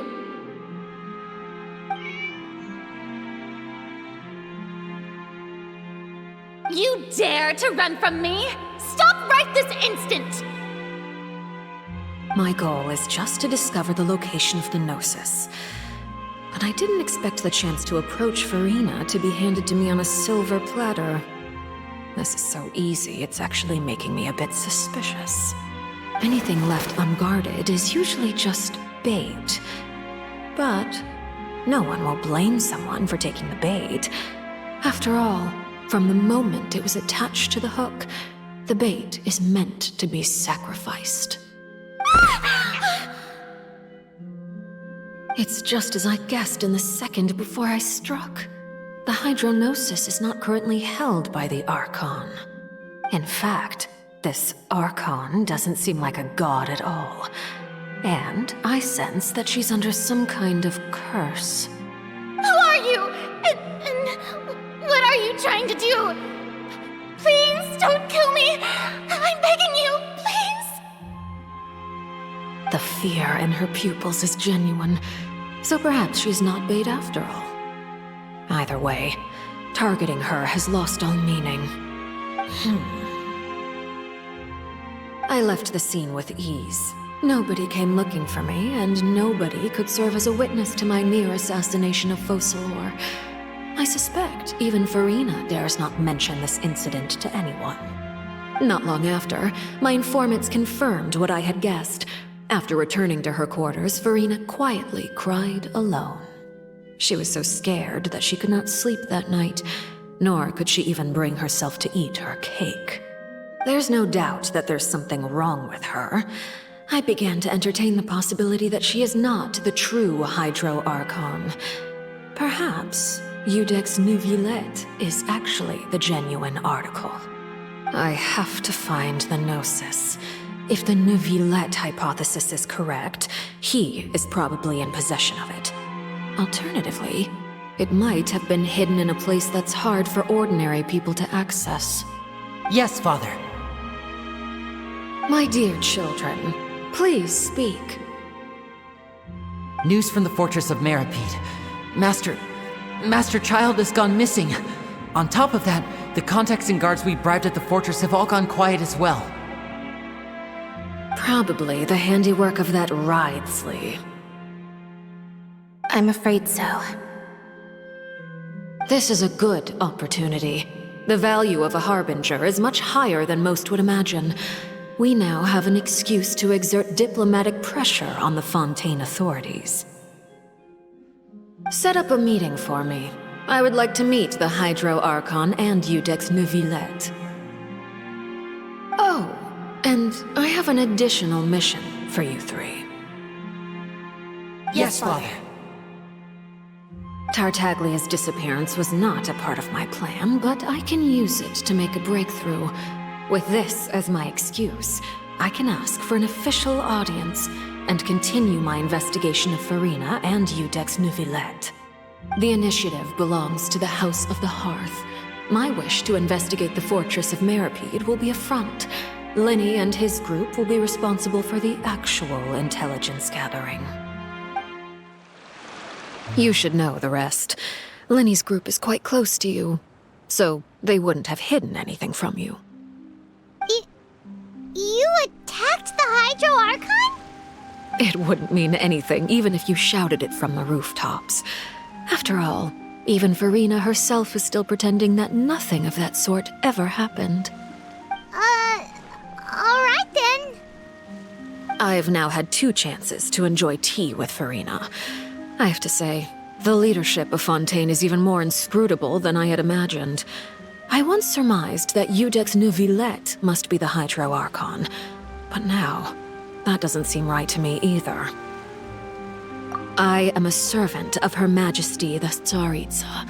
Over my years of service, I've learned how a real Archon conducts and carries themselves.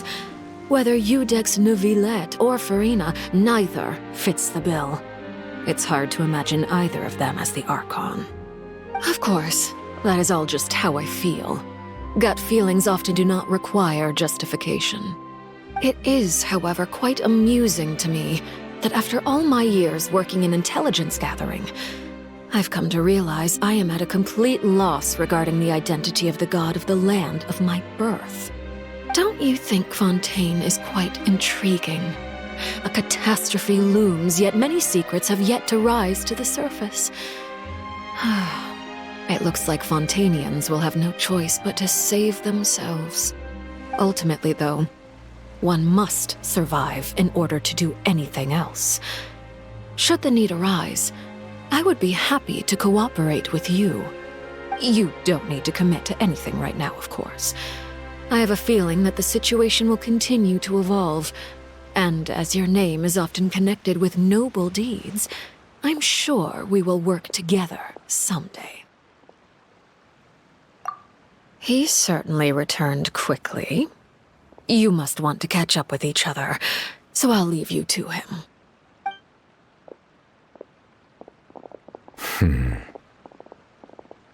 Neuvillette, is it over? For now, yes. But this issue will prove quite thorny in the long term.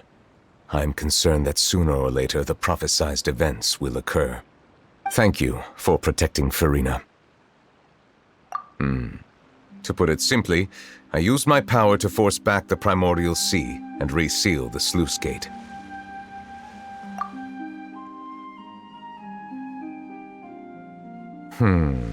So as expected, the Knave has turned up the pressure on Furina. She's trying to feel her out, though I'm still unsure as to her motives. Permission granted.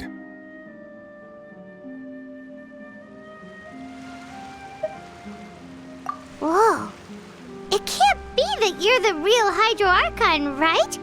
But that's just a speculation on our part, though. You can't tell us? Then that's okay. We can talk about something else. We won't try to force you. You guys in Fontaine are super strange. If by the phrase, you guys, you are referring to Furina and I, then although I'm not sure just what you are trying to imply, I must clarify that I do not share her positions on a multitude of topics. I believe so. The fortress has a long and complex history. It has seen much grief and suffering. And now, another catastrophe will soon be upon us. I mourn this turn of events. Huh? Why is it raining all of a sudden?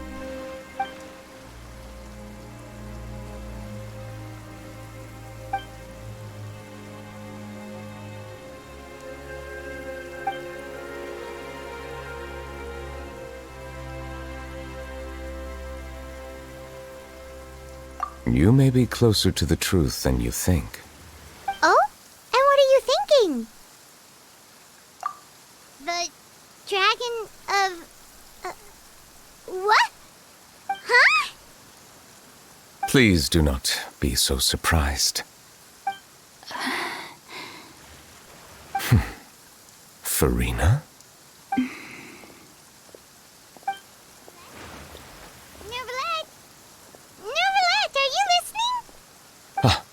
My apologies.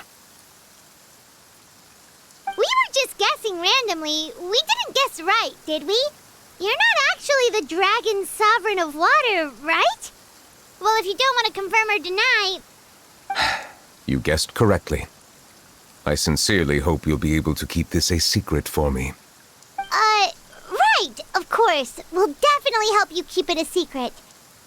There's still something Paimon wants to ask you, though.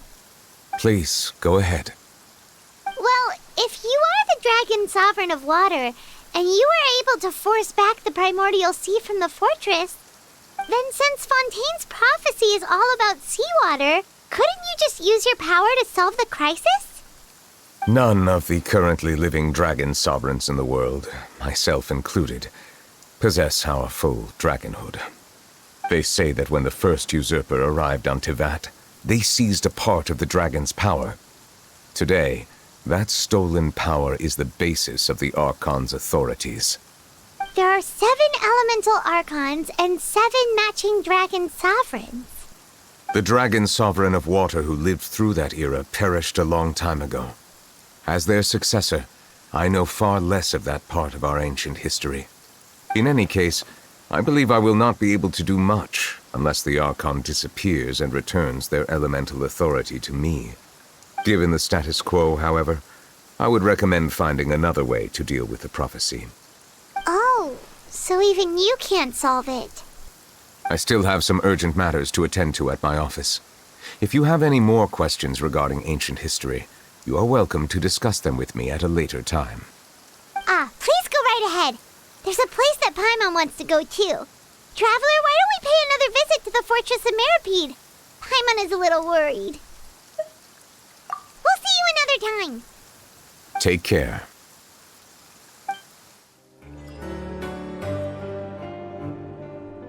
Now guess, what suit will this next card be? A bare-teeth cat? Well, well, look who it is. Traveler, Paimon. Hello, everyone.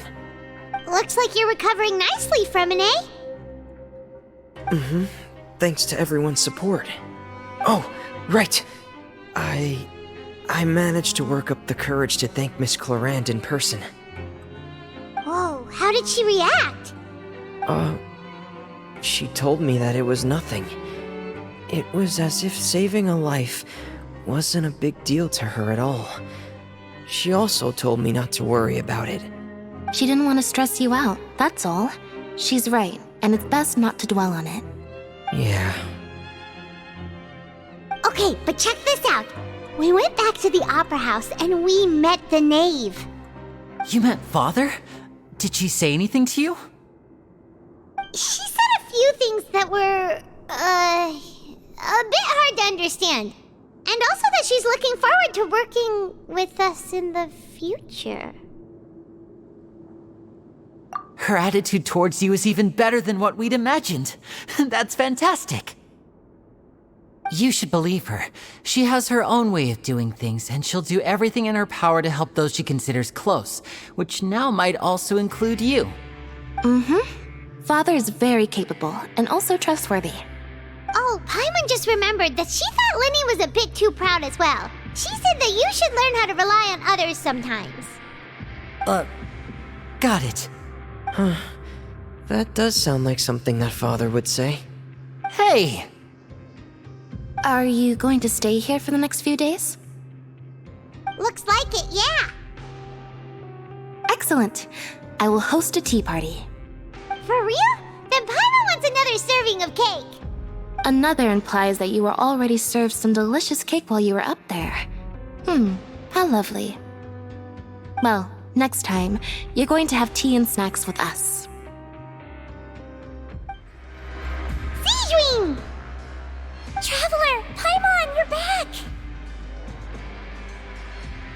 Are you still doing all right? Did either of you get hurt?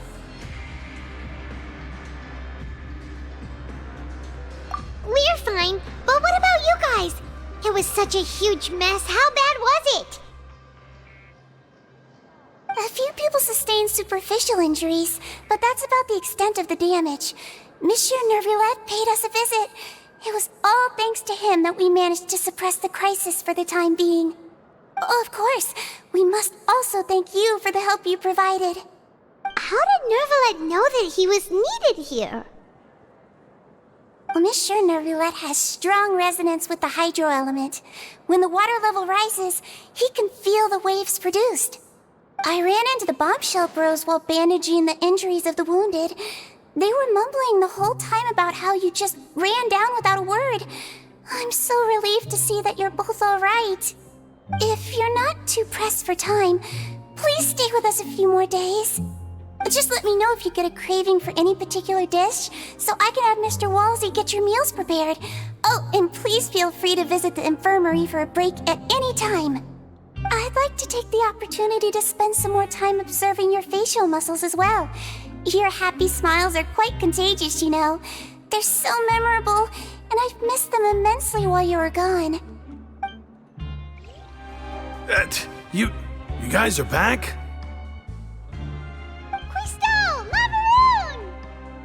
You guys didn't get caught and thrown back down here, right? Huh? No, not at all. And here I thought you'd managed to escape from jail during all the commotion. I'd held you up as legendary jailbreakers, but now you're telling me you just never left? We're sorry, but we just had some business to take care of. All right. There's no need to get caught up in the details. We're just relieved to see you. He was super worried about you, you know. Hey, it wasn't just me. Weren't you super worried as well? Something like that, yeah. I was also transferred to work in the kitchen a few days ago. I can still hear Quisto mumbling to the carrots. Are those two all right? Do you think they made it out alive? Whenever he'd say that, I'd tell him I'm sure they're fine. Wherever they are, they're kicking back with drinks in hand, enjoying the lovely scenery. Hey, there's nothing wrong with worrying about your prison pals, is there? I mean, considering how they always love listening to all my gossip. These two. They sure are a lot warmer and friendlier than when Paimon first met them.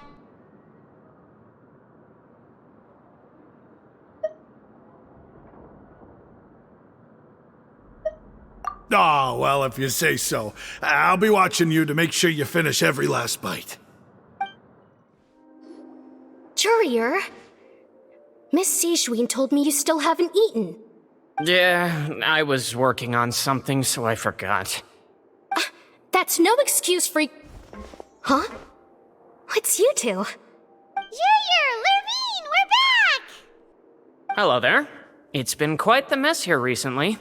How have you been? And you? Are you still taking the secret passageway from the infirmary to work on the ship? Yep. That is still top secret, though. So don't say a word to anyone. It can be a bit annoying when there are lots of people in the infirmary, but I still prefer taking that route over the one from the Duke's office. I mean, the infirmary does make it easier for you to slack off. Oh yeah? Then why are you also here so much? You two really are just using your jobs as a cover for your relationship, aren't you? Not at all! Do my eyes deceive me, or did I just see two inmates come back after making it to the surface? Some strange winds blowing of late. We wanted to see how the fortress is doing. Is everything still alright? We're fine, for the most part. Neuvillette came down and took care of the worst of it. If that's the case, why don't you just ask him to stay here? Oh, yeah, what a brilliant plan.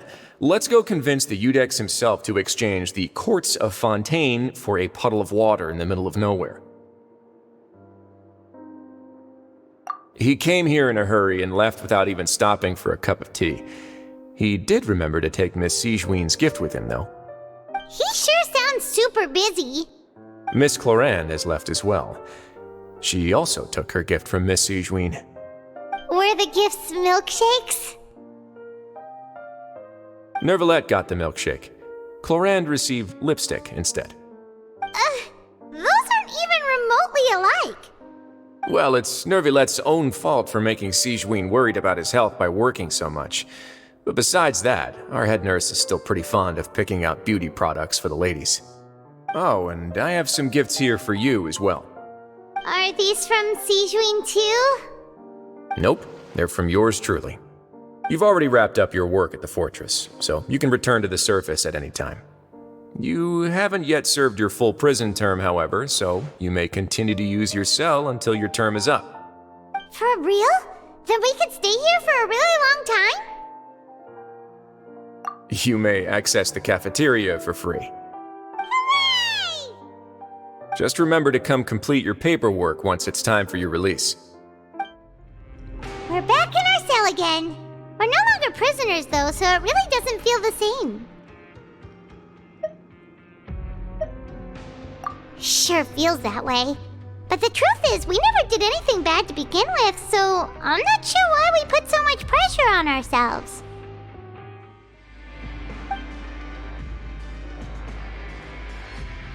Huh? How did you know? Hey, that's not true! Alright. Okay, Paimon just wanted to say that we really are an amazing duo after all. It's like, we've now gone to so many places together and become friends with so many people. We've never stopped traveling or stopped meeting new friends. There are so many bad things in the world, and we're just two people, but we've still been solving problems no matter where we go. Isn't that pretty cool? You're counting Paimon today? Aren't you the only adventurer here? Then let's ask Catherine to give Paimon an adventurer handbook as well. Paimon will also be an adventurer from today forward. Just our thoughts making Paimon giddy. Paimon's gonna crash, so you sleep soon too. The last time we fell asleep here, we woke up to a whole mess outside our cell. The primordial seawater nearly rose up. That was so scary. We should be safe now, right? Alright then, good night to you, Traveler.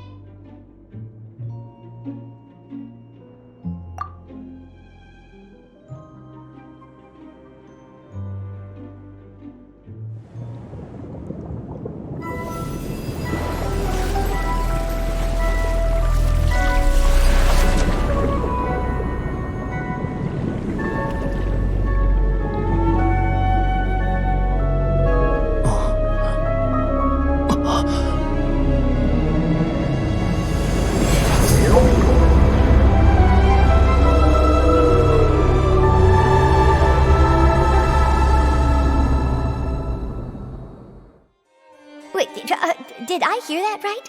Monsieur Neuvillette, are you sure you'd like to take over the case yourself? That's right.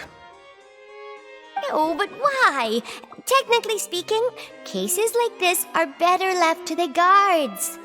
Neuvillette! Sedine! Hey there! What are you two talking about? Traveler and Paimon, please help me talk our Chief Justice out of this. He wants to investigate a case on his own. This is completely unprecedented. How can we have the Udex acting like a private detective?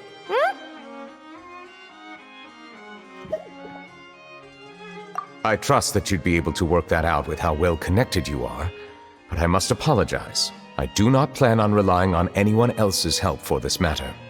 So, what is it exactly? It sure sounds serious if it's something you've got to investigate personally. A Melusine named Kiara received a threat letter. And then? That is all the information I have acquired at this stage. Huh?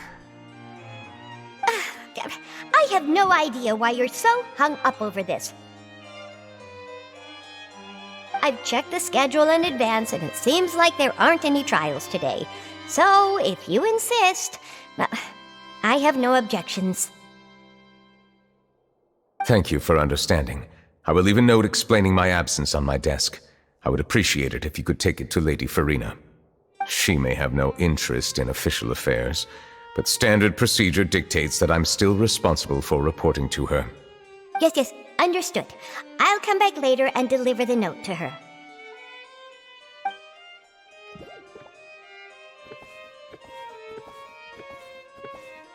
Judging from Sedine's reaction, it must be pretty rare for you to investigate stuff personally. What's so special about this case?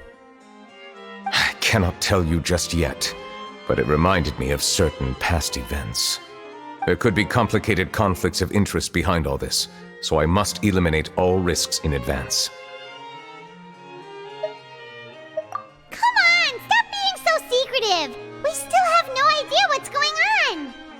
It is not my intention to keep you in the dark, but I need some time to revisit those memories and collect my thoughts.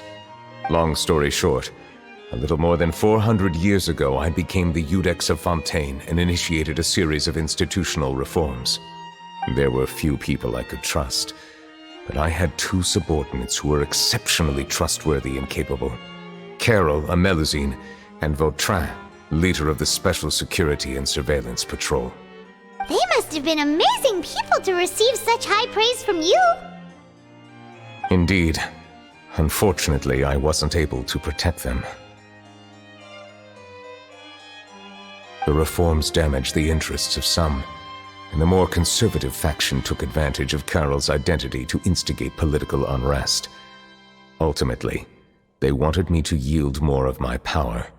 The incident resulted in Carol taking her own life, and Vautrin being exiled. From then on, I've been especially careful when dealing with cases related to Melusines.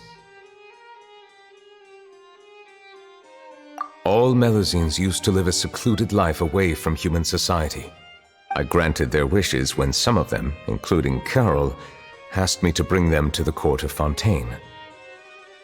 Many common folk believe that I share a special bond with the Melusines, and whatever they do can be traced back to me. Some of them, especially those who hold a grudge against me, exploit that belief and stir up conflict over Melusines in an attempt to lay the blame on me. I have nothing against the opinions of others, but the moment a whirlpool of conspiracy forms, it inevitably affects the innocent. It has already happened once, and I want to make sure it does not happen again. Even so, why do you have to be the one investigating? There's the guards, the Maréchaussée Phantom, and the Special Security and Surveillance Patrol. Aren't they more than enough to figure out what's going on? Based on prior experience, there is a high chance that those who hold hostility towards me do not belong to the same department. The political system of Fontaine is relatively complex and involves the interests of multiple different factions. However, since I am technically an outsider in Fontaine, a lot of trouble could be avoided if I personally took on the case. Outsider? But aren't you the Chief Justice of Fontaine? Why would you be an outsider? I understand where you are coming from, but there is not necessarily a connection between my responsibilities and how I perceive myself. You know very well about my true identity, and have even met others of my kind in other nations. Even though I was born with a human form, there is a fundamental difference between dragons and humans. Taking on the role of Chief Justice does not make me a part of this community. In fact, the status I was granted has prevented me from forming deeper bonds with others.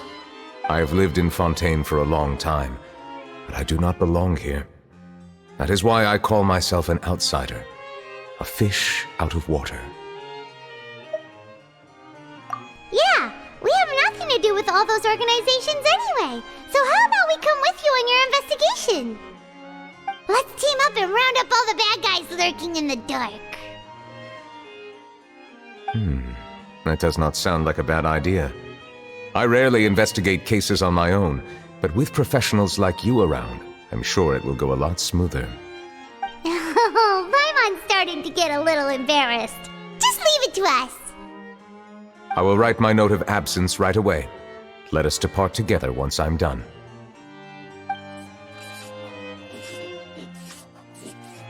Let us go. We should visit Kiara first and try to gain a better understanding of the situation.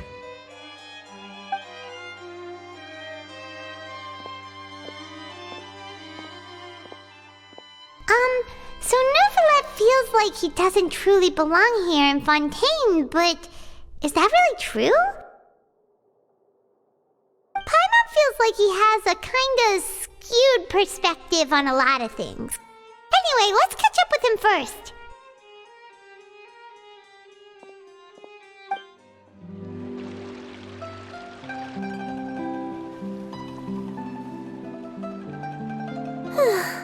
The weather's amazing today. Kiara. Huh? Monsieur Neuvillette! And you are? Oh, I remember! You're the Traveler and Paimon! I've heard about you. Aww, adorable! Hey there, it's nice to meet you. Thanks for the compliment. Is there anything I can do for you?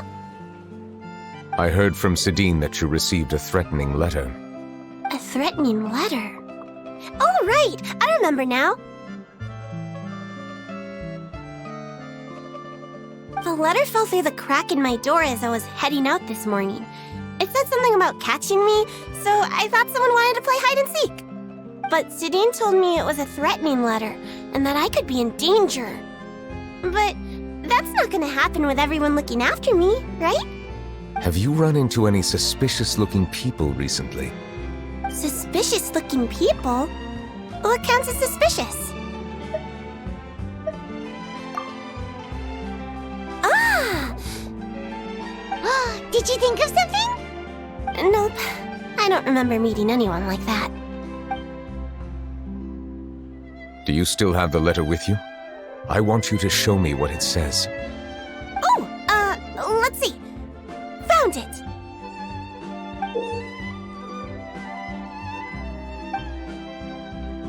Now then, get lost. If you don't leave the Maréchaussée Phantom, I will come and catch you in person. Don't say I didn't warn you. A simple threat. Neither the handwriting nor the content itself reveals anything about the writer's intentions. We can't rule out that possibility. Since you can't think of anyone suspicious, I will be heading back to the Palais Mermonia to review some official documents. Kiara, you should come with us. It's safer if you stay close by. Sure! Wait, no. I still have a case to work on. I promised Alof that I'd check on her place later. But you are being watched right now. Going off on your own could be dangerous. And that's where we come in to help. We'll stay with Kiara and make sure she's safe. With us around, anyone scheming to hurt Kiara can forget about it! Thank you, Traveler. Big Sis Paimon.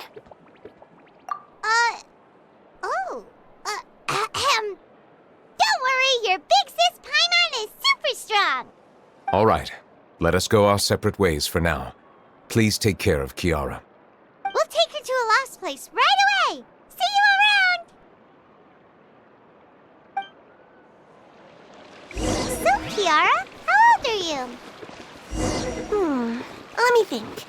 1, 2, 10? I can't remember. But I remember coming to the court of Fontaine with Carol and Neuvillette. That must have been a long time ago. Carol? Didn't Neuvillette mention her just now? That was more than 400 years ago! Why would Paimon be a big sister to you? My memory isn't that good. But Carol told me I could address others based on how I feel about them. Paimon feels a lot more grown up than me, so you're a big sis. Paimon sees. Hey, Traveler, did you hear that?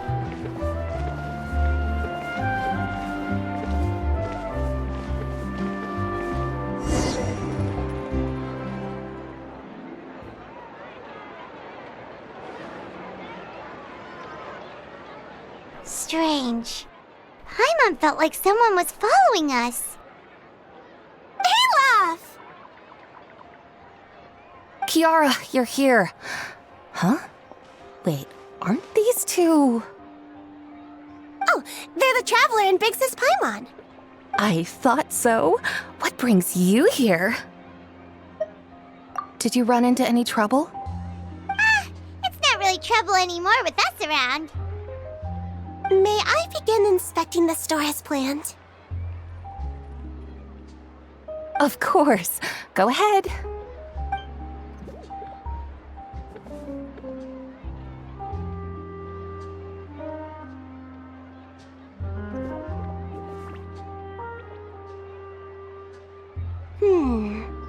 No hazards detected.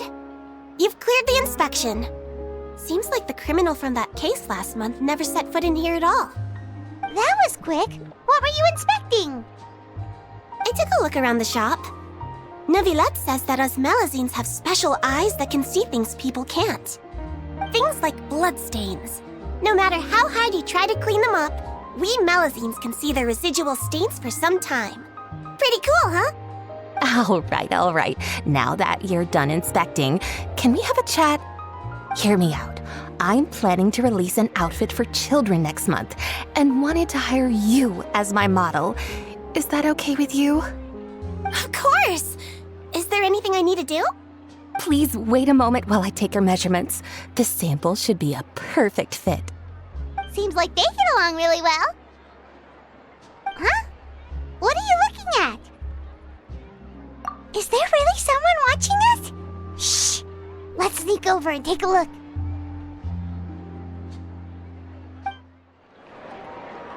Strange. Why isn't he back yet? Gotcha! Ah! Charlotte, what are you doing here? Oh, wait, don't tell Paimon you're the one who sent Kiara that threatening letter. But you don't seem like the type to... Threat letter? What threat letter? This is starting to feel like an interrogation. Okay, I'll be straight with you. I don't know the slightest thing about that threat letter you mentioned. I only wanted to follow Monsieur Neuvillette and request an interview with him. You want to interview him? That's right. I'm not the only one, you know.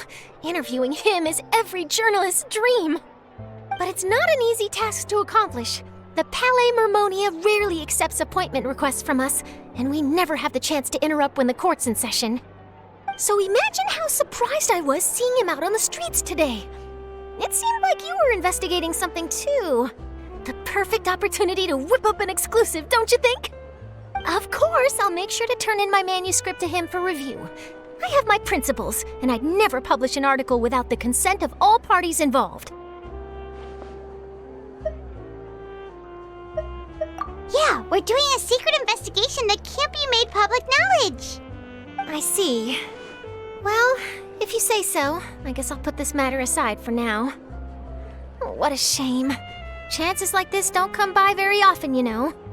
In exchange, could you tell me what the threat letter is about? I swear I won't tell. All right, then.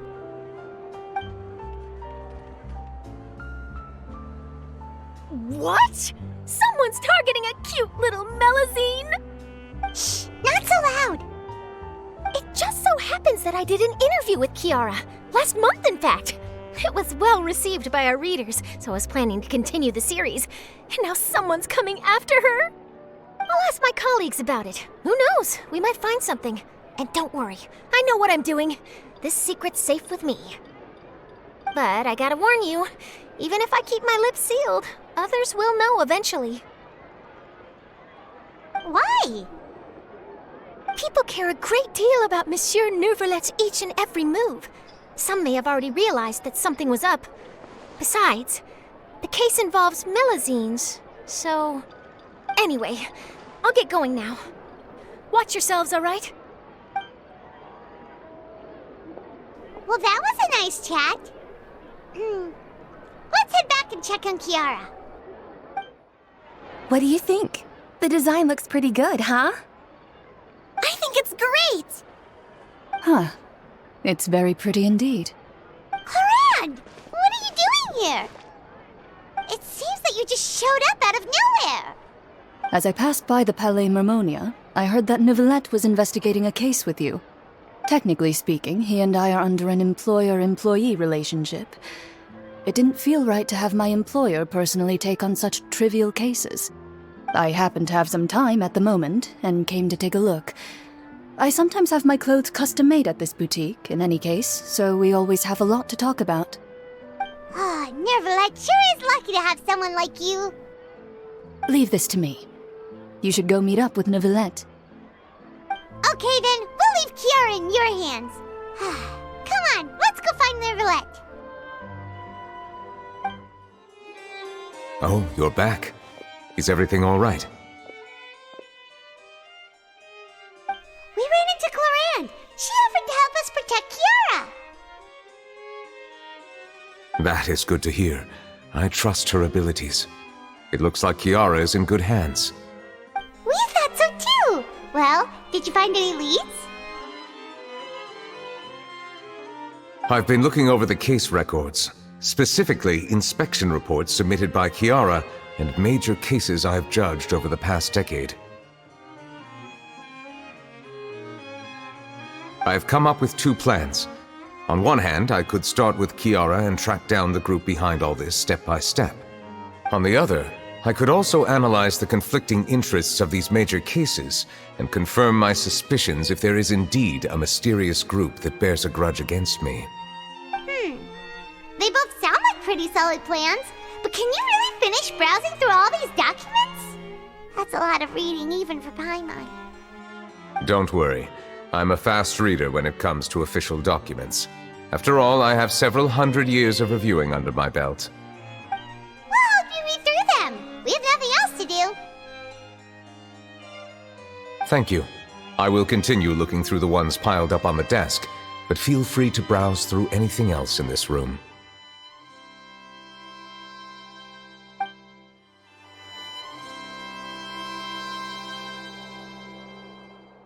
Have you made any progress? We skimmed through some of them, but there wasn't anything useful. Oh, there are so many documents lying around. Just how many cases have you handled?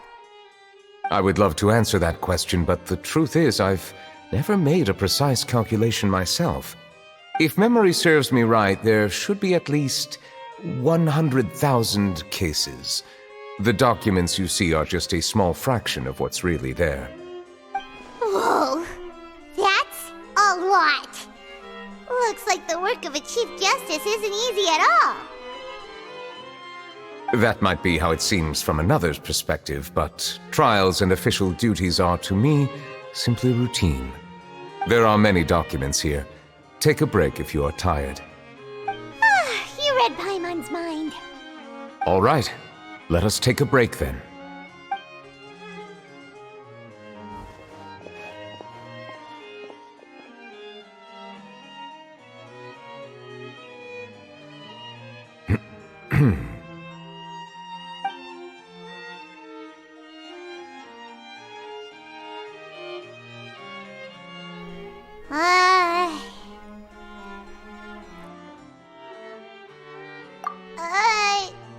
Even though resting is a part of taking a break, shouldn't we at least talk about something? All this silence is making Paimon feel really awkward. Please pardon my lack of consideration. People rarely come to the Palais Memonia for matters outside of work. To be quite honest, I am not sure what we should do. Would you like to have some drinks, perhaps? You must be thirsty after all that work. Ooh, drinks! Thank you! Paimon wonders what Neuvillette likes to drink. Oh, maybe he's a fan of really fancy wines. He seems like the type of person who'd own an entire winery. You know, like D-Luke.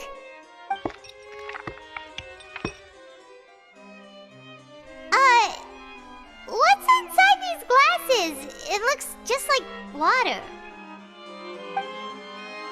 An astute observation. It is indeed water.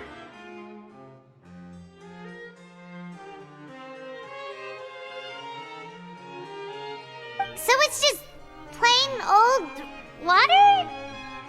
What did you think it was? Since you're the Chief Justice and all, Paimon thought you'd prefer something more sophisticated. This water is indeed very special. It would not be an overstatement to call it sophisticated. Huh? I believe you've already tried Fonta. In fact, there are many other drink factories in Fontaine, including those that specialize in packaging pure drinking water. Said water is sourced from all across Teyvat, including Mondstadt's Cider Lake, Liyue's Chintsa village, and Inazuma's Konda village. Here is one of their latest products, water from Sumeru's Apam Woods.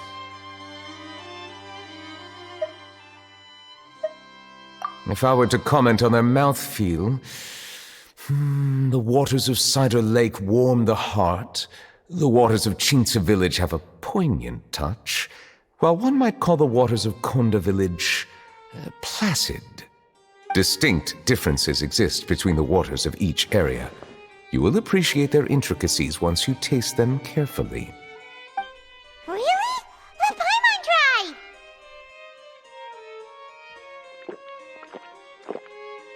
What do you think?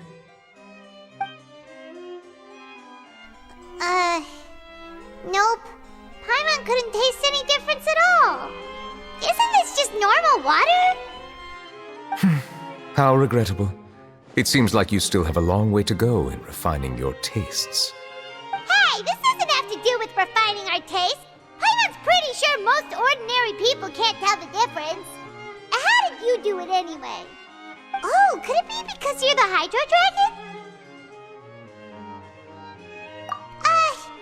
We are allowed to bring that up, right? Since no one else is around? Oh, Paimon's been wanting to ask this for ages. If you're the Hydro Dragon, why would you become Chief Justice in human society?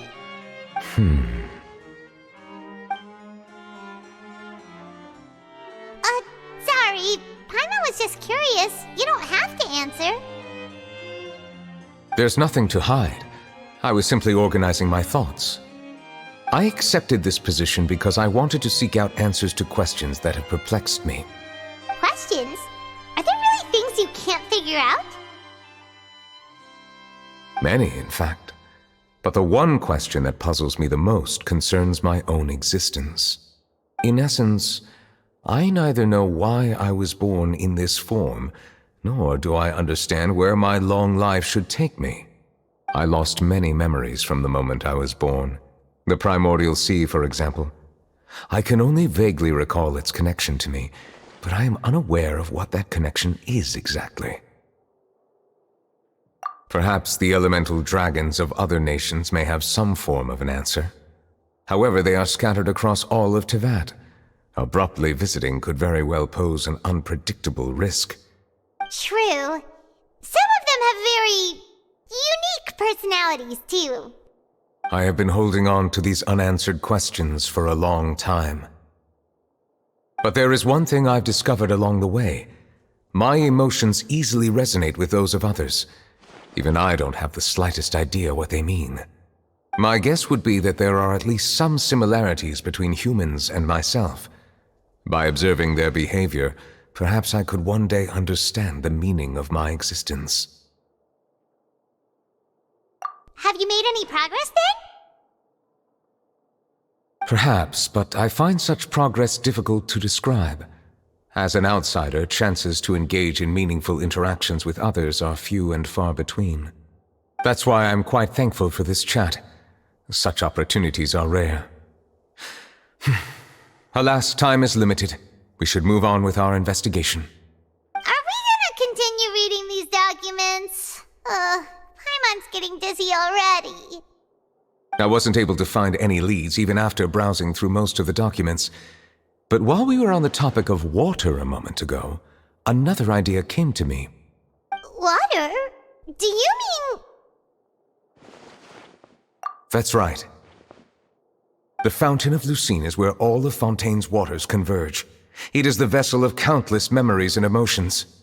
If there really were an organization attempting to use Melusines against me, they should also hold an intense resentment towards me. Perhaps we'll be able to find some new leads by sensing the hydro element within the fountain. Huh.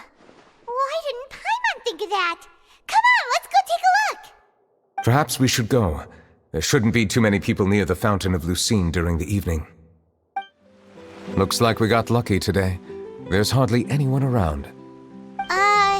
What should we do next? Oh, Traveler, can you still hear the voices from the fountain?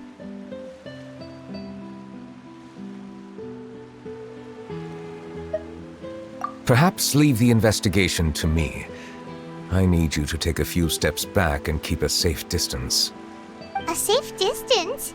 Neuvillette, what exactly are you...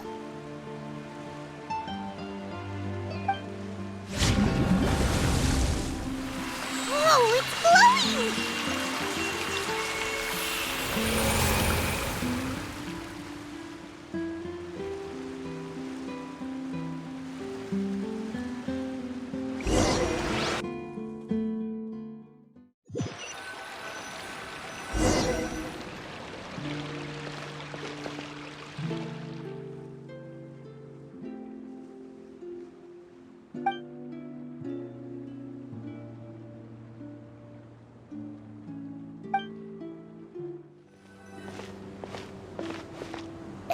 Thank you for bringing us here, Monsieur Neuvillette. The court of Fontaine is truly incredible. There's so many things I've never seen or heard before. I understand your excitement, but there's no need to thank me. Although I have responded to your wishes, it was not without personal interest. Melusine's special sight make them especially suited for joining the Maréchaussée Phantom. I'm certain you'll become an indispensable part of Fontaine's detective force. I know, but I'm really glad to be of help. Not only can I repay you for your kindness, but also, it feels like my life has become a lot more meaningful. But a meaningful life also comes with its risks. It's definitely the safest to just stay in the village, but I want to see the outside world nonetheless. In truth, I've never really understood the purpose of my existence, or what I'm capable of contributing to this world. For almost 20 years, we've stayed in our village without finding any answers. That's why we wanted to leave our village and look for the meaning of our existence elsewhere. I understand your confusion. In fact, I feel the same way. I too came here for an answer to my questions about my own existence. Really? Could you tell us what we should do to fit in as you did? The truth is, many people threw rocks at us today and told us to go back to our village. It hurt a lot when they hit me in the head, and I tried really hard not to cry. Logically speaking, both time and effort are essential when different species attempt to peacefully coexist. It will be a difficult road ahead, with countless obstacles to overcome. Different identities and ways of thinking all contribute to strengthening the barrier between one another. Removing it will be no easy feat. There aren't many suggestions I can share, because just like you, I haven't fully integrated into this society. Despite my social status, I am still an outsider. Oh, I see. Let's all do our best then. I'm confident that we'll find the meaning of our existence one day. I believe in you, but you shouldn't lose sight of the difficulties ahead. If you run into any trouble, I suggest that you inform Vautrin, the captain of the Special Security and Surveillance Patrol. Huh? Is he the person I met in the Palais Marmonia earlier? Yes? Do you have any concerns? That stone-faced human. He didn't even bother to look at me when I tried talking to him. It felt like he wasn't interested in anything but work. He is an earnest man. There will be plenty of opportunities to work together in the future, so please try to get along.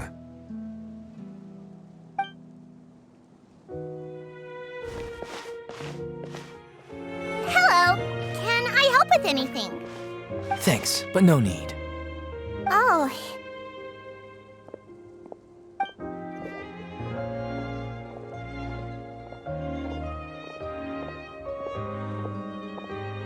Hello, I'm Carol, a Melusine.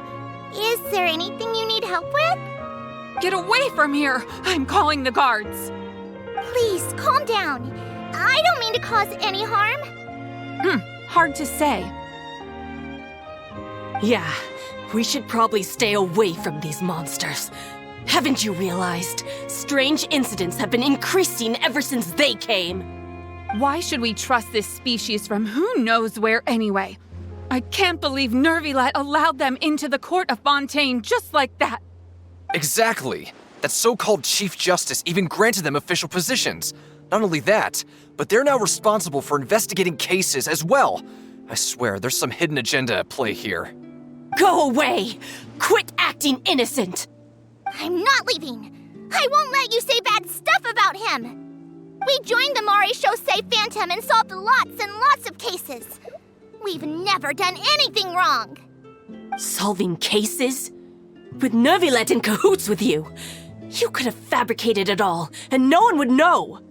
So tell me, how can you guarantee that you Melusines aren't involved in anything that occurred recently? Didn't I tell you before? Don't go advertising if you're not a good talker. Vautrin? Aside from spreading unjustified rumors, if you continue insulting members of the Mare Chaussee Phantom, the Special Security and Surveillance Patrol has every right to subject you to interrogation. There have indeed been an increase in cases recently, perhaps due to the shifting currents of conspiracy, and I understand your concern. However, there's been no evidence pointing towards Melusines being involved. Even the captain of the security patrol is on their side. Neuvillette's newly reformed police force is already corrupt to the core. How can two completely different species possibly coexist? You heard that? Yeah. I don't understand. Why won't anyone believe us? There have been rumors saying that you were born from calamity, and that you inherently bring danger to those around you. There are countless negative rumors about you floating around in Fontaine. It's near impossible for you to become a part of this society.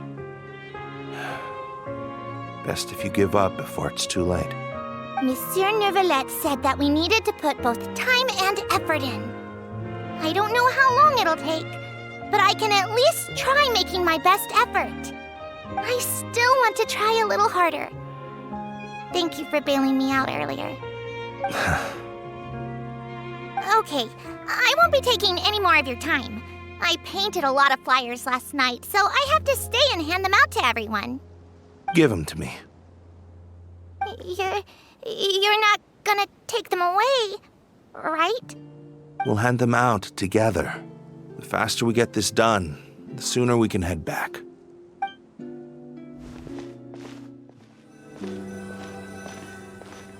Monsieur Neuvillette, what's this? Medals of Peace, awarded to you and Vautrin. Thank you for your continued dedication in the past 5 years. You've taken one small step forward in helping Melusines gain the trust of humans. I think I'll pass. Hey, don't say that. We wouldn't have made it this far without you. It won't be long before Melusines begin living peacefully with the humans. Just the thought of it makes me happy. Don't keep your hopes up. We've barely scratched the surface. There's still a long way to go before that dream of yours comes true. You blockhead! Don't ruin the mood! Vautrin brings up a good point. The trust humans have placed in you is still very fragile. Any small incident could undermine the hard work you've put in. Please be on your guard for the next few days. Yes, sir. Okay, got it.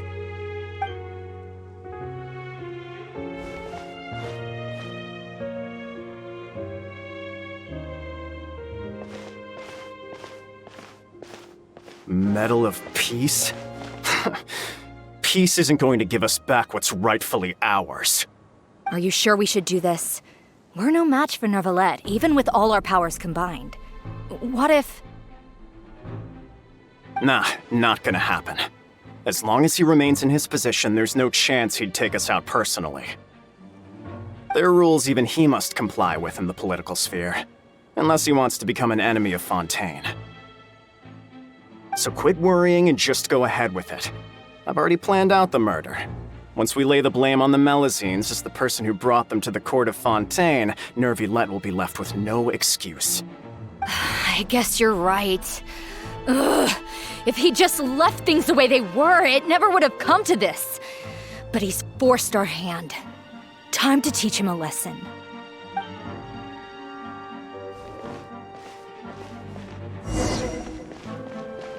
Turn the murderer in!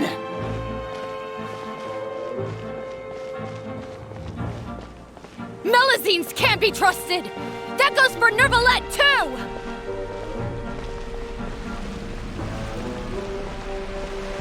Peaceful coexistence? What a joke! Get out of the court of Fontaine and don't ever come back!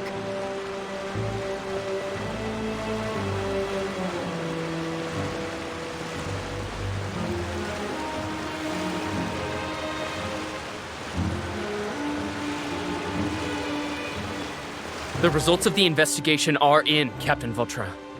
Go on. There is no direct evidence, but reasonable inference indicates that the ones controlling the situation are supporters of the old regime, whose interests have been undermined by the reform. They tricked Miss Carroll into going to the crime scene and pressed charges against her. After that, they incited panic among the people in order to make Monsieur Neuvillette confess to his mistakes and yield up power. The guards were stopped by the enraged mob and couldn't intervene in time. Miss Carroll chose to sacrifice herself to pacify the situation. And she called me a blockhead. A little investigation would have cleared things up. Why didn't she wait until we'd established the truth? She didn't have to prove her innocence like that. The situation had rapidly escalated to a physical altercation between infuriated citizens and the guards.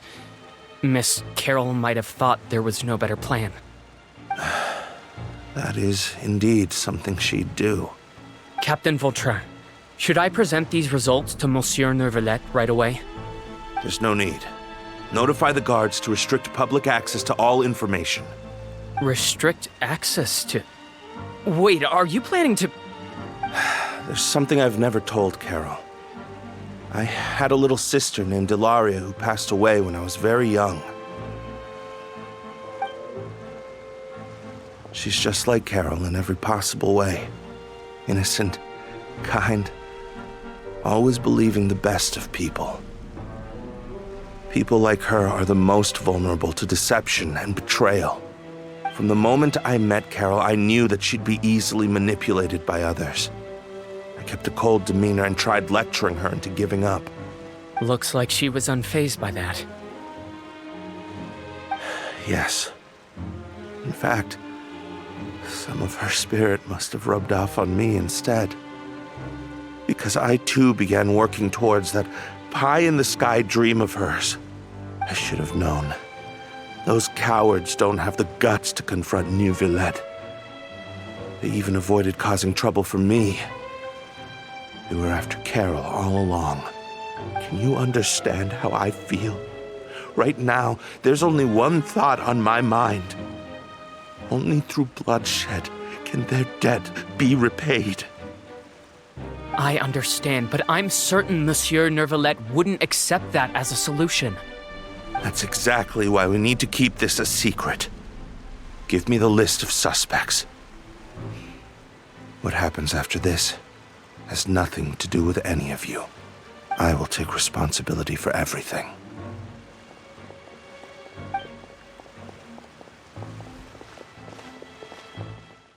Did you know? They're hearing a major case today, and the criminal is Captain Vautrin of the Special Security and Surveillance Patrol. Apparently, he resorted to personal measures to seek revenge for Carol and settled the score with the group that framed his friend. Hey, why aren't you saying anything? I'm thinking... we should try our best to bail him out when the trial commences. Bail him out? Why? Shh, keep it down! Haven't you realized? Both Vautrin and Carol are Neuvillette's most trusted subordinates. After everything that happened to Carol, Neuvillette's guaranteed to do everything he can to keep Vautrin around. Besides, now that the old regime has been uprooted, Neuvillette's status is secure as can be. As long as we redirect public opinion, Neuvillette will be able to give Vautrin a reprieve. The benefits are endless. Vautrin sought vengeance for his friend for a valid cause. This represents the justice he upholds. Please, think about it. If the same thing had happened to you, wouldn't you feel the same way he did? Yeah, that's right! This whole thing started because of those despicable cowards who levied false accusations against Carol. How could Vautrin be declared guilty for seeking revenge? Monsieur Neuvillette. Mr. Vautrin is innocent! He's innocent! Order! I acknowledge your arguments. Vautrin, your revenge could be seen as a form of justice. I understand your decision, which is why I cannot help but feel regret and even grief about the judgment I must now impose. Personal justice does not equate to justice as defined by the law. To execute your plan for revenge, you abused your authority and conducted informal executions. Your actions have thus violated the law. Therefore, you will be declared guilty. What? That can't be! Monsieur Neuvillette, please give this a little more thought. He has done so much for Fontaine. Vautrin, my friend, is there anything else you want to say? Neuvillette, what have I done to deserve this? I've closely followed every one of your orders. Can't you see? Everyone in this room believes that I'm innocent. Why can't you just let me off? Is this what justice means to you? Answer me, Neuvillette! Order. Since there have been no further objections, the Oratrice will now deliver the final verdict regarding the charges against Mr. Vautrin. According to the judgment of the Oratrice Mécanique d'Analyse Cardinale, Mr. Vautrin will be declared guilty.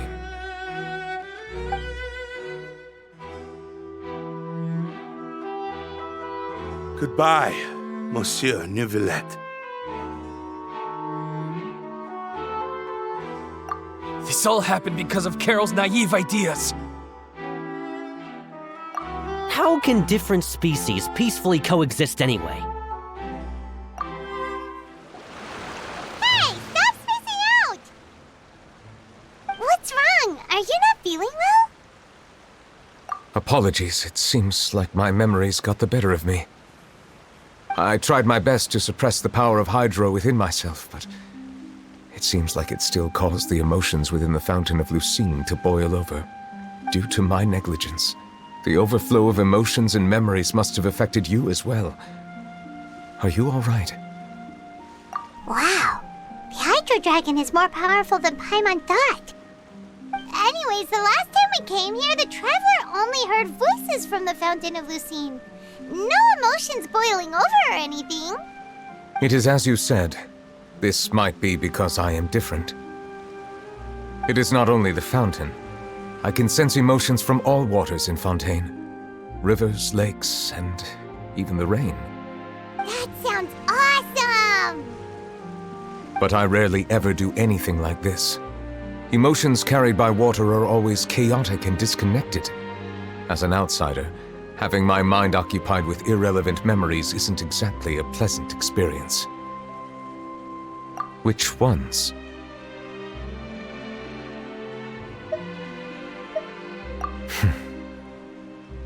It's fine. I prefer not to speak of those memories. That does not mean I am deliberately hiding them.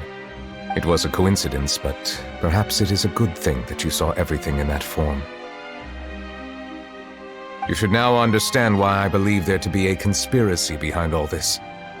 These two cases are much too similar. I felt like I needed to do something. Paimon's starting to lose track of what you're saying. Don't leave Paimon out of the conversation. Paimon wants to help too. Then let us get back to the point. While I was investigating the fountain, I discovered something strange. I did not sense too much hatred towards me within its accumulated emotions. However, I did find some resentment directed towards Kiara. If I remember correctly, it seemed to be related to a smuggling case. I don't know what caused this to happen, but it seems like there won't be a shortcut to finding the organization that may be pulling the strings here. Oh! Didn't we read about that in one of the documents? You've read about it? In that case, the resentment should have come from that incident. Huh? What are you doing here? I was just about to look for you at the Palais Mermonia. Navia! Nice to see you again! Is there something we can help with? I've heard some things, but I'm not purposely asking around or anything. Don't worry. Rumors are abroad that someone's scheming against Melusines, and that you're investigating the case. So I told the Spina di Rosula to keep an eye out for leads. We've had unfamiliar faces showing themselves at the Fleuve Cendre lately. Maybe you'll find the suspects among them. Thank you. Where did you hear about all this? the Chief Justice out on investigation, accompanied by the Traveler from afar. No matter how you conceal your whereabouts, there will be countless eyes watching you. You talked to Kiara, but didn't ask her to keep things secret. People curious to know asked around for information, then it was only a matter of time before word of the threatening letter spread all across Fontaine. So that's what Charlotte meant. Indeed. I did not expect that this could be kept hidden for too long, but the rumors still spread faster than I imagined. You know, it could be because you attract more attention than you think. Anyway, any progress with the investigation? The suspects who threatened Kiara might have to do with a certain smuggling case, but it is still uncertain if there is in fact another party behind all this. We are planning to return to the Palais Mermonia to revisit some details and identify the senders of that threatening letter. All right, then I'll round up the Spina di Rosula and follow up on their progress. Wait for my word. Ta-ta! Neuvillette, do you think there'll be any problems now that the word is out? I have already considered that possibility, and I do not think that there will be any. As a matter of fact, once the word gets out, no one would dare to harm Kiara in broad daylight. What is more important is how the case is perceived by the public. 400 years ago, they chose to side with the old regime and direct their resentment towards the Melusines. I hope the same won't happen again. Let us head back to the Palais.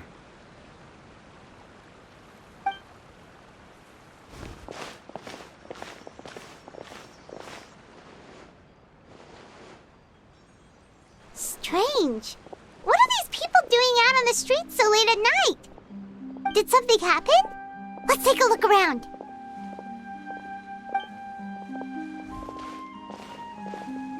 Have you heard? Someone's plotting against a Melusine. This is 100% the truth. Even the Chief Justice is investigating in person. What? That's it! Who's been threatening Melusines? Show yourself! Our enemies are lurking in the shadows and won't easily reveal themselves. But no amount of hiding will keep us from finding them. That's exactly what I wanted to say. The guards have already begun to take action. We can't just stand by and watch. Think about how much we owe them. Now that they're in danger, how can we just sit back and do nothing? Everyone, please stay alert to your surroundings from now on. If you see any suspicious persons, report them to the guards immediately.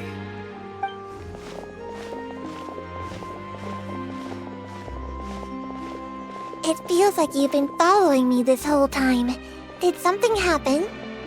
We were informed that. Nope.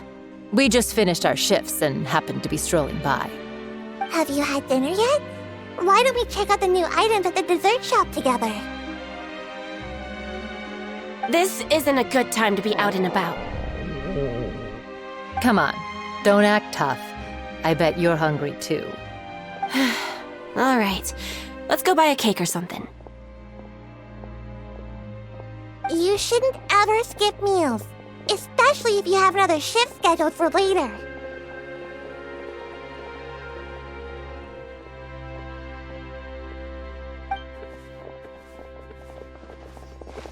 I heard even Neuvillette's keeping an eye on the situation. This is the perfect chance to get promoted. We gotta make sure we give it all we've got. Seriously? Were you planning to shirk your duties if Neuvillette wasn't involved? Relax, I was just playing. We've worked together for years now. If something happened to them, I'd be haunted by regret for the rest of my life. That's more like it. We should stand guard until the criminal has been caught. Come and fight me instead, you cowards! Have you heard? Even the Special Patrol came to help. Shh, look. Isn't that Neuvillette? I think he's looking at us.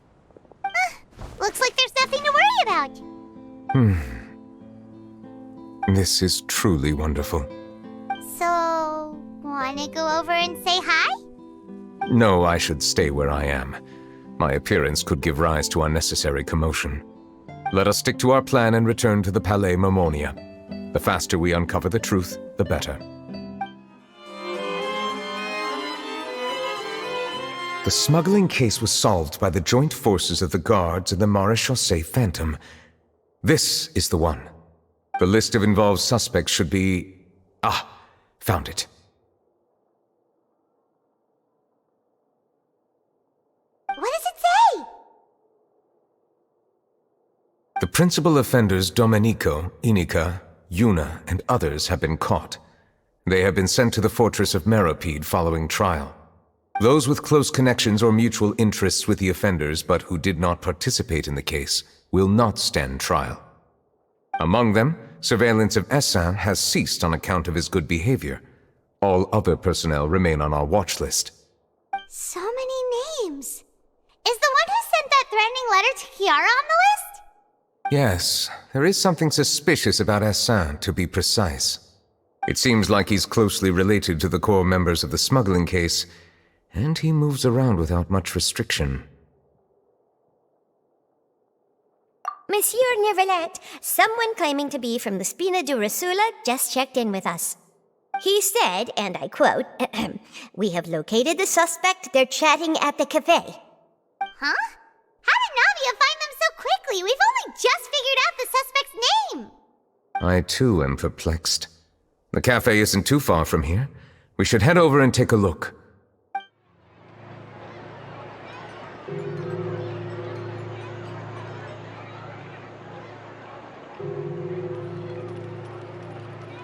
Hey, Navia, we're here! Whoa. Check out all these people! Hey there, are you Navia's friends too? These are the people who have had recent dealings at the Marechaussee Phantom. They're usually hidden in the Fleuve Cendre, but I sent for someone to invite them over. Invite them over? Exactly. Now, I heard there's great coffee here, and so I asked them if they'd like to come and have some. Yeah, it's our pleasure to be guests of the Spina di Rosula. I've wanted to have a meetup like this for ages. Something feels off. But, oh well, let's get back to business. Is there anyone called Essin here? Yes, that's me. You're Essin? Yes, monsieur, Neuvillette. Did you write that threatening letter to Kiara?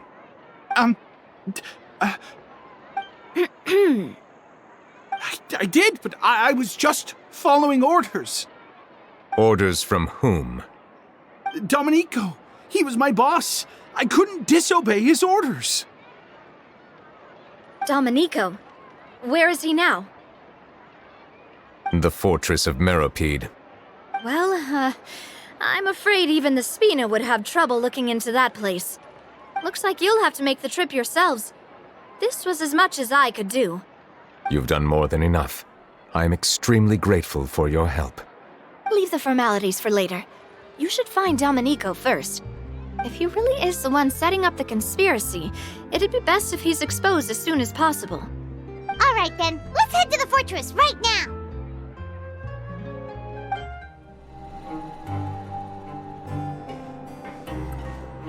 Welcome to the Fortress of Meropide, dear esteemed guests. We're back! Oh, and a greeting from none other than the Duke himself! Guess we made a name for ourselves at this place. This isn't anything new. I figured you had important matters to discuss when the two of you, not to mention the Chief Justice, showed up. Let's assume we've gone through the pleasantries and cut right to the chase.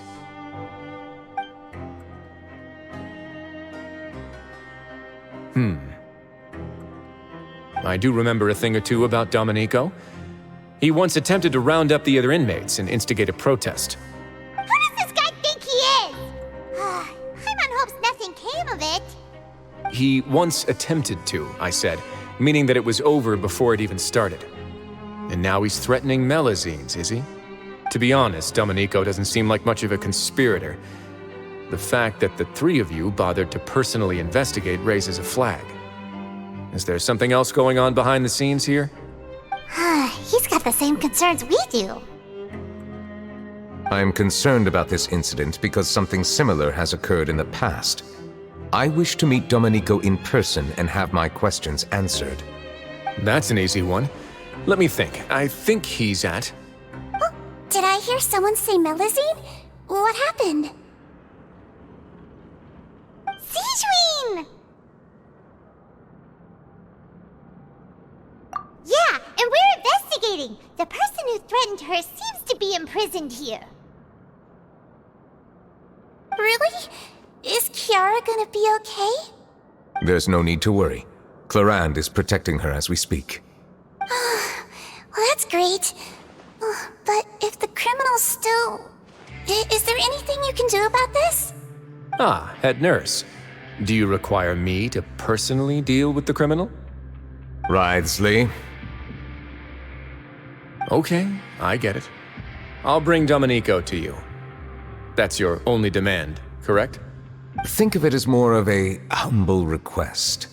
I'm here on my own accord, not to formally transfer a criminal for trial. I urge you to set aside any concerns. Thanks for the trouble. Consider me in your debt. Whoa! If Paimon were you here, Grace, Paimon would take this chance to ask for something really important. Well, were I still a criminal, I'd probably ask for a lighter sentence. But I'm sure Monsieur Neuvillette would reject that. But enough jokes. I'll look for Domenico and bring him to you. Make yourselves at home. Our dear head nurse has mentioned you quite a few times, so I'm sure she has a lot to say. Please rest here for a moment. Oh, and would anyone like anything to drink? Paimon's not that thirsty, but thanks anyway. Thirst is a warning sign that you're dehydrated, which means you have to drink up even before that. I'll bring you some tea. I'm sure you'll have a lot to talk about. Typical Sigewinne. Concerned about everyone's health as always. Why aren't you two saying anything? You noticed them too. The badges they wore on their chests looked quite familiar. Familiar? Paimon didn't even realize they were wearing them. But if both of you say so, let's go ask them about it. That's not a bad idea. I will stay here and wait for news from you. Anything you need? Oh, this? Are you interested in joining the Mutual Aid Network? What's that?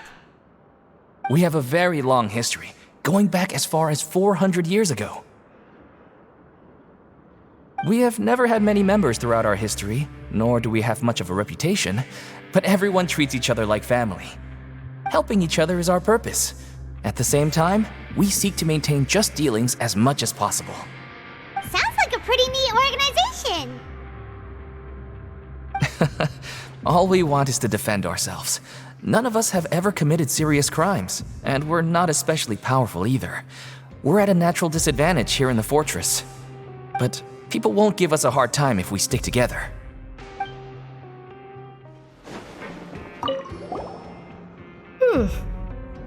You two look kind of familiar. It's the symbol of the Mutual Aid Network designed by our first president. From what I've heard, it's based on something called a Medal of Peace. I've never seen one of those medals for myself, though. The first president of our network was an amazing person. Powerful as he was, he never used his strength against anyone. He encouraged the weaker criminals to stick together and look out for each other. All of us have a lot of respect for him.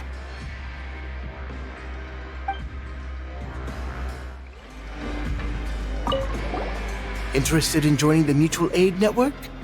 If you'd like to learn more, here's our flyer.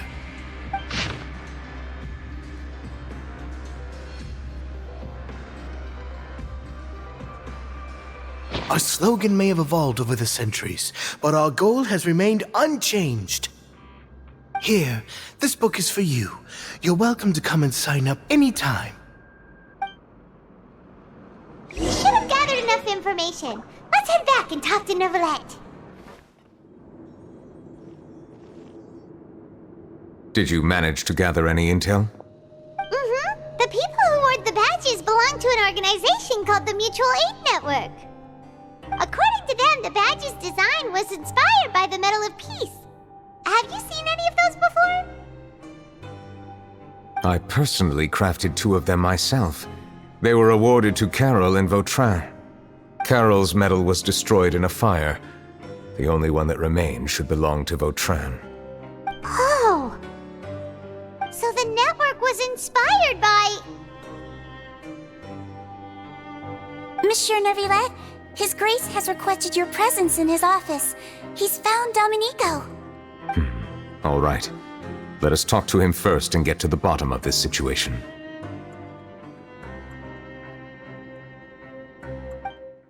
Allow me to introduce this fine gentleman, Domenico. Why don't you explain everything to him? Neuvillette? What do you want? What are you gonna do? Kill me? Calm down. I merely want to ask you a few questions. Was it your idea to send that letter to a Melusine? Hassan has already confessed, so there really isn't any need to keep hiding. That idiot! I can't believe I trusted him. Let me ask this another way. It was your idea to send that letter, correct? Yes. Who is pulling your strings? What? You're not trying to frame me for something I haven't done, are you? It's best if you realize the gravity of your situation. The Chief Justice of Fontaine has been personally investigating your case. I assume your previous attempt to incite unrest at the fortress of Meropide has something to do with this as well. I admit I acted on impulse. I'll tell you the truth. But before that, you must ensure my safety. I can do that. You see, we're all reasonable people here. I only intended to do some small business at first. Someone contacted me about delivering some goods and promised me a generous sum of more in return. After making a few trips, I was suddenly approached by the Maréchaussée Phantom. They accused me of smuggling prohibited items, and I was put on trial. But I refused to accept any of that. The ignorant can be rightfully absolved from guilt, right?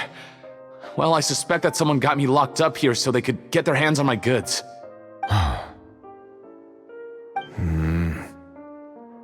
And then you decided to take revenge on the Melusines?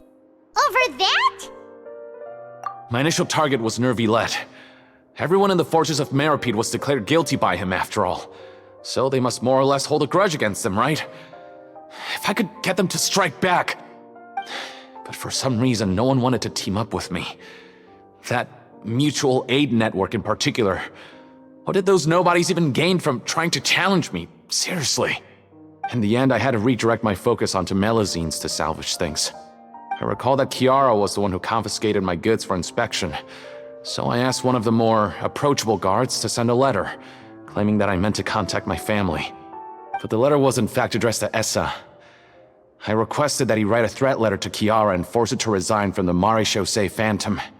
Am I to assume that the claims you've made are your own thoughts? Have you been in contact with any suspicious people recently?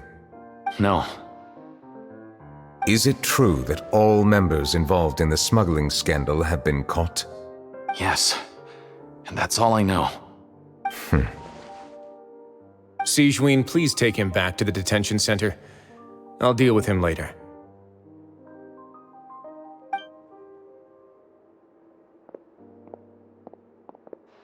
So, Monsieur Neuvillette, you were concerned that there might be a shadowy faction looking to capitalize on the delicate situation with the Melusines to stir up greater chaos? Yes. I experienced a similar incident in the past, so I had to be prepared for any possibility. And how long ago was this incident?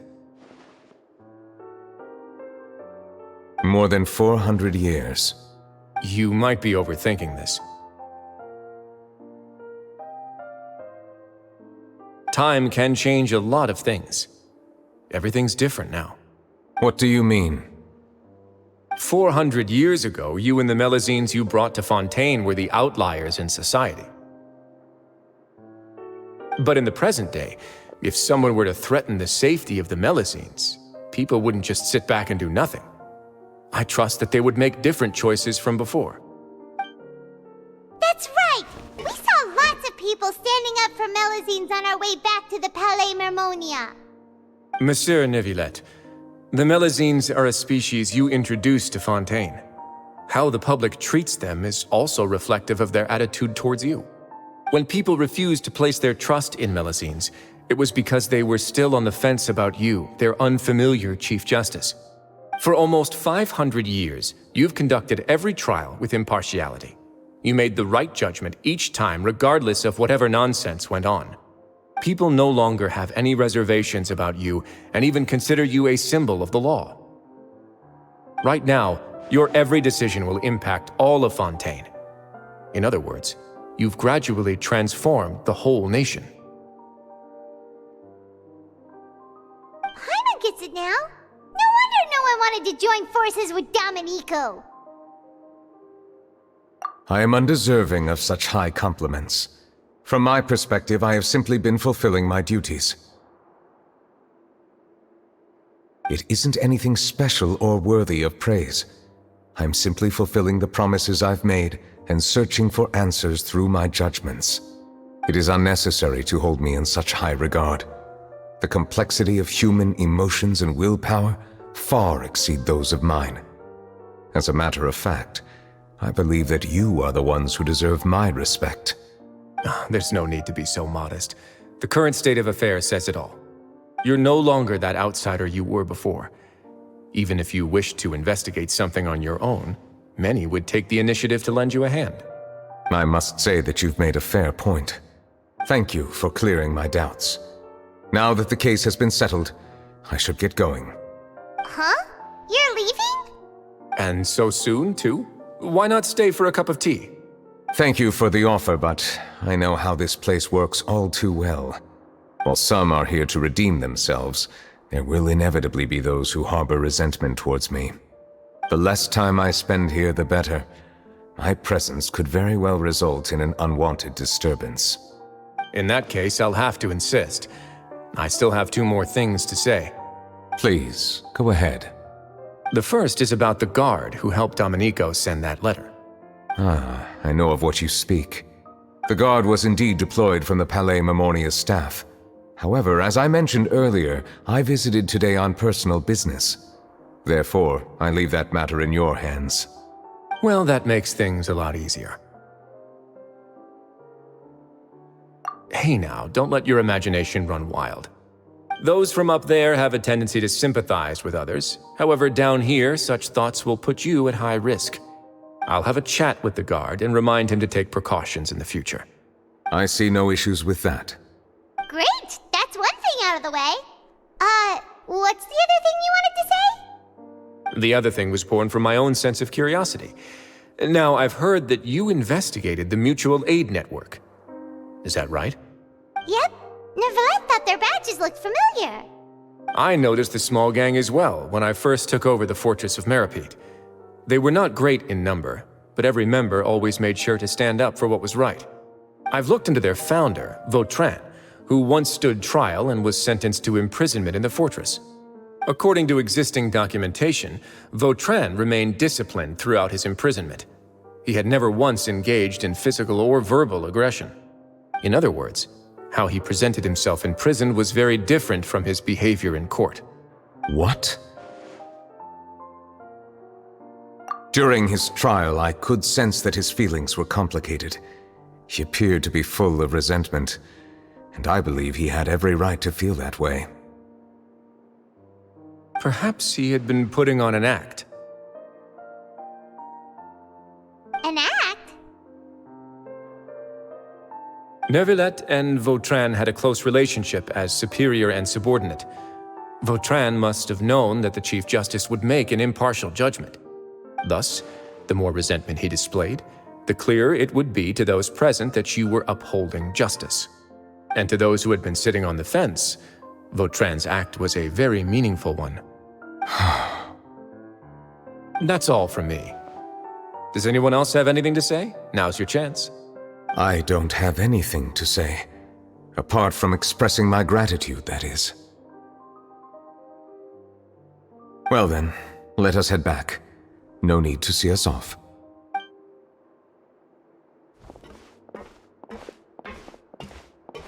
Please, take care.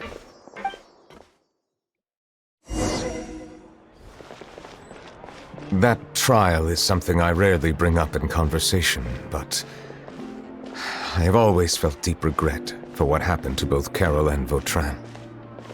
The words he spoke in court often replay in my mind, as if urging me on to do something. But Wroithesley said he never resented you, right? Isn't that a good thing? I believe I now understand what he wanted to tell me. I feel conflicted about those words. How should I describe it? Surprise, relief, fear, and regret. But this blend of emotions has led me to finally understand some things. I would like to hear your thoughts, too. What do you think of me? Paimon agrees with everything Wroithesley said. As Chief Justice, every single one of your trials makes an impact on Fontaine. What do you think, Traveler? Hey, any comments? What I really think is, every trial you've ever judged has left its impression on you. And that's what makes you who you are today.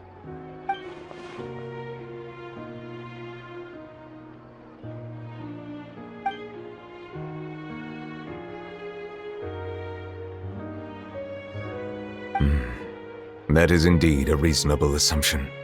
As I said, I find it difficult to express my emotions because I cannot fully understand myself. But I trust your judgment. Since some time ago, I have begun to notice the changes that have occurred upon my person. These changes were not due to any specific occurrence, but emerged as a result of time itself. I will try to contemplate this further. Thank you both.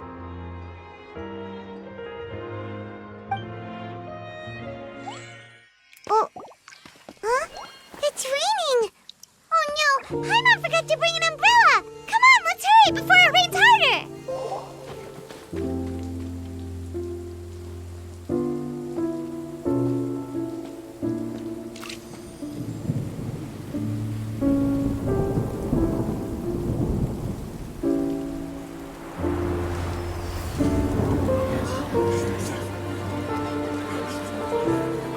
It's raining again? I've had enough of this weather.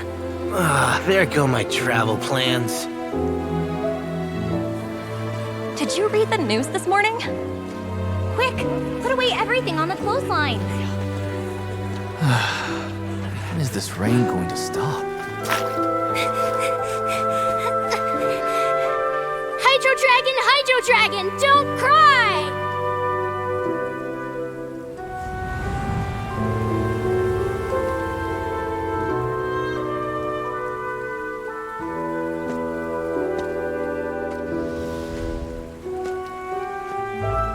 They're planning to reanimate the monster.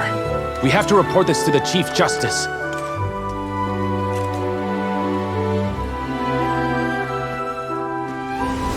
The Fortress of Meropide. It's a good place for me.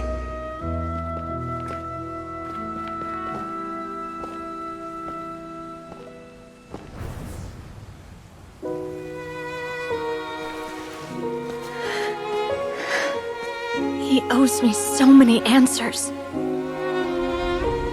Neuvillette? You could say he's the real symbol of Fontaine's justice. Watch him closely. He could be trouble.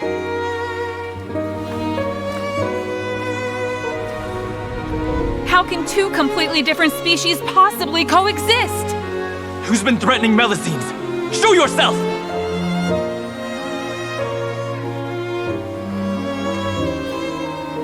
You will see much in the human world, from the delightful to the depressing. And one day, when you have dwelt among humanity long enough, you will be placed to bring judgment over all as a spokesperson for Fontaine's past. Good morning, Monsieur Neuvillette!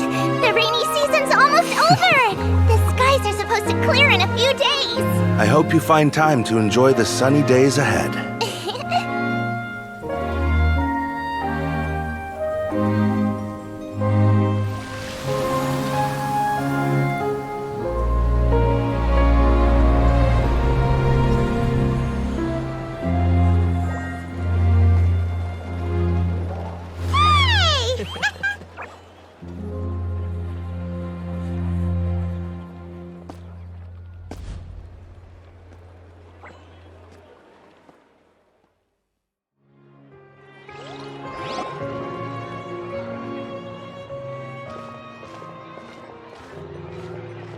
Is the matter resolved? Yep, we found the person who sent that threatening letter. Wroithesley said he'd keep a close eye on him, so the Melusines should be safe now. Oh, that's wonderful. Sorry for dragging you all into this. There's no need to apologize. Yeah, you didn't drag us in. We got involved of our own accord. By the way, where's Kiara? At the Palais Mermonia, more than 50 people offered to protect her. Some even hid within the bushes to look out for danger. I was worried that the excess of protection would make her feel uneasy, so I asked her to stay inside the Palais. It's very safe in there. What a relief. Well, now it looks like the dust has finally settled. To celebrate this joyous occasion, Monsieur Neuvillette, would you be interested in an exclusive interview? That's not how you celebrate! I will consider it. Really? Of course. My schedule is full for the following weeks, but I should be available next month. Come up with questions during the intervening days, and I will answer them to the best of my ability.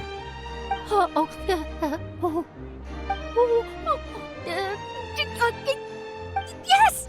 Thank you so much, monsieur! Now, if you'll excuse me, I must head back to the Palais and issue a communique to publicize our investigation results. I hope it will assuage the concerns of all.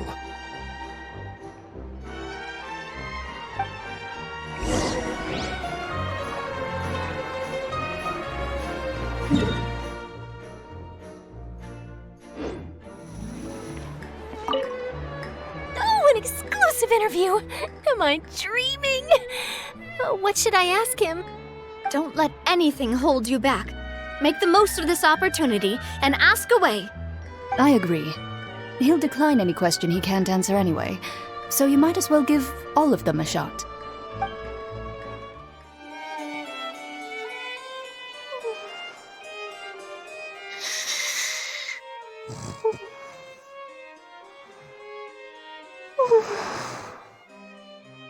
Kiara?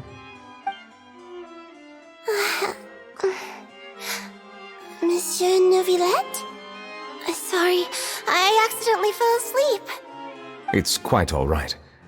I'm here to tell you that we have caught the sender of that threatening letter. You're safe now. Thank you, monsieur. And thank you too, Traveler and Big Sis Paimon. Everyone's been so nice to me, so I've always felt really safe. Do you remember Domenico? He was the sender of that letter. Let me think. I can't remember. My memory isn't that good, so I easily forget things. By the way, I saw Carol in my dreams just now. Where's she gone, by the way? I haven't seen her in a long time. In my dream, she looked really happy. She held my hand and said, "Kiara, our dreams have finally come true." I can't remember what our dreams were anymore, and I don't know why. But I felt really happy too. I can sense your joy. It is indeed a delightful moment. Monsieur Neuvillette, are you happy too? Oh, I almost forgot! Am I allowed to go out now? I promised to model for Alov. Of course. Off you go. See you next time, Monsieur, Traveler, and Big Sis Paimon.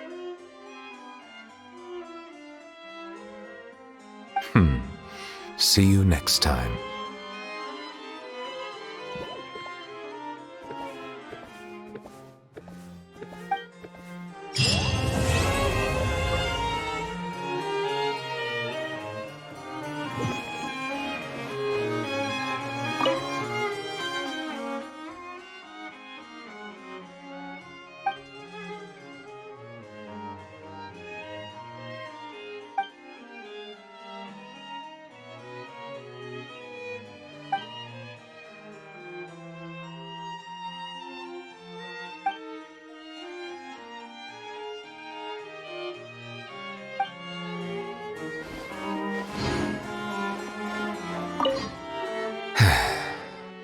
I really can't fathom what goes on in her head sometimes.